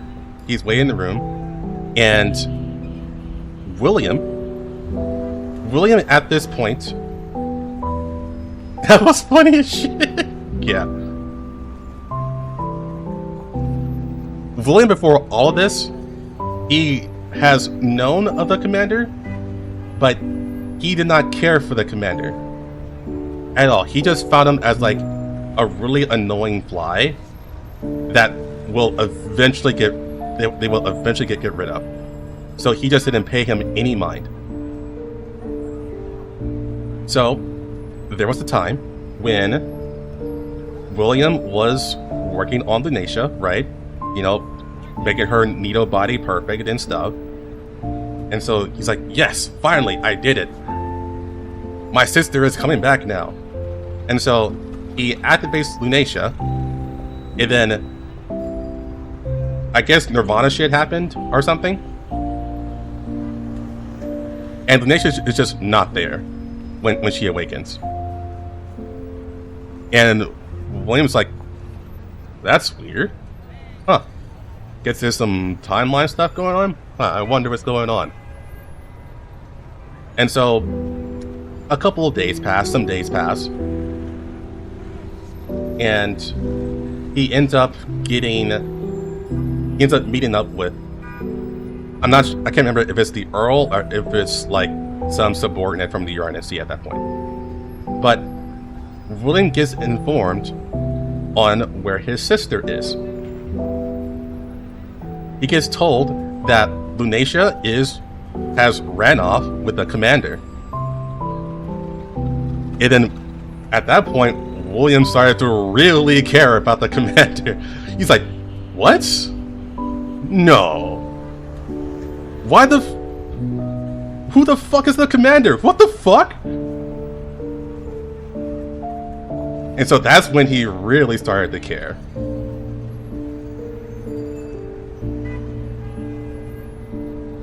NTR. Basically, yeah.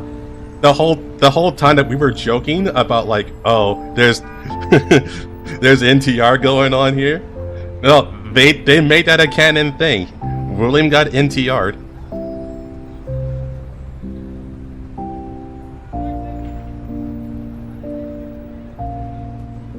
So at that point, William is like, okay, I don't believe this. I don't believe this whatsoever.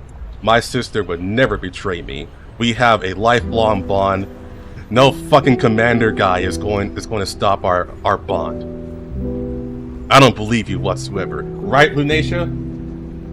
By the way, he's delusional. There's like a Lunacia ghost behind him all the time. He just looks over his shoulder and sees Lunacia, and she smiles and nods all the time.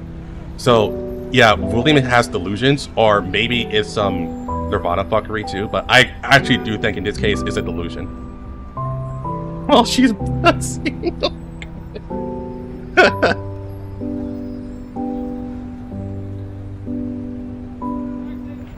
But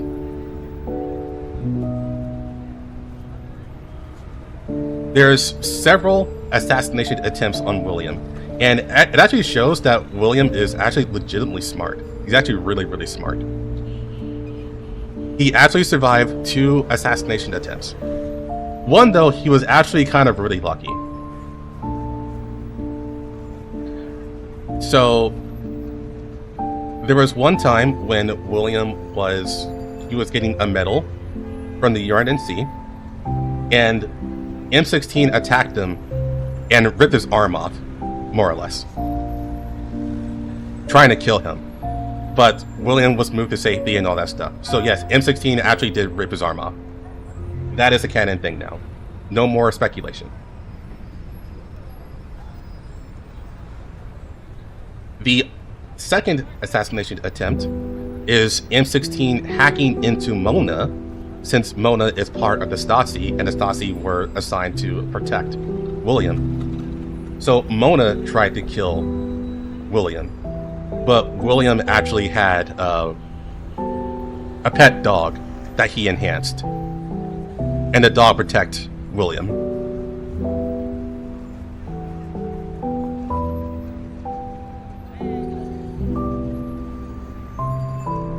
So at that point, the Earl contacts William, and he says, yo, you really need to talk to this guy. That way you guys can stop trying to kill each other. And then William's like, what if I don't want to? And Earl's like, you want to.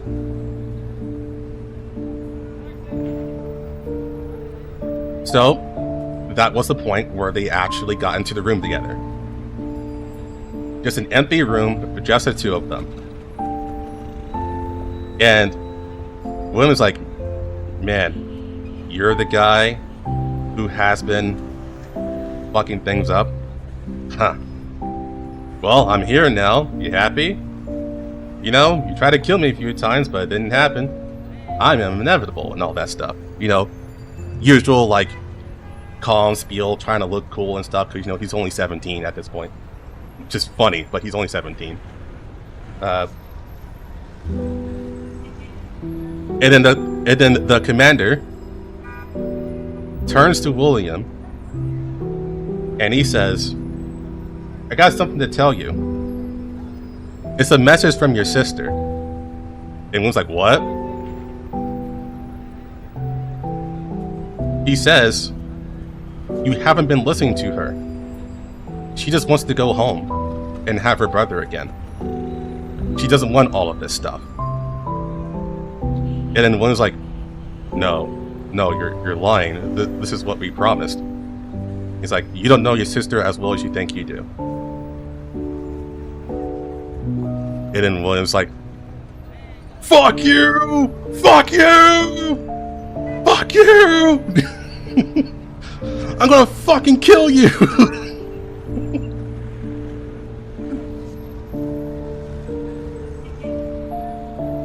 So yeah. After that, William tries to, well, first he leaves, but then he does something and tries to kill the commander. It's actually kind of fucked up, but the commander wasn't affected by it because he expected it. But then that's where the chapter ends. The crash out. Yeah. Yeah, he crashed out, more or less. So, that explains his, That explains what happened in Ghost Frontline 2, where Chilovic mentioned that all that William could talk about is how much he hates the commander. Your sister's a great ride.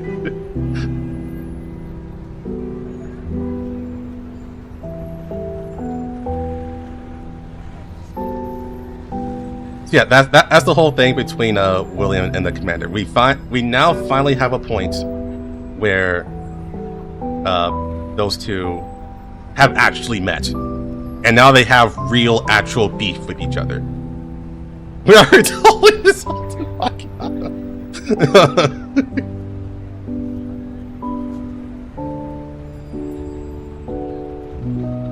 But then the real Lunatia actually wants to delete humanity. Yes and no. So the human Lunatia did want to delete humanity, but that's only one version of her. The one that's actually inside Nirvana doesn't care anymore. But the one that William knows, yes, she did want to delete humanity.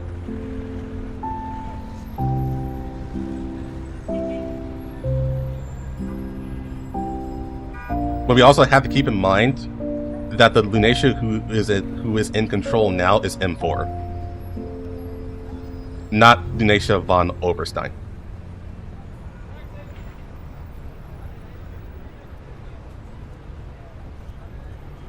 Hey, Lord Samuel, how's it going? Good to see you again. You missed the whole spiel about William. That's why Lunatia was... Imagine if he told her she was pregnant with his child. He would nuke Frankfurt again.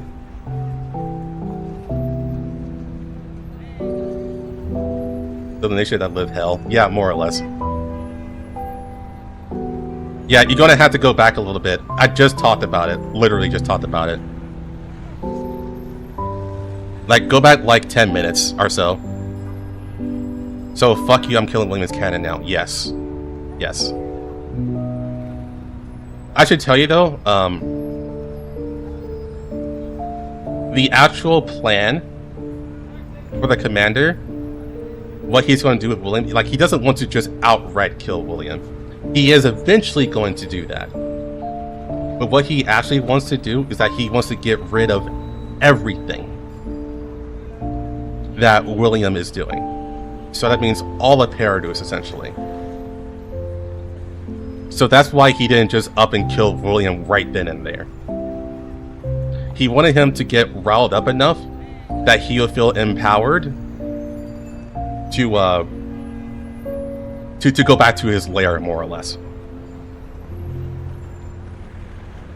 I had a lot to think about that. 4% charge. Okay. Alright, you take care, Jay. It's nice seeing you.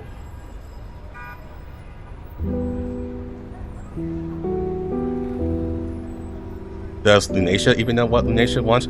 She wants the commander. That's about it. At this point. She wants the commander and to save her friends.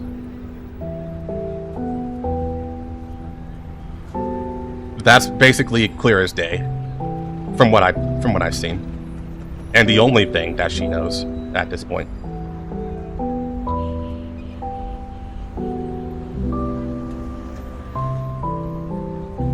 Does he realize what he was saying was the truth? Yes, and also no, funnily enough.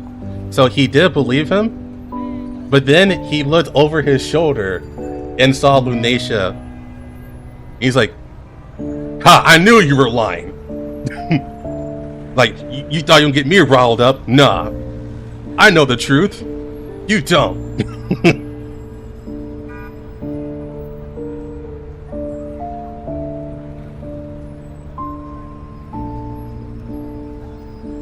Does Nation want to kill the Earl too? Nope.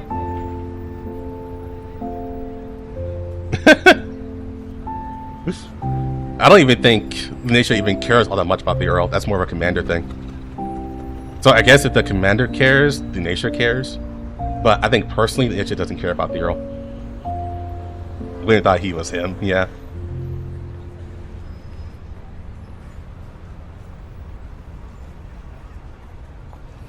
Yeah, I should probably get back to Macchiato, right? She's been waiting for us to change for like an hour.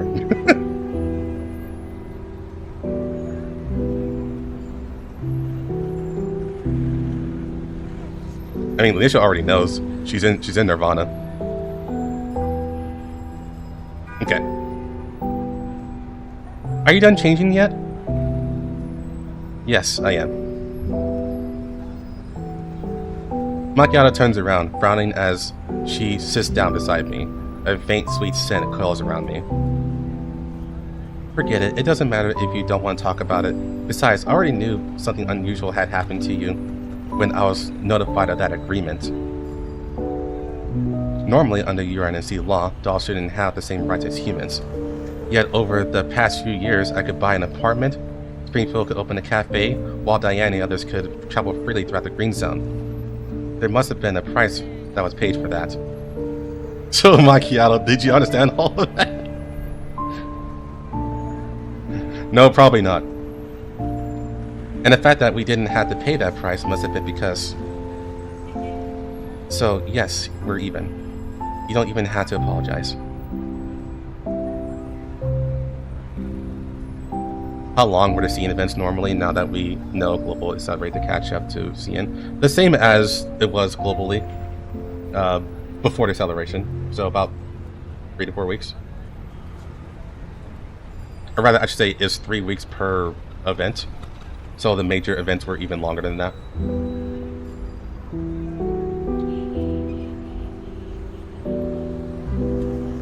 Then, do you mean... I already said it's okay, right? Don't question it. Since I can't figure out what Macchiato is thinking, I instead look up at the pictures on the walls. Macchiato doesn't say a word, her face red as she sits beside me. I examine each of the pictures, one after another. Now, as far as the CN events are now, we have a really short event at the moment, which is like 10 days.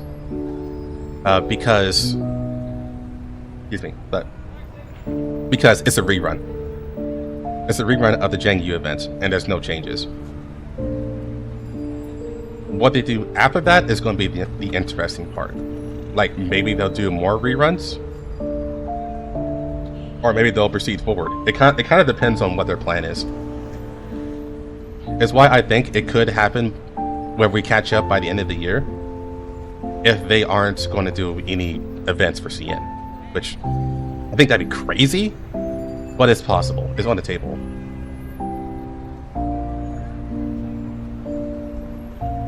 Eventually, I realized that these pictures seem to have something in common. Why are all these pictures of the scenery? Did you not want to take pictures of people? Where are you even looking? Anyway, that's because I'm always operating alone, so obviously I take pictures of landscapes. It's not like I'd be able to take pictures of people, right? I mean, the last 3 part was kind of a major end of the first major storyline, yes? Yeah, it was. So if they were going to take a break on CN, this would be the time. That's why I say it's on the table. But surely there'd be passerbys from time to time, right? And quit asking these nosy questions. You're dried off now and you changed into your clothes, so hurry up and go to sleep on the couch. Otherwise, you might get sleepy tomorrow and won't be able to run in time if there's danger. I scratched my head. I have no idea why Macchiato's mad again. Well, it is getting kind of late. Perhaps I should turn in. Go to sleep! After Macchiato pulls out a blanket for me before blowing out the candles and returning to her room. The apartment falls silent and I pull a blanket over me as I contemplate the events of CHE02 over the past few days. My eyes begin to grow heavy.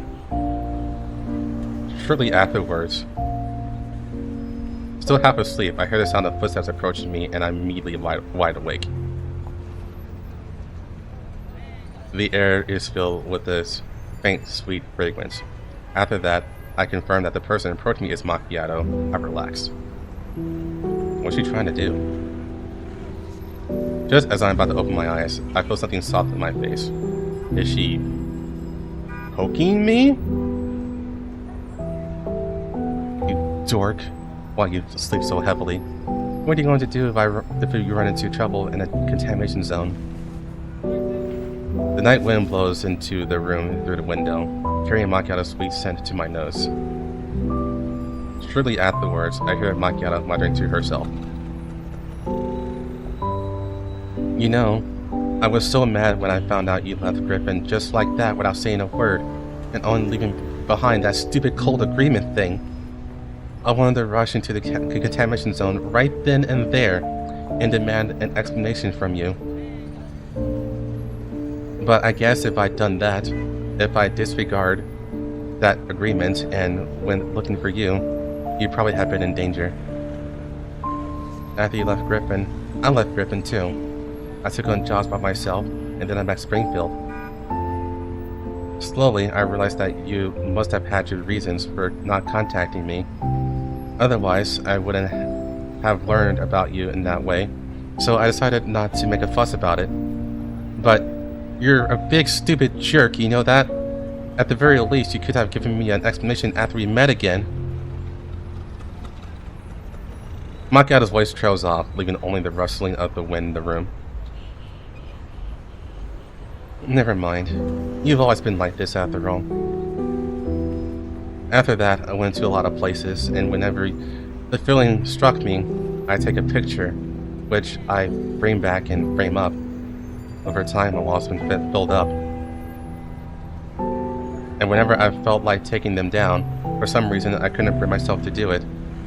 I don't know why I felt that way, just like I don't know why I had to buy this apartment back then. Sometimes, I think about how you might need a place to crash if you ever return to the green zone.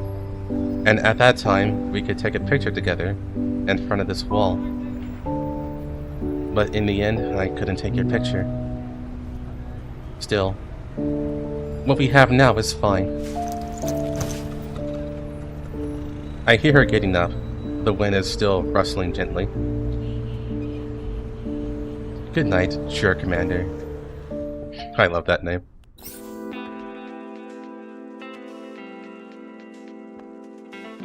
Like, so the answer is yes, I bought this house for you. Yes, I made these pictures for you. Yes, I got these clothes for you. Yes, I got all this for you. Avoid my shrine in the closet, okay?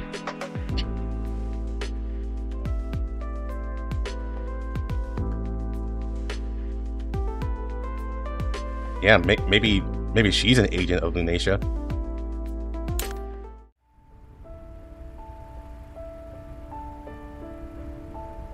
I got this love for you. Oh, lube. Okay, maybe that's slightly better than love.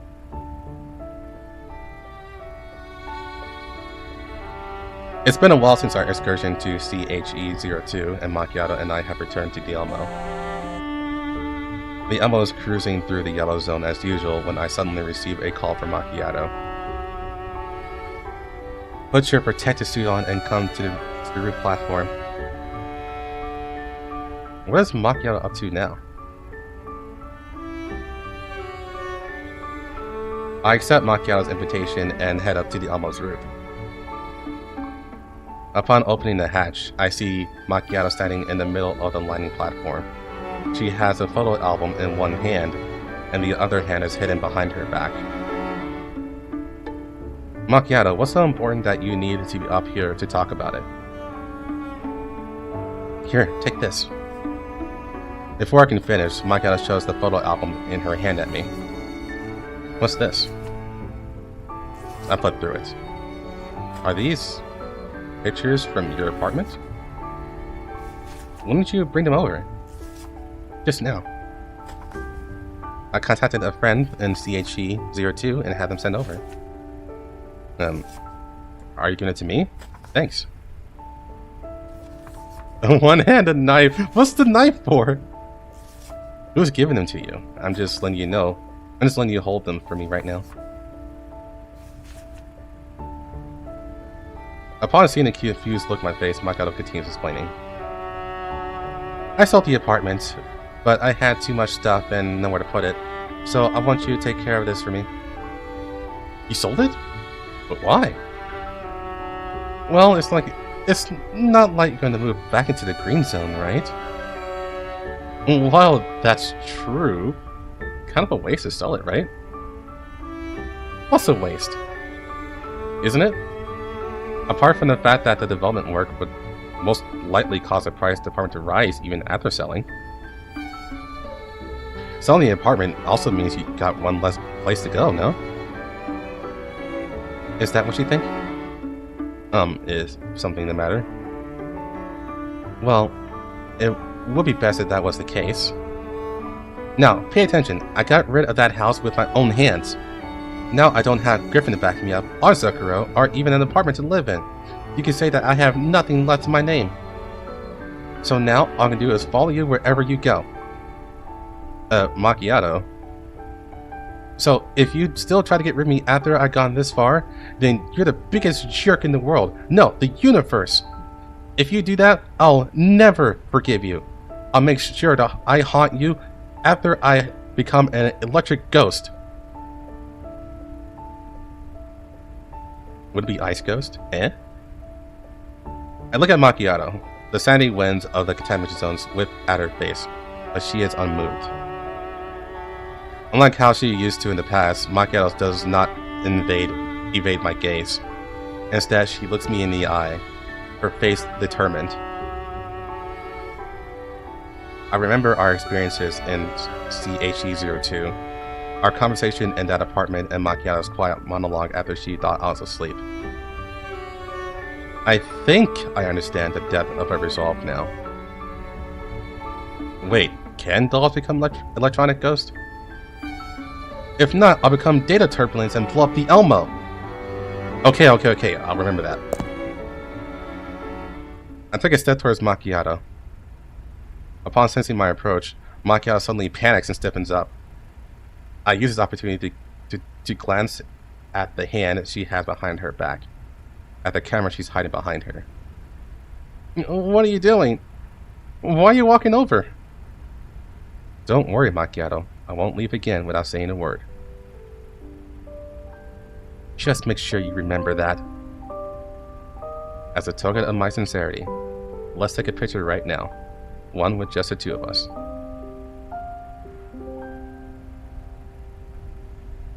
Say what? What do you mean by that? I mean, it's pretty on the nose, right? In the future, we'll take a picture together wherever the Elmo goes. You'll be in charge of those pictures.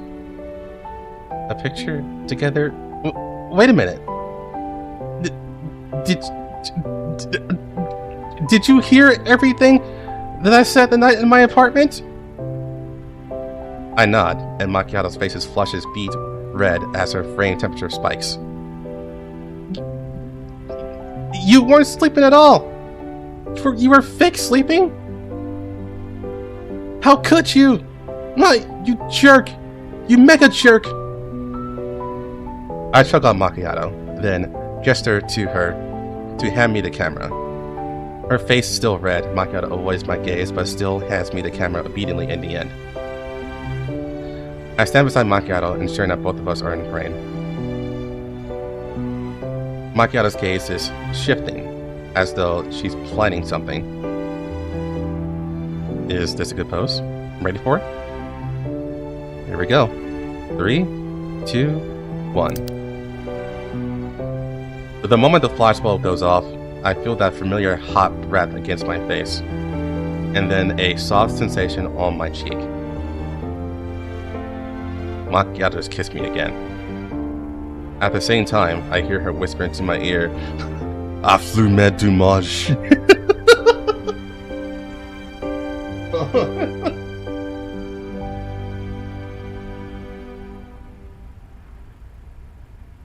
Not a mission this time, you big stupid jerk.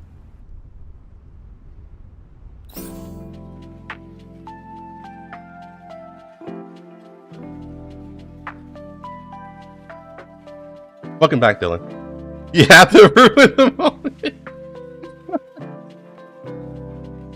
Oh no, I just keep thinking about it. Go on.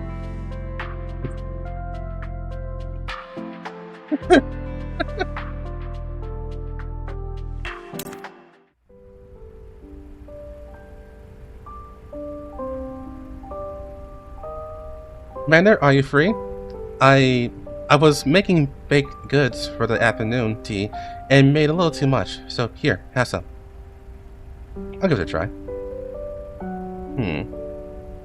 How should I put this?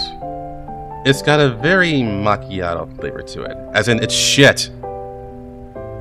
What? I'll have some too then. It's not that sweet. I used the amount of sugar you like, so the taste is suitable for kids. While I question your definition of adult taste, this is a matter of sweetness. I know I can't cook as well as some of the dolls who hang around you. It's not like I started out as a civilian doll. I was rolled out of the factory as a tactical doll, so it's perfectly normal for me to be inadequate in some areas. So, Commander, if you have anything to say about my cooking, just tell me. Honestly, and straight to my face, it's not like I'll do anything to you. After all, if you don't tell me, how would I know what flavors you like, what you want to eat, how to win your my what? Your hard-won command experience. You know, when it comes to being honest and straightforward, it sounds like you could also. So what about it? Okay, fine, I get it. In the future, I don't know why I keep saying in future. In the future, I'll do my best to be more honest about myself with you. In turn, you don't get to hide anything from me either. Mutual trust has to be built on mutual honesty, and I'll try my best to do that. Also, I'm not going to give up as an elite doll. Soon I'll make food that you'll praise to the heavens and make a slave to your stomach. So now, please taste this creation honestly and without shying away. Then tell me everything about his taste in deep and exact detail, without holding anything back. Got that, sure, Commander? I don't know. I don't think she could handle the honesty. Like, Macchiato, I'm sorry, but your food is fucking awful. It tastes like paste wrapped in shit, and then the shit was burnt, and then you put a lot of sugar on it to get rid of the shit taste in it, but you didn't realize that the shit still tastes like shit. It's just sweet shit now. And you should never cook again.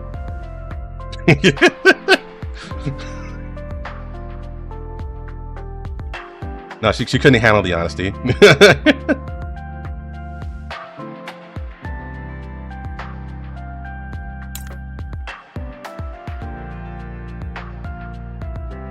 Record 1. Originally codenamed WA 2000.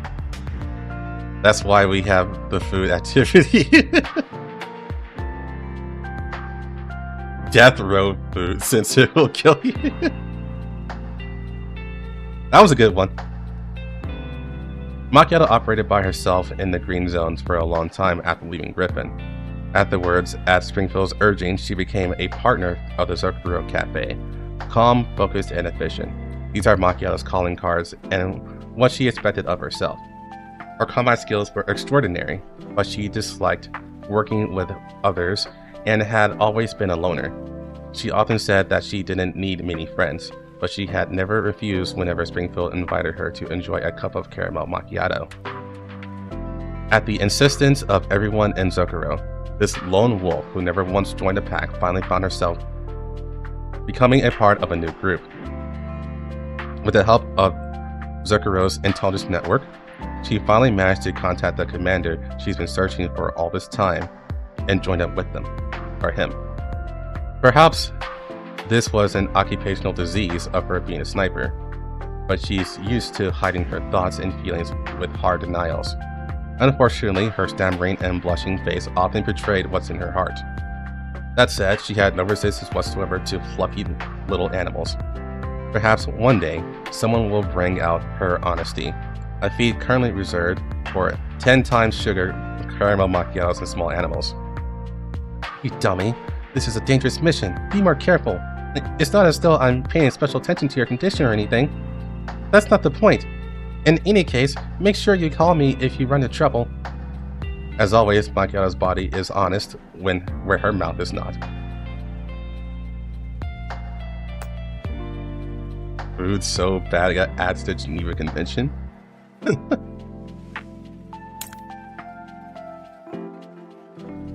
Where there is light, there must be darkness. Under the moonlight, a cold gun barrel emerges from the shadows, taking aim at a target 800 meters away.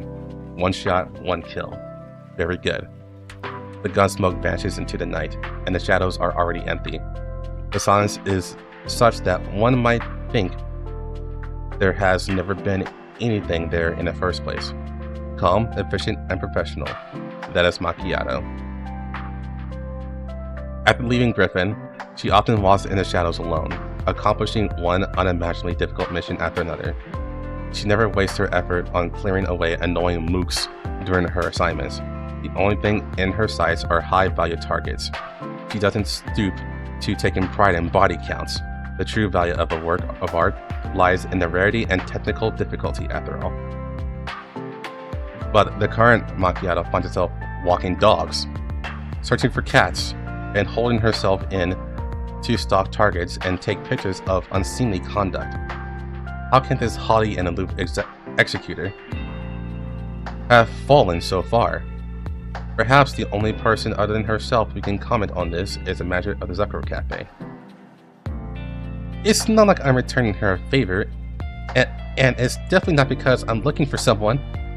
This is called an equivalent exchange. It's cooperation. Cooperation! Got that? Well, she was. Yeah, she actually was an assassin. They're making that very clear. Sometimes violin music can be heard from Macchiato's room.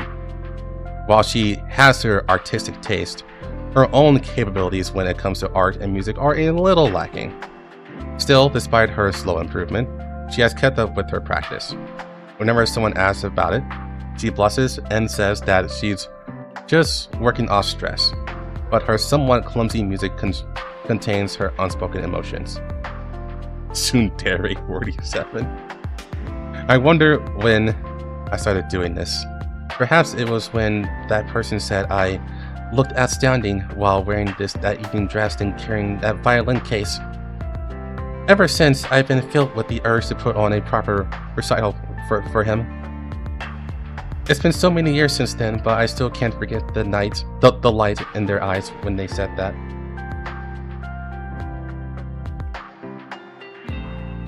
Damn it! Does that dork even know how hard I've been working at this? Maybe I should just go find him and put on a show.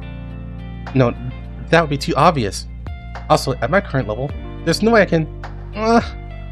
why am I bothered about what he thinks? I'm practicing for myself. I need to work hard and play better to match my perfect image. That's right.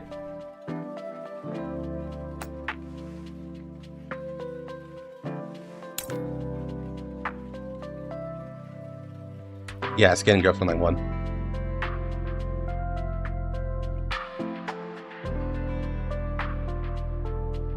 Oh. What? This new special blend is full of Sharkry's feelings. How could it not be yummy? You're the first one Sharkry offered it to. And I even added double the sugar just for you. Who asked you to specially prepare this for me? And besides, double isn't enough. Don't you think? Macchiato frowns, but still picks up the cup and takes a sip. It's not that bad, but it's still a little lacking compared to St. Tracy's macchiatos. Not that St. Tracy's caramel macchiatos are perfect or anything. Don't you get tired of blowing hot and cold all the time? Sometimes it'd be better if you were a little more honest. A short distance away, Springfield and St. Tracy watch as the two of them tease and yell at each other. St. Tracy can't help but sigh.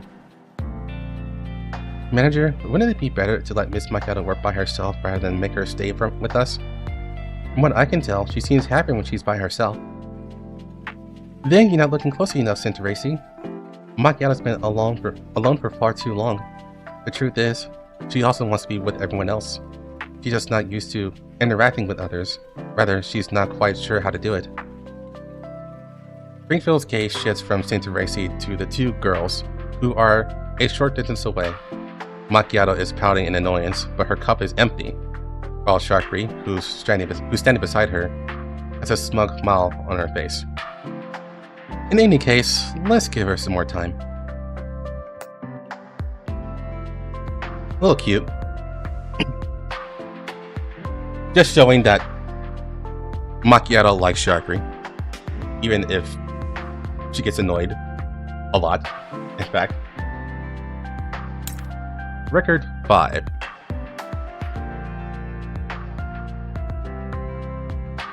Damn it, is this the end for me?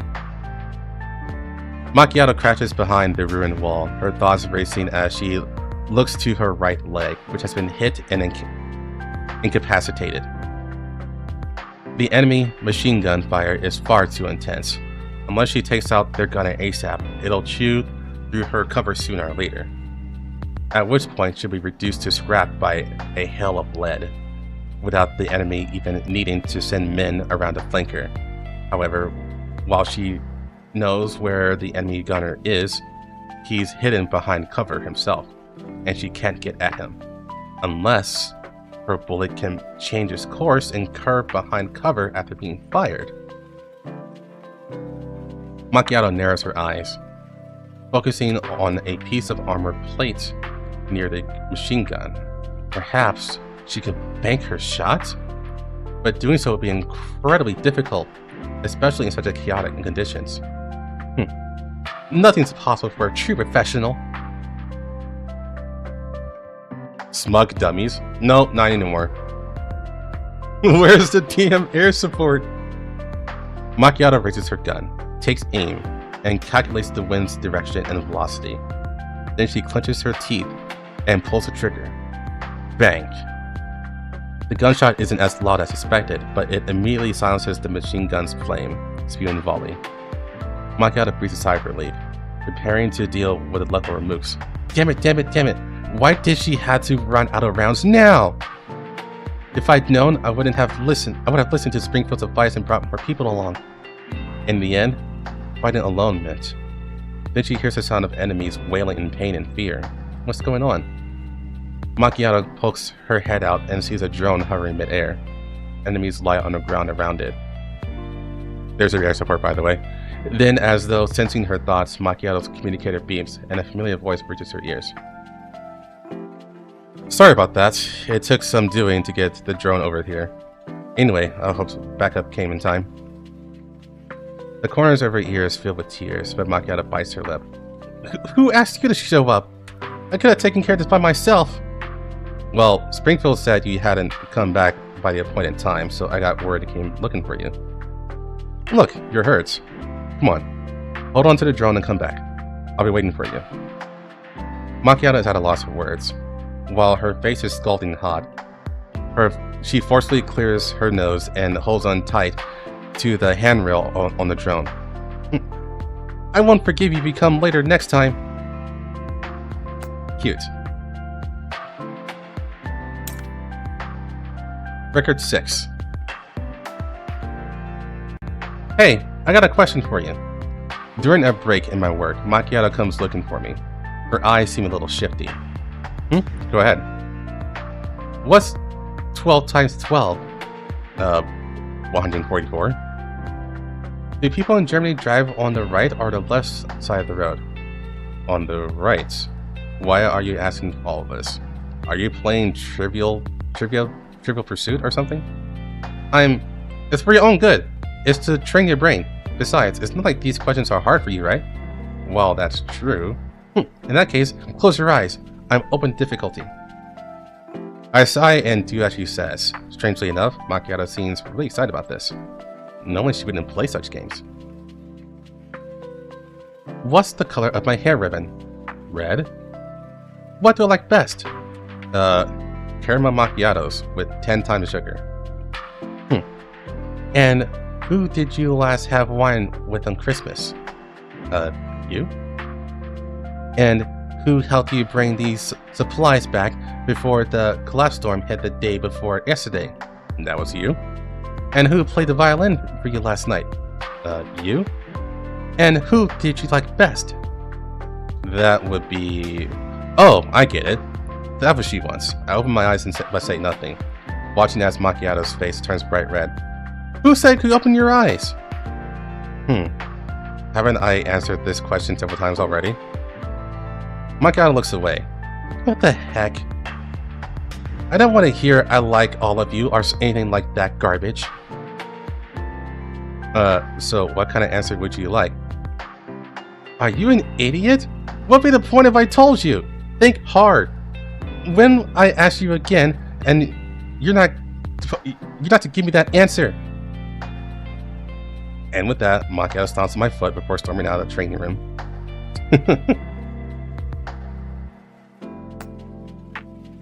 Another cute one. I like that one. Trying to fish to be like, who do you like best? Who's number one? It'd be funny if the commander said, Kukai.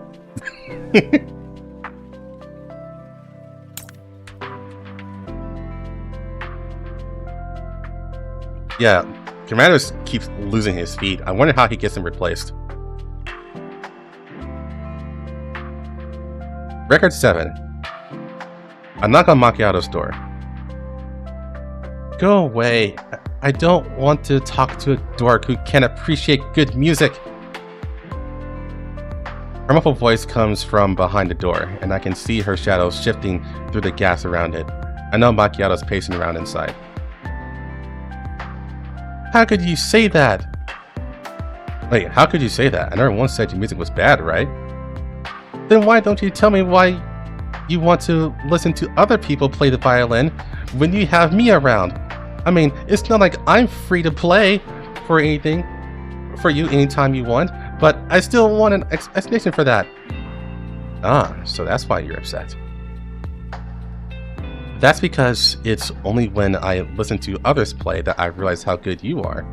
And of course, it's only after listening to all that music that I realized that improvisations like yours are better than just rattling the score off by rote. Speaking of which, I recorded your concert from earlier. I guess I need to listen to it again. You what? The door suddenly flies open and I nearly fall into Macchiato's arms. She grabs me without a second thought and then her face turns red. Oh, you finally opened up. Well, am I still a dork who doesn't appreciate good music? Don't ask other people and don't listen to any recordings. I'm sitting right here, aren't I? So you're willing to talk to me now? I never said that. What is Cinderella? Yes. She has very powerful tsundere tendencies. Did she cause broke boys? No, she didn't.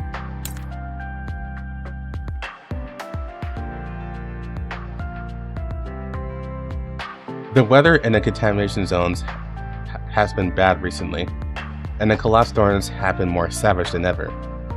While the Elmo has managed to avoid them thanks to intel from Brief, we couldn't fully escape their effects, and we've lost comms with the outside world. Fortunately, there are only a few people temporarily away from the MCV on missions, and Macchiato just happened to be in a nearby satellite city on a personal commission. I stopped the MCV in a safe region for the time being and updated the Elmo's coordinates. Once the signal has been restored, it'll automatically transmit it. I just hope the storm will have passed by the time they come back.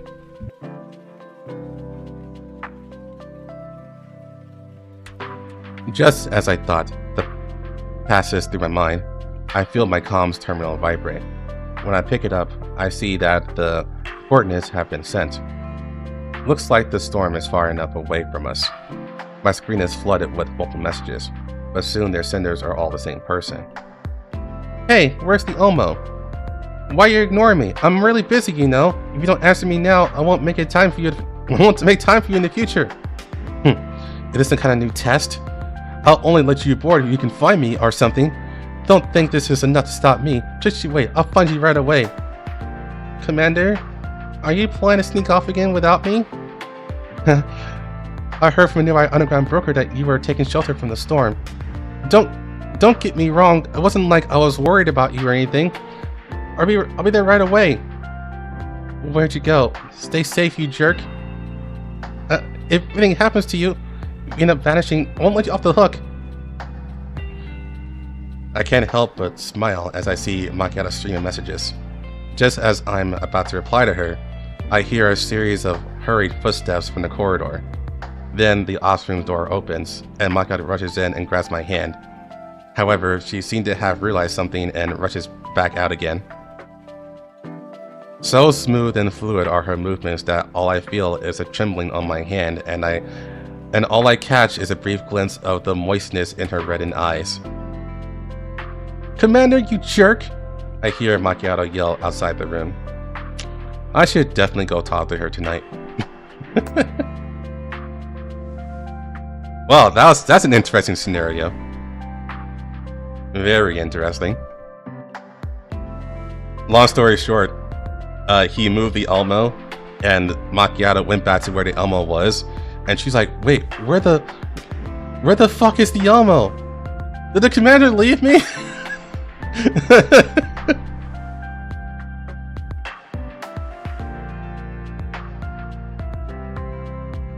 Yeah, definitely Macchiato and Kukai are like the perfect rivals.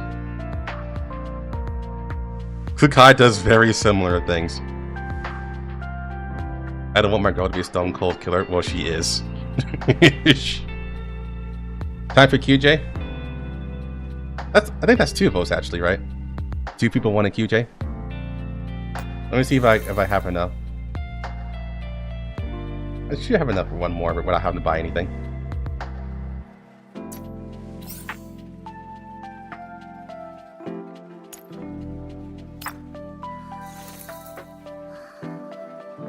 Did you ring her yet? No, not yet.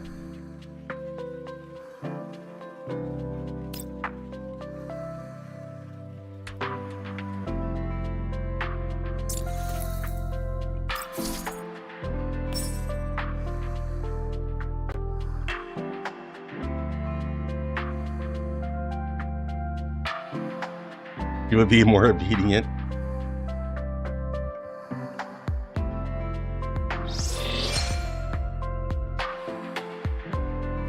The bad pose is really creepy? What do you mean?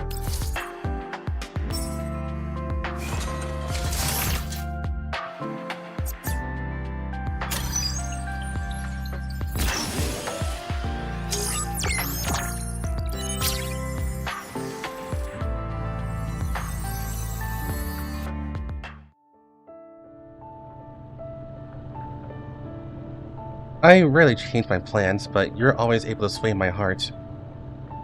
Still, I am very confident about this upcoming plan. This time, I'm certain you will not be able to change my mind. Because the only ironclad principle in the plan of Guangzhou and the commander going forward is it won't fade.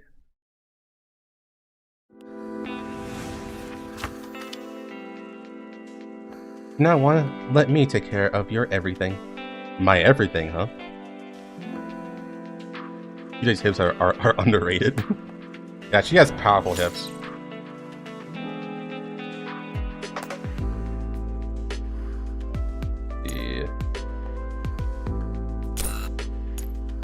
Yeah, I should have no issues. Gives me time to eat too. I got these watermelon that I've been wanting to eat for a while. Got up.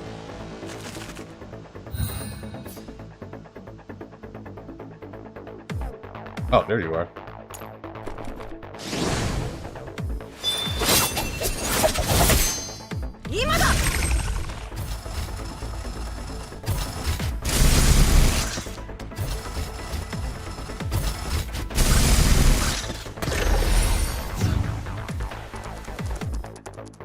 Yeah, I got it here.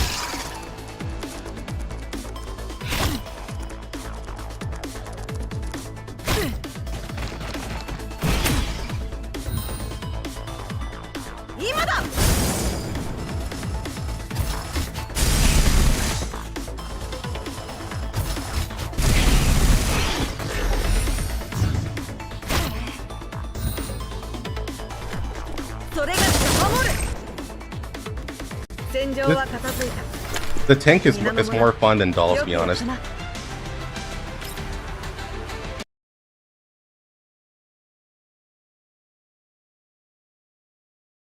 Get the budget to purchase groceries? Probably not.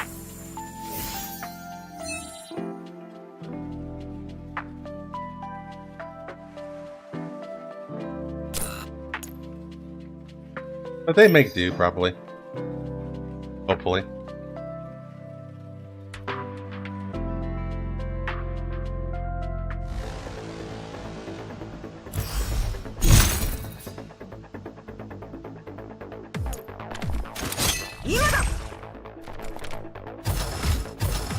I would totally off the tank, not gonna lie.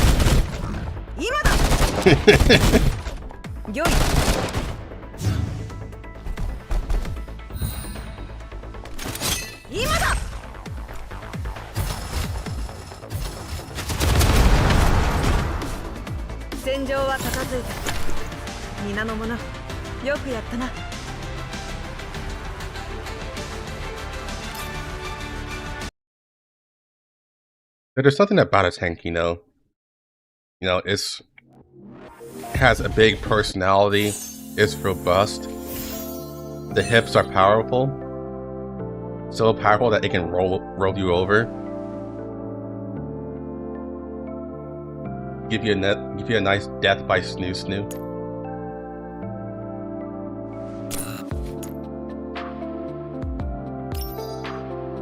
I just realized, getting rank 8 gives you class pieces. I just realized that.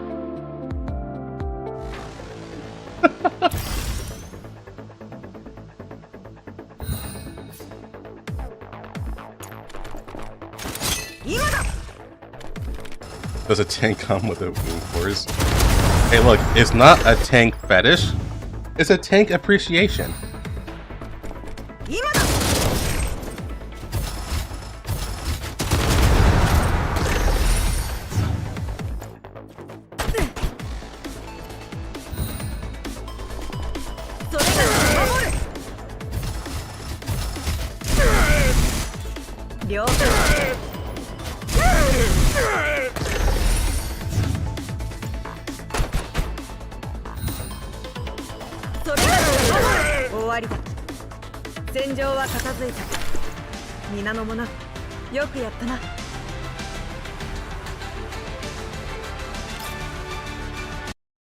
You know, I have been curious about the game World of Tanks though. It sounds fun. But it's also like super heavily competitive, apparently. Rhea loves that game.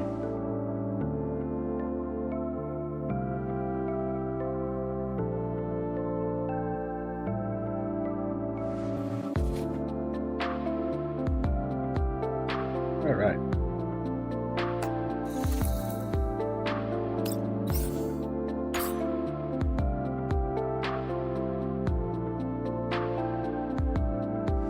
I like World Thunder better. Actually, I haven't seen World Thunder before, so I can't say anything. I want to see World of Tanks.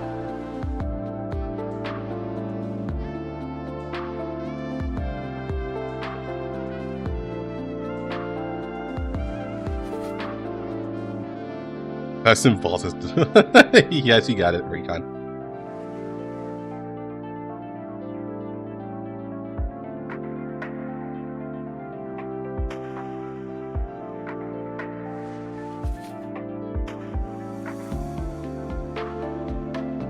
Oh, that sounds fun. War Thunder.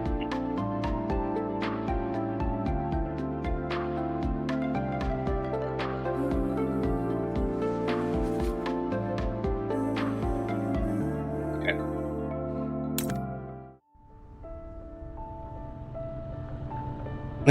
What time is it now?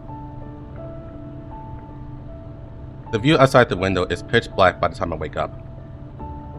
The dorm room is similarly dark, with only a sliver of light spilling in from the corridor. So there's a doll who isn't asleep yet. Is it QJ? Data collection complete. Doll registry update complete. Ideal case supplementation complete. Alright, now there are only 3 plans left. I knock on QJ's door. A moment, please. Huh? Commander, are you still up? I heard you worked overtime last night, and I estimated you would be asleep until tomorrow afternoon.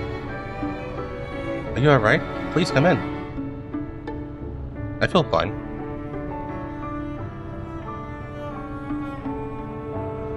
You, on the other hand, why are you still working at this hour? Did Hellion assign you an emergency assignment or something?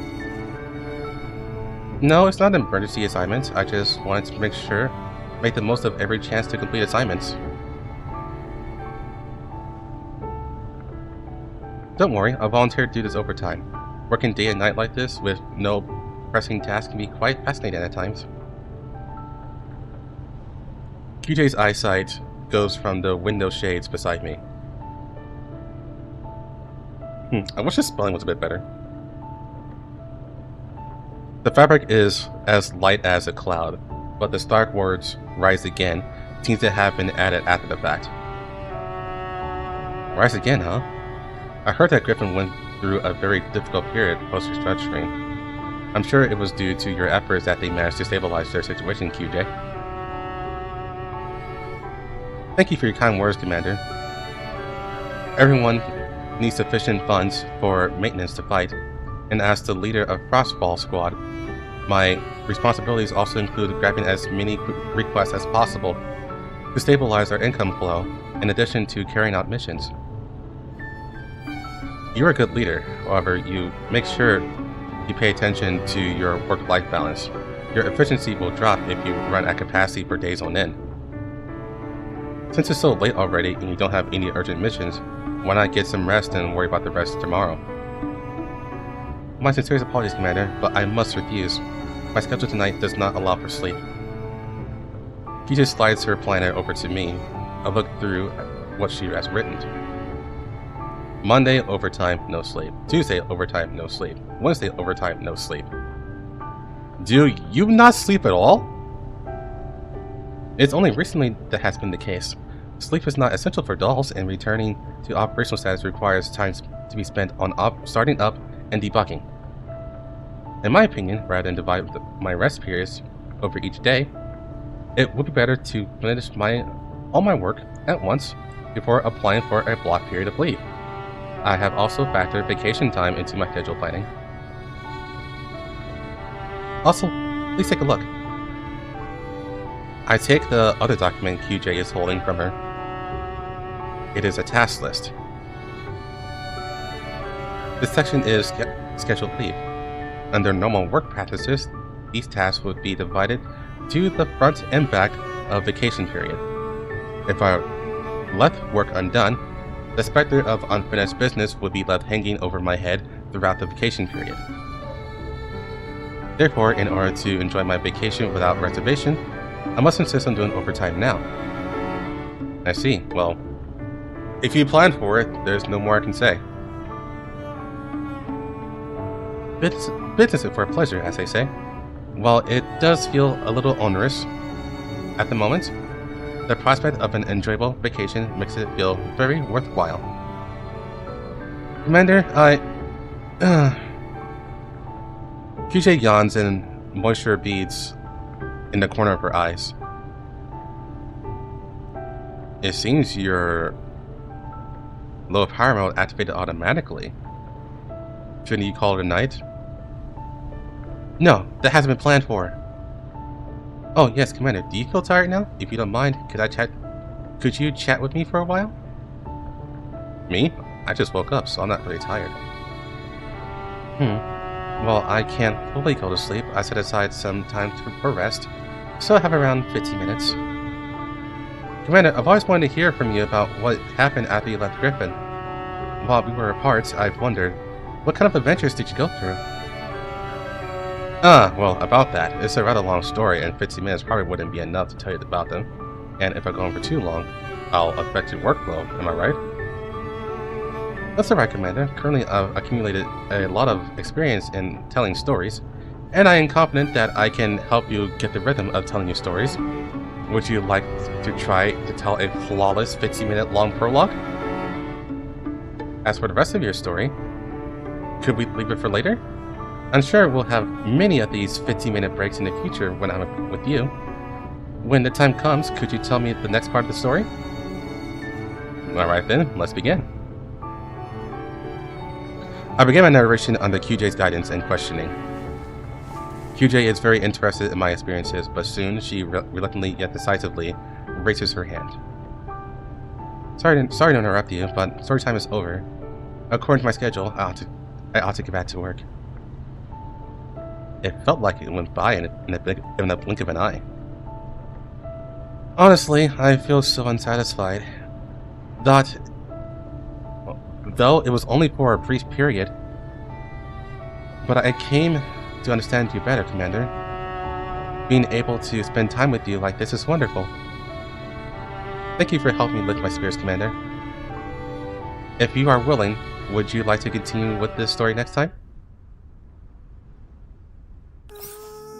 I think this is a trick.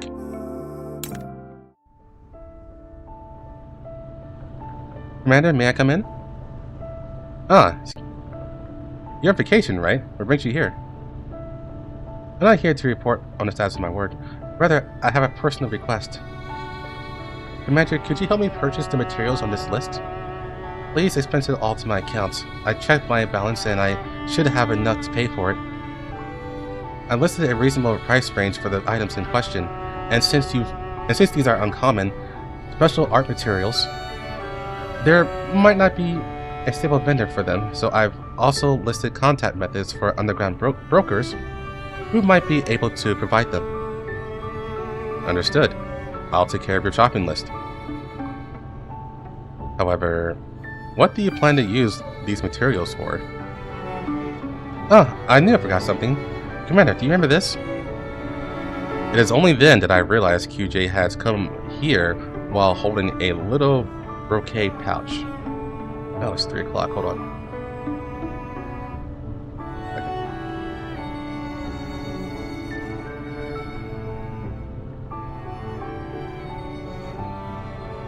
Oh, no, I'm good.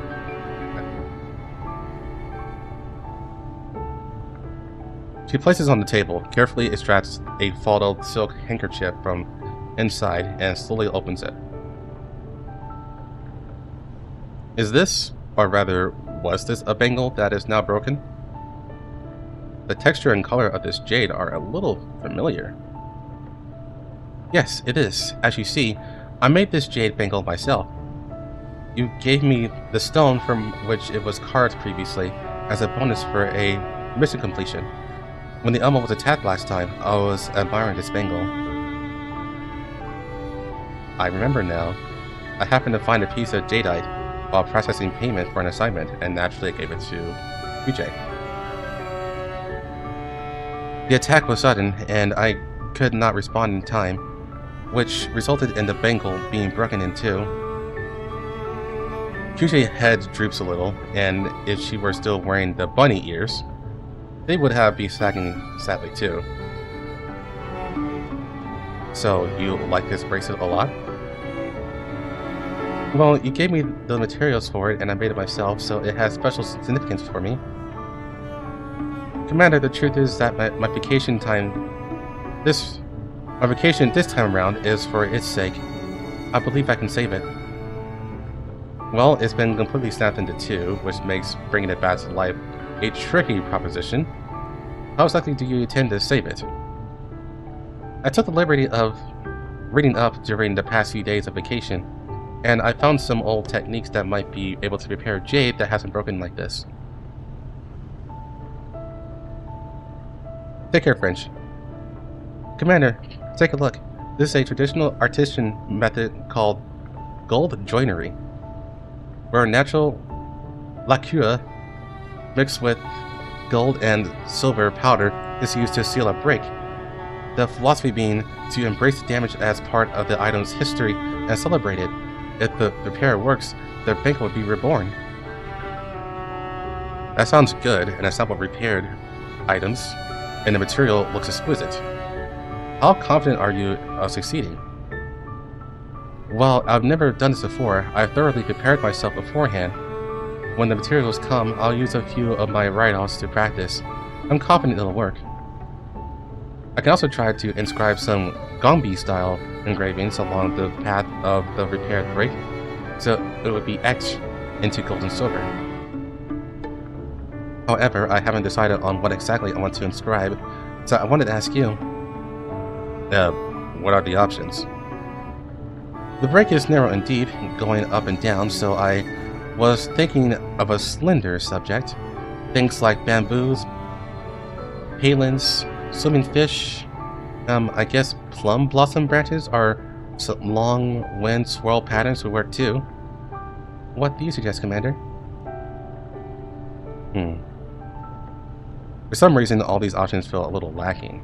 I pick up the broken bangle and try to gain some inspiration from the lines of the break.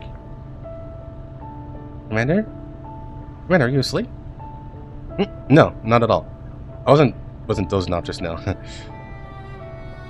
Well, I was studying this break just now, and it struck me that it was quite unique. You see, it would be hard to make a break like this, even on purpose. So why not keep it? By keeping the crack, it won't be a perfect bangle anymore. That would be abandoning perfection to seek the uniqueness of a flaw.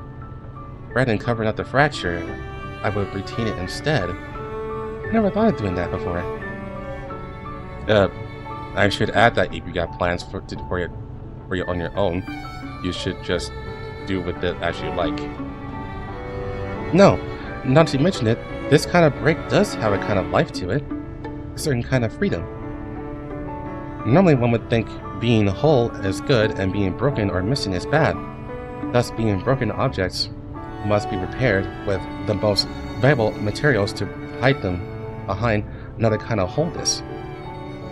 But that's so constrained. That's not like me at all. Damn, philosophical, huh? If I embrace this attitude of acceptance instead, yes, as the saying goes, the knight in shining armor has not had its metal tested. If I consider the broken portion to be a completely independent portion of the item, essentially being a new raw stone in its own right, a new chance to weave the threads of fate into the bangle, it might not work, but it's definitely worth a try. QJ must to herself as she drifts off into thoughts. A moment later, her gemstone-like eyes seem to twinkle. It seems she has thought of something and is excited. Did I give you some inspiration? Yes, thank you, Commander. I figured out what I want. As I thought, you do know me better than I know myself. QJ pats her shoulder in approval. Then she seems to immediately realize that this is not a very dignified gesture, and quickly resumes her prim demeanor. In any case, thank you for your guidance, Commander. It was very helpful. Now then, I must leave and take advantage of my vacation to figure out a repair plan for the item. Wait a minute, then what about your shopping list? It'll be a backup plan, so please help me purchase the items. Thank you. After bidding me farewell again, QJ leaves with quick and light steps, as though she's been freed of some burden. Okay.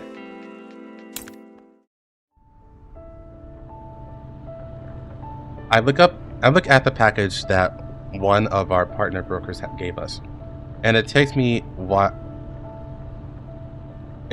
a while to remember that QJ asked me to buy these materials.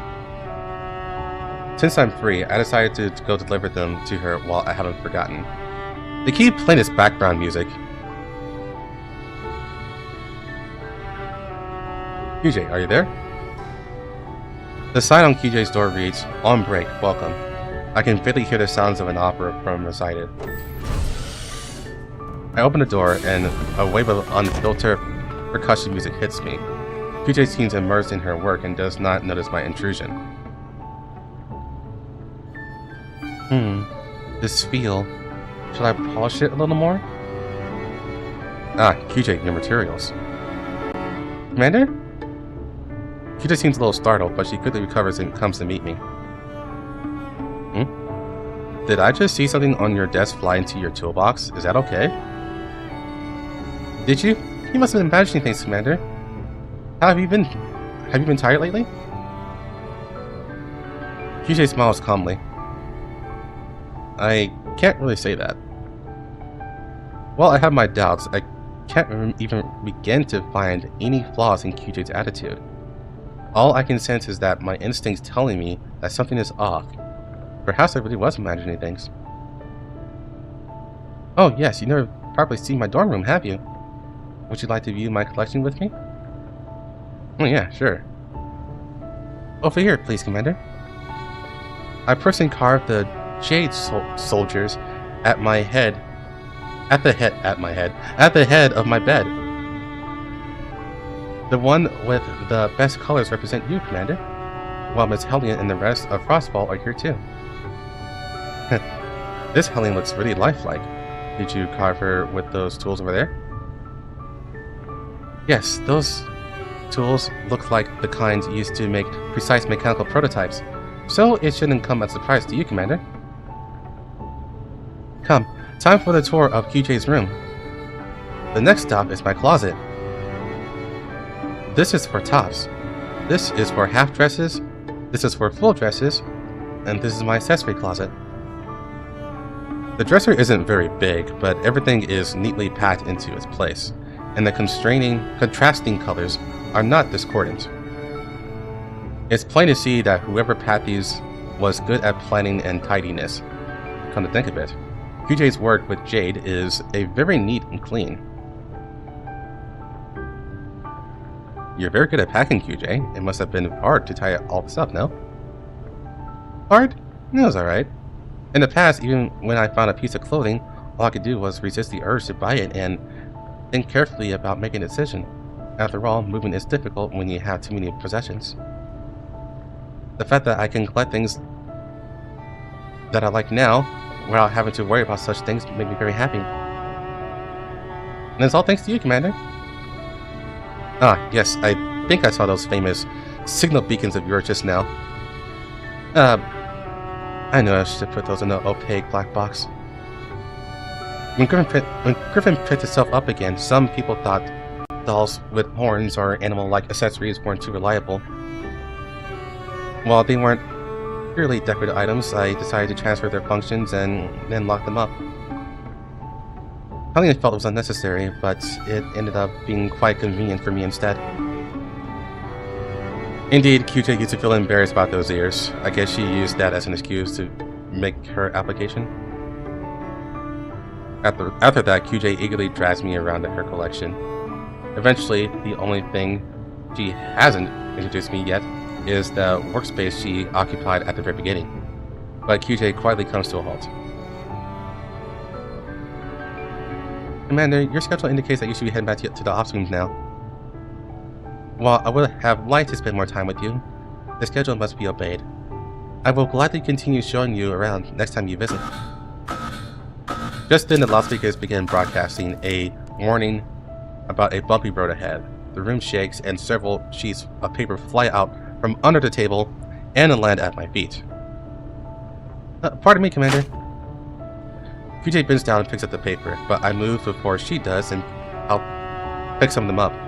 Turns out they were blueprints for Jade's done work. Are these design documents for the Jade accessories? There is an almost imperceptible stiffness to QJ's smile. Clearly, there are problems with these blueprints. I quickly paced through QJ's blueprints, which show many signs of revision. Perhaps it's because everything else in those rooms is neat and organized, but this blueprint stands out quite a bit. Take care, Panzer. I saw this when I came in just now, right? I knew it wasn't matching things. I guess even the great planet QJ has times when she wants to make big last-minute changes too. QJ's face goes pink, and she seems a little embarrassed. Then the blush fades from her cheeks, and she chuckles in resignation. You got me there. I wanted to keep it a secret because it wasn't yet time to share it. Is it related to me? Since you've already seen it, I don't need to bother hiding it any further. Commander, do you remember the broken jade bangle I showed you earlier? This is based on the idea of preserving the bangle's break, which you mentioned before. Back then, I did a lot of thinking after I returned to my room and decided to discard the original repair plan. Perhaps I wouldn't need to hide the break. Instead, I would let it naturally face change, which would only deepen its history. No wonder you didn't want to show me. After all, it's a piece of evidence that proves your guilt. Guilt? Yuta seems a little surprised by my joke, but before I can explain, she smiles. It seems you greatly misunderstood how I work, Commander. Commander, I am not by any means an inflexible person. Making many detailed plans is also I can better adapt to changing circumstances on the ground. If changing plans is a good thing, then what reason do I have not to do it? That's not what you said on your last mission. It's true, I don't like deviating from the plan when I'm working. Those plans are the most ideal solution if I could find after collecting information from multiple fields. Their accuracy has been verified multiple times. Frequently deviating from them implies taking risks, which is bad for both the client and my comrades. And besides, what? There's a brief flicker of hesitation on QJ's face, and her blush from before returns. Under normal circumstances, I tend to avoid frequently changing my plans. But I wanted to do better because of your suggestion. Therefore, breaking with tradition and changing my plan in order to make it as good was worthwhile. Since it concerns your suggestion, then completely abandoning the previous design is not an inconceivable method. Looks like you're very determined to make it work. How did you change it? May I see? Right now, I apologize, Commander, just as a project in progress cannot be casually shown off. A half-finished piece of jade work cannot be given a sloppy entrance. However, you will be the first person to view it once it's complete. As for today, your schedule is calling. Hey, wait, quit pushing. I haven't even given you your materials. QJ resolutely shoves me out of her dorm and closes the door. You know what, I wonder why we don't have a skin where she gets the bunny ears back. Maybe we'll get bunny outfits at some point and then we'll get them back then.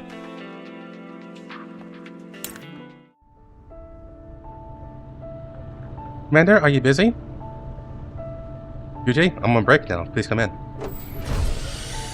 You seem cooped up in your room for a while. How are things? Is the jade carving going well? Yes, I just put the finishing touches on it. I managed to realize my design thanks to you, Commander. I came to thank you. You succeeded? Then may I see the result? I'm kind of curious. Of course. In fact, the result is a token of my thanks to you. The rebirth of the bangle went as well as it did. Thanks to your suggestion. Peter takes out a gift box from behind her, and opposite to me, it is wrapped in lovely brocade, whose colors shift in the light as I turn it around. Considering even the packaging was handmade, it is a clear sign of how much thought she has put into this.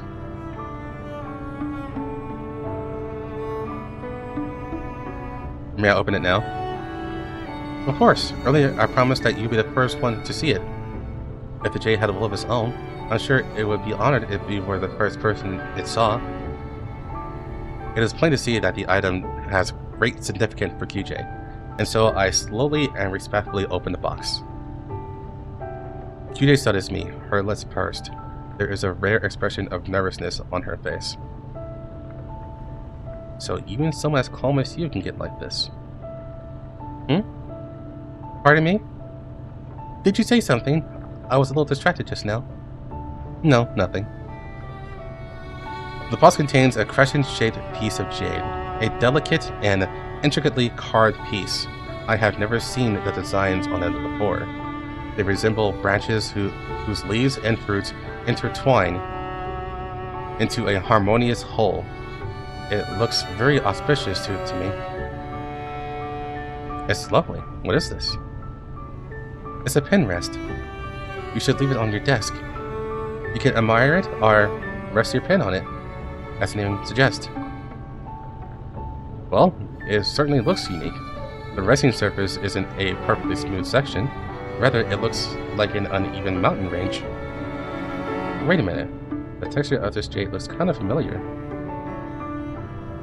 I finally realized something as I toy with a jade rest pen. Did you modify this from a broken jade bangle? It seems you realized it at last. I altered it from the larger half of the broken bangle. The ridges took a lot of effort so that I could both preserve the surface of the break and avoid it causing injury by being too sharp. What about the other half? It's here. I turned it into a small hairpin, and I'm wearing it now. QJ turns and smooths out the cascade of braiding hair. After some searching, I finally see the little ornament hidden in the depths of her locks. She quickly turns back around, seemingly a little embarrassed by it. Though the inconstancy of the world cannot be defied, and both halves are now potted, they were once part of the same whole. When the time moment comes, the memories of when they were one will reawaken their hopes of joining with each other again. Surely that would bring them together. At least that's what I thought. It is precisely because that break is unique that they will join together flawlessly should they come together again. Like so.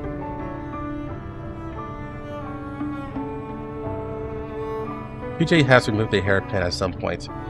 Its sides have the same ridge pattern as the pin rest. She presses them together, and the halves meet flawlessly. Well done, QJ. Also, you designed the engravings yourself too, right? What kind of patterns is this? The design is related to my name. Want to take a guess, Commander? She gave. QJ secretes the hairpin back into her hair and looks expectantly at me. If it's related to your name, then it's a quince? Yes.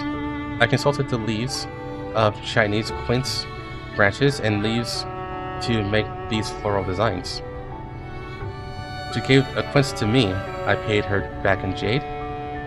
My name, Guangzhou, means jade, which means it is easily associated with quinces, don't you think? So I hope this quince can keep you company, just like how I hope to be able to be as close to you as possible. So does that mean you want to stay in the ops room then, Miss J? Can I? No. Even if you allowed it, I wouldn't allow myself to be ruled by such selfish desires. When I was number 9,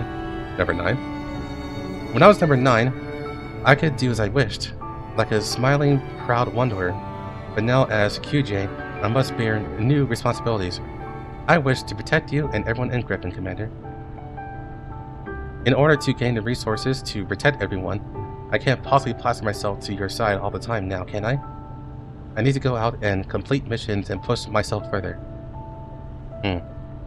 Many things would not be able to progress if I kept you, and just as many people would come to settle things with me. Commander, you don't have to make that face.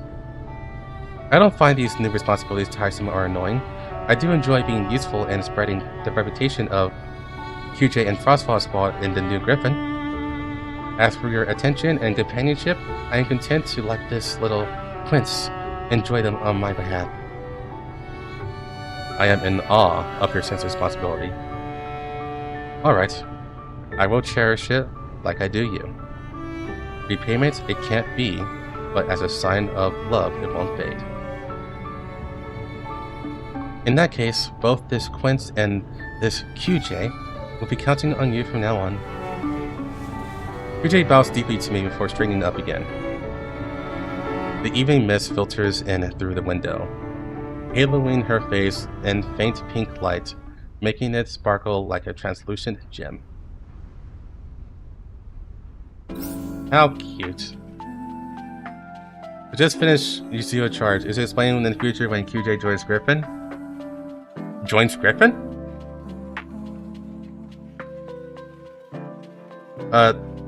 You mean Ghost... Are you talking about Ghost Frontline too? In that case, you probably mean the Elmo, right?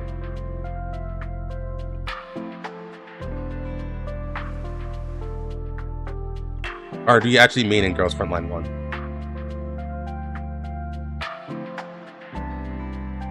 Because in Ghost Frontline 2, they haven't made that explanation yet for Frostfall Squad. We just know at some point, Hellion does get in contact with the Elmo at some point, but they haven't really gotten into detail about that yet. With Ghost Frontline 1, I haven't looked into QJ's backstory at all, so I can't say for sure.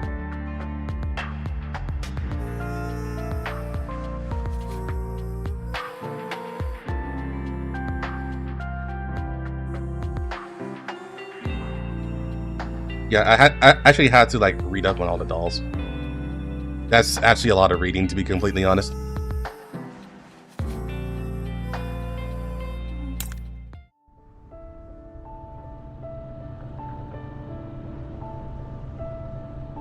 QJ, I suddenly remembered that I haven't handed you the materials to repair the jade that I bought for you the last time.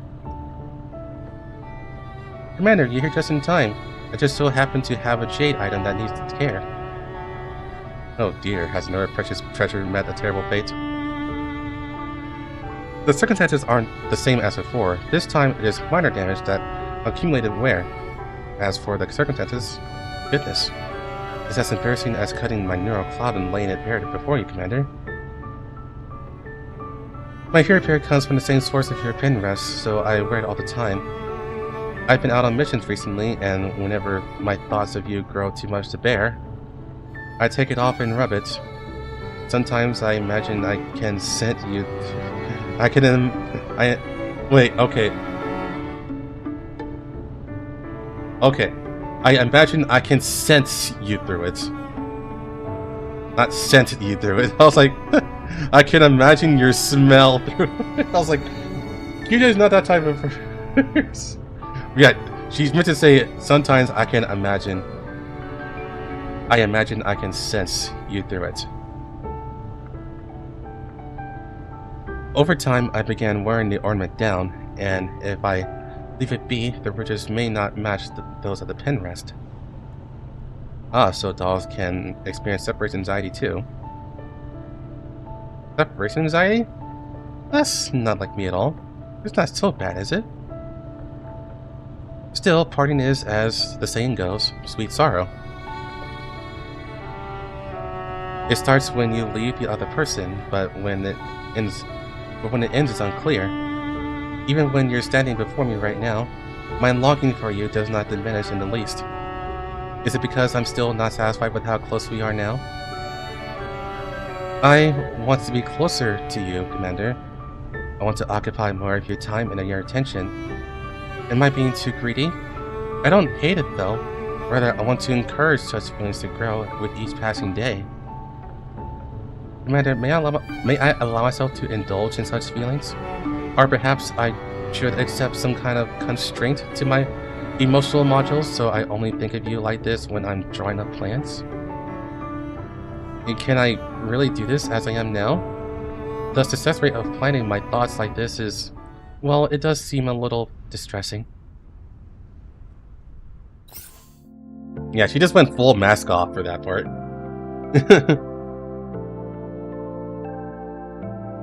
It's like all of these is like normal and constrained, and then at number 5 she's like, I want to fuck you so hard. Like, I'm done. Get on the bed now.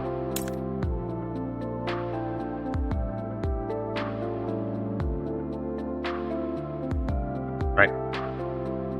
Record 1. Used to go by number 9 as her personal code name.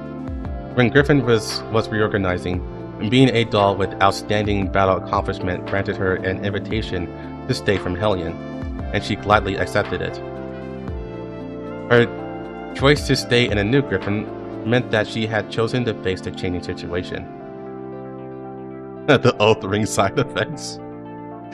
You know what? That may actually be true. Griffin's standing in the industry was changing. The focus of the management was shifting, and number 9, who was in the midst of it all, chose to change along with the trend.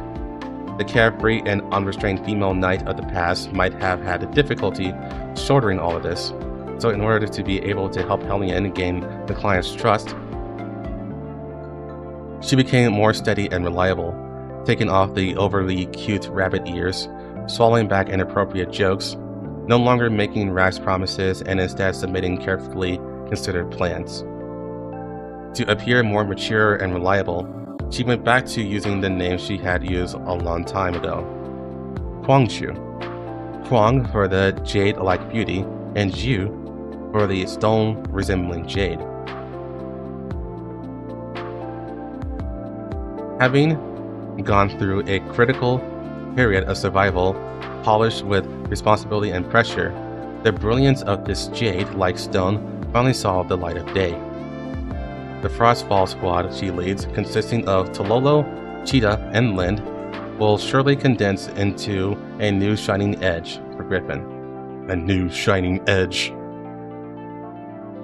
In the eyes of her teammates, QJ is fair in reward and punishment alike, strict with herself, and has a great sense of responsibility. And in the eyes of the commander, unbeknownst to outsiders, the steady and capable QJ still retains the free spirit of the knight errant.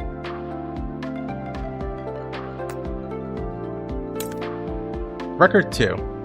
QJ deeply believes that if the plan is not determined yet, but the troops are deployed, the battle will naturally be lost.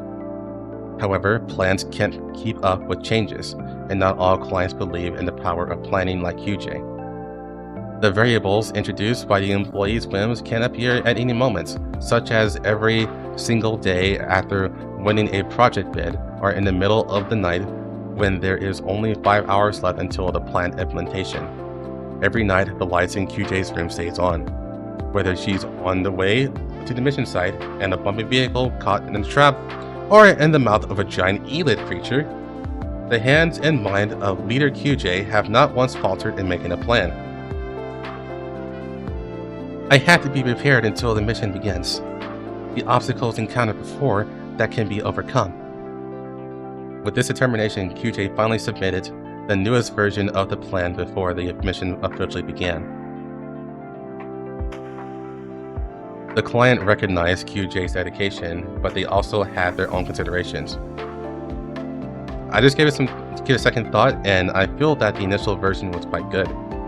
QJ's smile didn't change in the slightest. No problem, then we'll go with the initial version. Emotional stability, after all, is also a manifestation of professionalism. Only the teammates closest to QJ could hear her faint sobs and see her slightly clenched fist behind her back.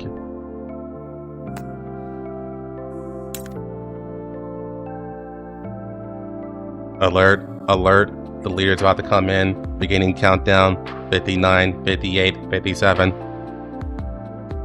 The members of Phosphorus Squad nervously straightened their clothes, and the atmosphere was as tense as during combat. After all, passing QJ's strict dress code is no easier than dealing with the large number of illegally modified machines. The armor can have slight scratches, but whatever is intact must be shiny. While they really need to go back and fix some of these errors at some point. Doesn't matter if the combat uniform is brand new or old. Not a single stain is allowed. Combat boots, weapons, equipment, face, hands, hair. Crossball Squad Appearance Standards Manual. This is too thick. It's over. I won't make it in time. 3, 2, 1. The meticulous QJ enters right on time. Progress in tidying up, everyone? Cheetah let out a desperate wail. Why do dolls have to look like humans? Wouldn't it be easier to clean if we looked like a cannon platform on wheels? QJ smiled and gave the team members a bright look. This is our first meeting with a new client, so we must present ourselves the most professionally. QJ nimbly smoothed Tololo's long hair, tucked Cheetah's shirt collar back into her jacket, and finished swiftly taking away Lynn's lollipop. No more sweets until the client leaves, Lynn. Now them's are fighting words. Record 4. No, roast duck is out of the question. The state of the new Griffin can no longer accommodate roast duck jokes. QJ suddenly wakes up, her senses still drowsy amidst the silent night. For some reason, she saw the hectic times of Griffin's reorganization during hibernation. After verifying she was back in reality, she had a dream. Interesting. QJ let out a sigh of relief. Her mind quickly calmed down, and she took out a thick booklet she kept under her pillow. It was a handbook of the lessons she had learned. No doll can change their personality overnight. The past is recorded in their neural cloud, shaping a unique self. It is not something that can be erased with a wave of a hand or a blink of an eye. Even QJ cannot have transformed into what she is now immediately. From carefree and lively to steady and serious, from no knowledge about clients to being familiar with their psychology, QJ spent a lot of time and waded through the swamp of many mistakes. Rule 1. Don't compare a crisis to roast duck in front of a client. The same goes for wraps and soy milk. Rule 2. Don't grin during negotiations and control your excitement when shaking hands. Rule 3. Don't put any special beacons on your head, and don't wear overly cute accessories. Rule 4. If you encounter a familiar doll during a mission, don't rush over and say, "Hey, old pal," especially if that doll is hostile. Rule 5. Behind each clause lies a history of some lost orders and troublesome complaints. QJ's fingers gently stroked every clause written, as if this way every lesson could be engraved on her heart. The past cannot be changed, but the future QJ will never repeat the same mistakes. But they weren't mistakes! They were cute!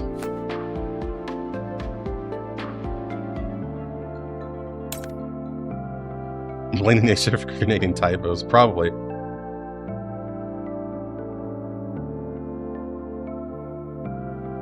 This is a story that happened at the beginning of Griffin's reorganization, before the formation of Crossfall Squad. The immature QJ led a temporary doll squad to face the most difficult mission Griffin could accept. "Leader, I can't move anymore." The air of this stuffy and humid underground cave was filled with the smell of gunpowder from the intense firefight. In the recent encounter, the squad led by QJ managed to win, but everyone's body sustained heavy damage. Various negative emotions spread among the squad, and their despair was like a rampant virus. "Give up, hand over the goods, and maybe the opponent will let us go. At least we won't have to pay for replacing our bodies." Speaking of budget, now that even body repairs are prioritized by urgency, there's no way you're getting that on the list. If you can still move, everyone's combat performance is deteriorating. Can Griffin really hold on? I should have chosen to leave Griffin back then. I don't want to work either, but rather than blaming us for the failure, why not ask what kind of courage allowed the higher-ups to accept a mission despite such low combat efficiency? It's not courage, it's desperation. Now's not the time to be picky about the job. There's already a significant decrease in the amount of orders. If we start being picky again, the budget will become even tighter, and it's going to be even more difficult to repair and maintain the dolls. "Leader, say something too. Give us orders," said one doll, turning to QJ. QJ came back to her senses and stood up. "Everyone, don't panic. Actually, I still have one final backup plan that we haven't tried. Plan 6.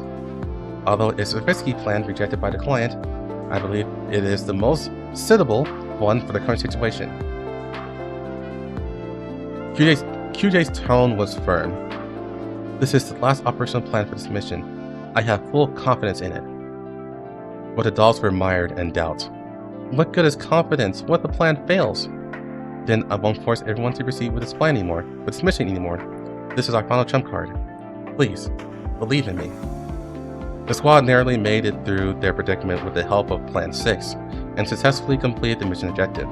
As the dolls were celebrating this victory with high fives, QJ was staring at her notebook in a daze. The last filled page on the notebook contained Plan 5. Plan 6? It was a blank page. There was a lesson learned though.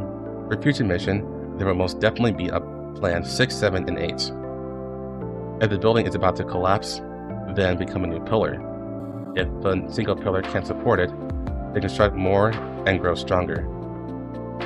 Because what if those who left would want to come back someday? If Griffin is no longer here, where will he go to pick up the times they spent together?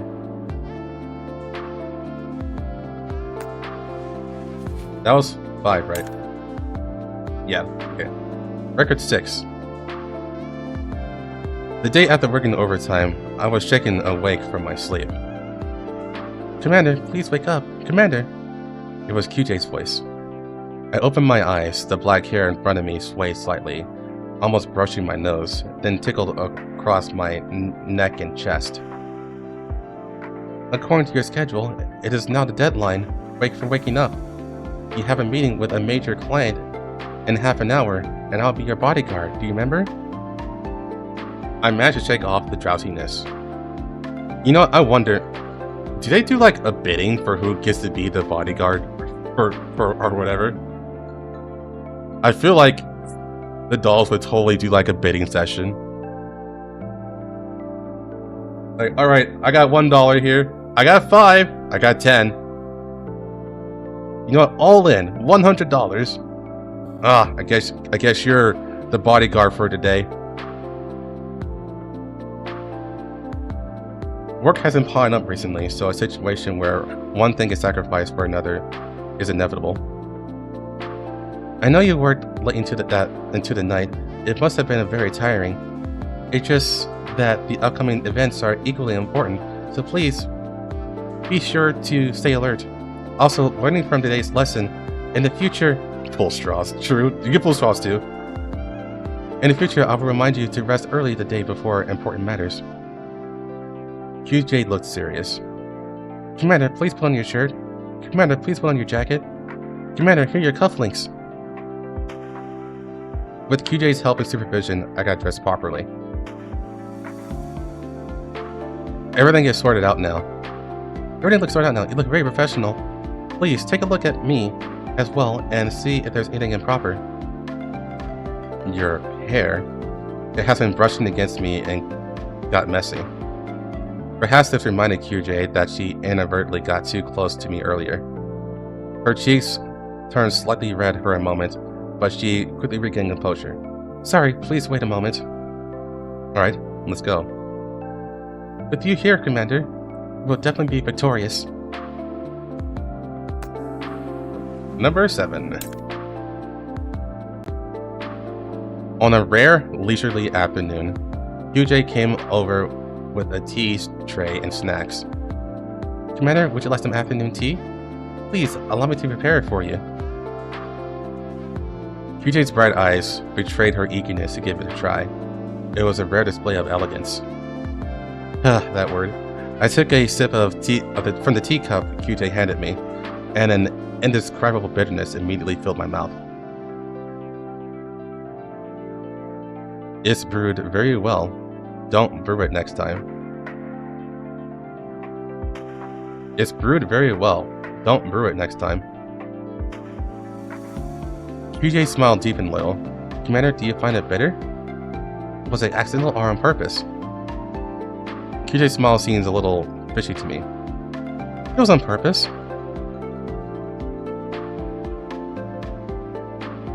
QJ passed me the snacks, and the slightly sweet taste dispelled the bitterness.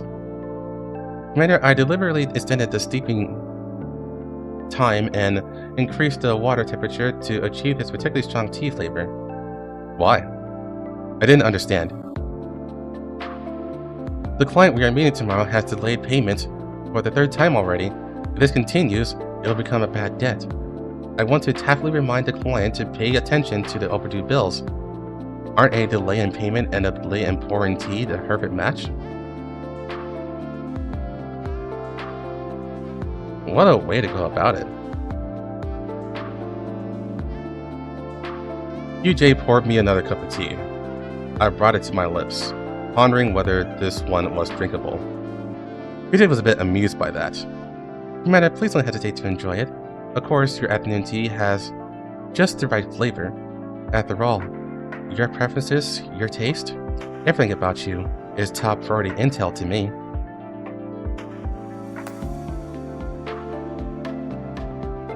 She got very comfortable. Last one. On the first day of vacation, QJ invited me to her dormitory. She led me to a storage area and opened her wardrobe. It contained lots of Chinese-style clothes, all neatly sorted. Commander, there will be a celebration on the Elmo next week. Would you like to help me choose a dress for the occasion? Sure, but why don't you choose it for yourself? You might not like what I pick, and it might not fit the other's sense of aesthetics. I don't have much experience in picking clothes. QJ gave me an assistant look. I only keep things I like in my dorm. As for the other aesthetics, what does that have to do with me? I only care about your taste and preferences. In that case, try this one, and that one. Oh, this one works too. I hastily picked a few dresses. Do you have to try on each one? Would this be too much? Only these?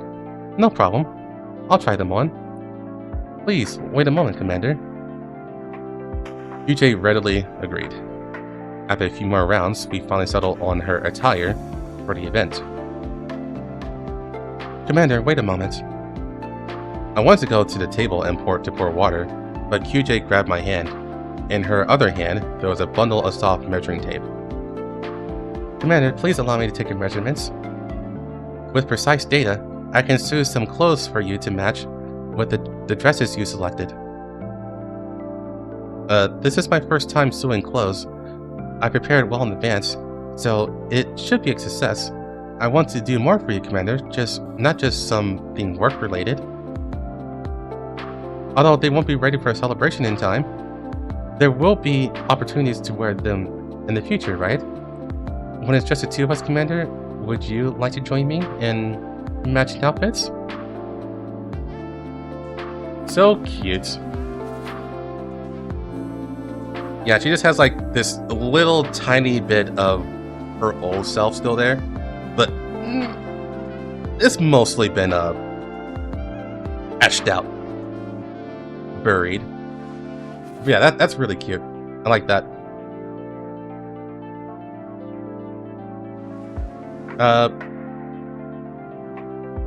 So I guess now I'm thinking tomorrow we don't really have any stories. I mean, we got a finish story still, so that probably would be the default. I know someone a few hours ago asked for Dusty Memories. I might do that if I want to save money. Also, there's still materials that I need to grab too, so I can probably do both. Yeah, the QJ stuff is good. I like that. I can probably do both, but I might have to sync in with some gameplay too. I'm not totally sure just yet. Honestly, I wish CK came out this weekend. That way we have something to do, and so the next weekend won't be jam-packed with all these stories you gotta read. But that's what's going to happen.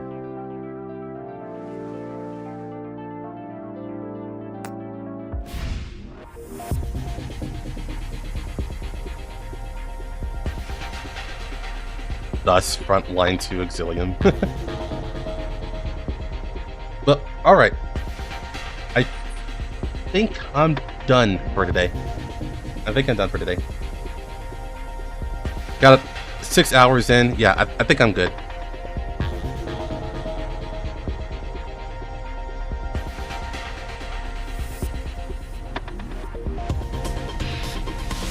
You're going to CK Saturday or Sunday? Probably Saturday. Yeah, it's probably Saturday.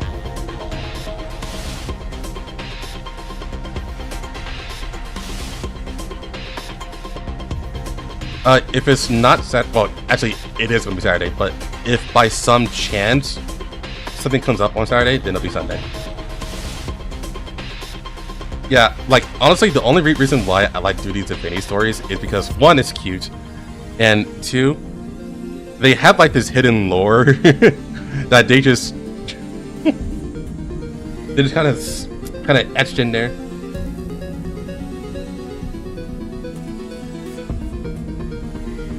But alright, I am gonna go ahead and get off now because I gotta go eat.